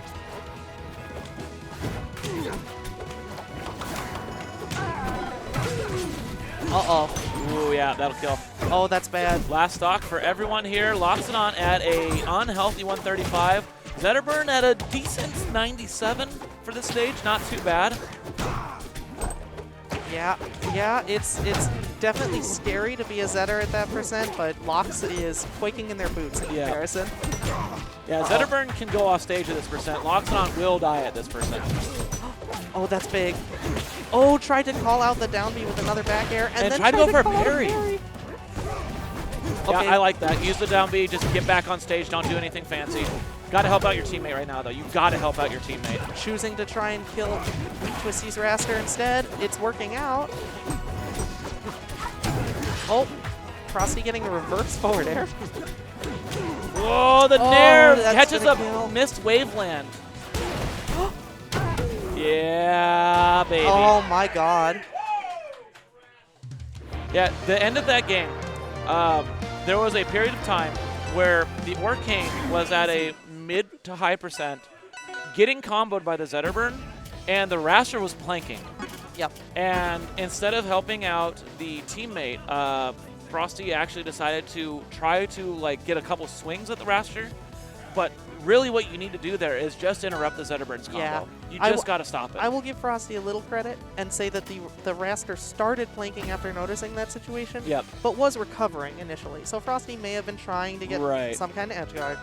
I still think the play was to go help your teammate, not try and edge guard the multi-jumping character with all these recovery moves. I think the big thing is the Zetterburn has been the percent racker in this. Like, the Raster is finding stocks and is doing great and is, like, staying alive. But when the Zetterburn has been touching either person on any of the games, they've been going to kill percent. Exactly. Yeah. And so, like, the blue team has been doing their best when they interrupt the red team's combos. Yep. And to do so, you need to just ignore the person off stage. When they go off stage, make sure your teammate's not in a combo. That's the number one. And we're actually seeing the double character switch to Forsberg Crag, so clearly blue team acknowledging that something isn't working. Yep, Frosty going onto the Crag. Maybe they can pull out some character switch matches like they did in the first set against these two. Ooh. I mean, it's looking decent so far. Nothing definitive yet, but within reach. We will see who takes these crucial stocks first. So that was the forward throw hitbox. Yup. That killed his own teammate. That's crazy. That was very silly to see happen. Okay, getting damage. Uh-oh. Nice follow-up there. Yep, that's a classic. They need to take the Zetter stock soon. Yeah, one thing that like the switch over to the Forsberg does give is a little bit more committal of a back air to get that stock against like the falling Zetterburn. But you know, it's a little bit slower. Still a very strong back air, obviously. But the Loxodon back air, being able to call out Zetterburn down B from really high up is like really nice, and also is a nice surprise tool against the Raster too. Yep. Yeah, when Raster's dancing around in midair just outside your shield, being able to just occasionally throw a move that's gonna murder. Yeah. Whoa! Okay. Hit him with the Elden Ring! Explain Elden Ring to me. I've heard it so many times on commentary. I don't know the origin. Okay, so the idea is that oh, he's dead! This is the idea. what happened. I'll explain it after the game's over. Yeah, How about that? Yeah, that's very fair. Yeah, holy cow. This is, you know, the double character switch magic. It's happening. Oh my goodness. Again, not giving up, and I respect it. In dubs, you never know. Yeah, and also it just gives you a little bit more chance to see how this new pair of like characters are going to play against you, right? Yeah. Yeah, gather data, even if you don't have faith in yourself to necessarily win the game without them messing up. Exactly, yeah. And honestly, it's really not outside of the realm of possibility with 3 stocks. If it was 4, I'd be a little bit more worse for wear. But like, it really just takes finding a stock, and then while they're spawning in, maybe getting a Gimp. Yep. Oh. Ooh, great tech. Can Zetter, after down being and regaining their double jump, down B and pity flip? Can they down B twice per airtime? Yeah, absolutely. Okay, yeah. Well, that's it. Okay, so Elden Ring is called that because when Crag goes up there and does it's because he does such a huge windup before he does the spike, and it's like a boss move attack basically. It's like does a huge windup like Elden Ring characters, and then also does the big spike. Yep. And also, just for clarification, the pity flip is not just the cancel. It's doing a B reverse cancel where you ledge cancel off of that. That's why it's called a pity flip. It's very specific. It's called pity flip because it's cool, not because it's just a cancel. Gotcha. It's always my I have to spread that information because since the transition to Rivals 2, it has been grossly misrepresented. It's actually cool. It's not just a cancel. Understood. It is a B reverse ledge cancel with the flip cancel. It's sick. So, pity flip from ledge is basically a hack stash, but very stylish. Exactly. Yeah. Gotcha. It's whatever you can do with maximum style. Understood. Shout out to my boy Pity. I still wear those sunglasses. Okay, so last game, I don't know what I missed, but I feel like it ran away all of a sudden at the end, very aggressively. There was something that I don't know exactly what the sauce was either, but there was something. There was something. It was there. They were cooking. Oh, banana. Oh my god. Oh man. Got the pillar out there, never mind. DIing in on Forsburn Dare Spike will kill you at such an early percent, and we found it right there. Yep. You know what? I do remember what happened. It was because we had the Elden Ring and then an early down air off stage, and then the Raster couldn't recover on that second one. Oh my god. Oh. Yeah, so just finding early stocks and being risky off stage is really what did it for him, and honestly, found an early stock to start this game too. Yeah. And although the stocks are, I was going to say close to even, that is changing rapidly. The Crag going right off stage there, trying to get that spike, doesn't quite land it, but that's the kind of energy that they're using, and that's the kind of energy that got them back into the set. Landing clap once again, not going to be able to find that stock quite yet. Okay, this time keeping pillar out there in order to use it to not die.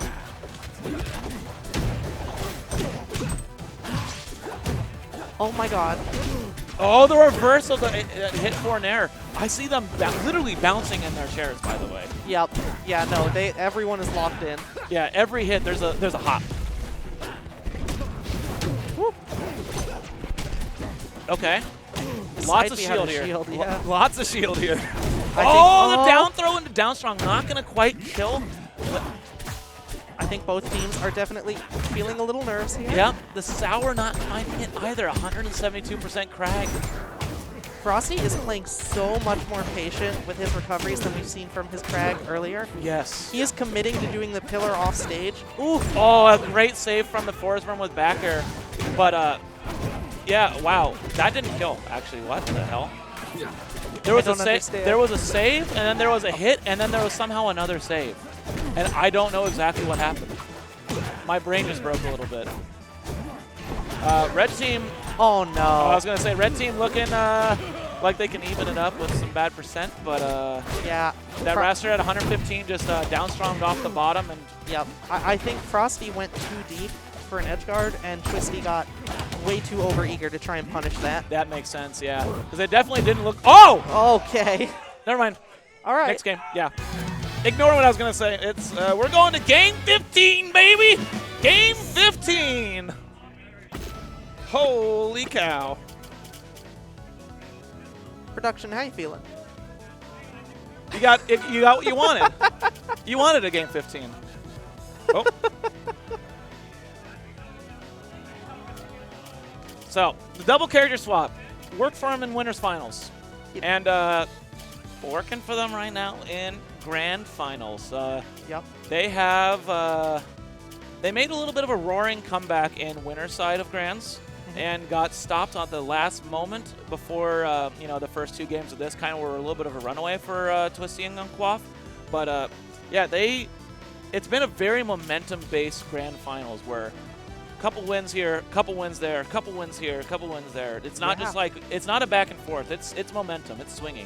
And some of the games have noticeable swings even during the game itself. I feel like the stage transformation for final stock and singles should have been on for like every other game, the entire game for this set of dubs. Oh, good lord. Okay, that's good. I was like, please don't panic. Please don't panic. Oh! Oh my god. So smart by Quaff to recognize that empty hop meant something cheesy was coming. Oh, this is bad. That's Frosty is eating damage though, and the whole situation just turned around. Oh! It turned around in a big way. Frosty is going for really, really huge reads. Like, I've seen him go for that neutral special multiple times now. And he's going off stage, going for the spikes, and that really worked the last couple games. But, like, yeah, if they can figure out a way to just play a little safer around Frosty, the red team might be able to figure this out. Oh, that's a spike. No tech either. Oh, getting the Zetter off stage, though. Oh, wow. Okay, gets the grab there. Uh-oh. Raster surviving. That's huge.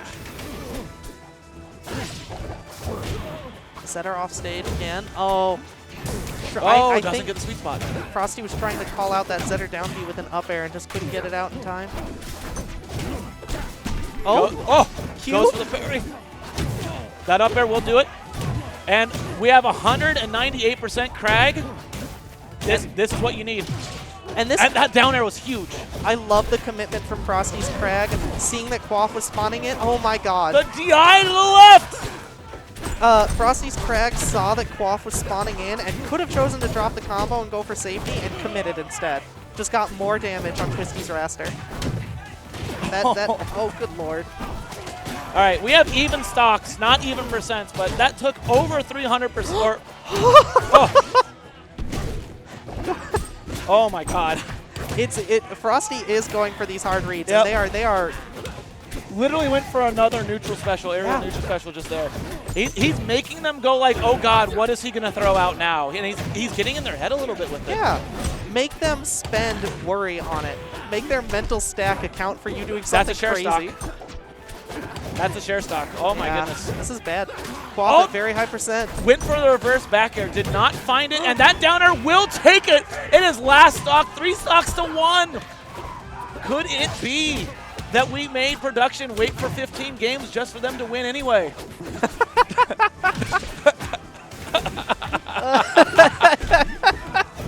Oh man, what a set.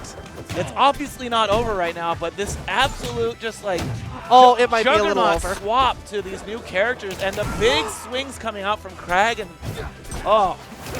just beautiful. I love doubles. Doubles is fun. Oh, good lord. Down strong, gonna do it. Okay, all right. DI is in, and yeah, that'll take it. Wow. Congrats to Frosty and Zach.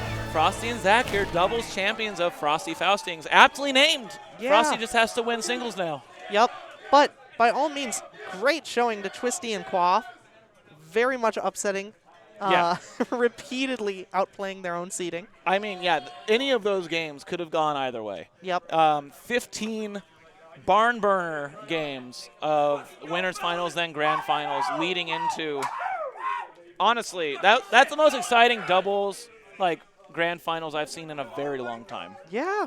That was wonderful to watch. I am so excited to see the future of Rivals dubs. I think it's going to be really beautiful. And I got to say, I'm really looking forward to the doubles shenanigans with characters that I know are coming down the line. It's going to be great. So much coming. Oh, yeah. It's going to be great. It'll be beautiful.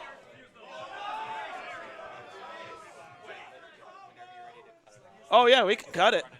No, we can cut it. Hey, so I'm SBS. We'll see you tomorrow. Oh, yeah, and then, sorry, go for it. And, we've been us, and you've been you. Have a great night. We'll see you tomorrow on Unrivaled Tournaments stream at some point at the day for singles. I think noon. Noon is the earliest? Something like that. It's for top 48 and then top 8. So the pools won't be streamed, but later will be. And you're going to be there, and I'm going to be there, and it's going to be great. Have a wonderful night.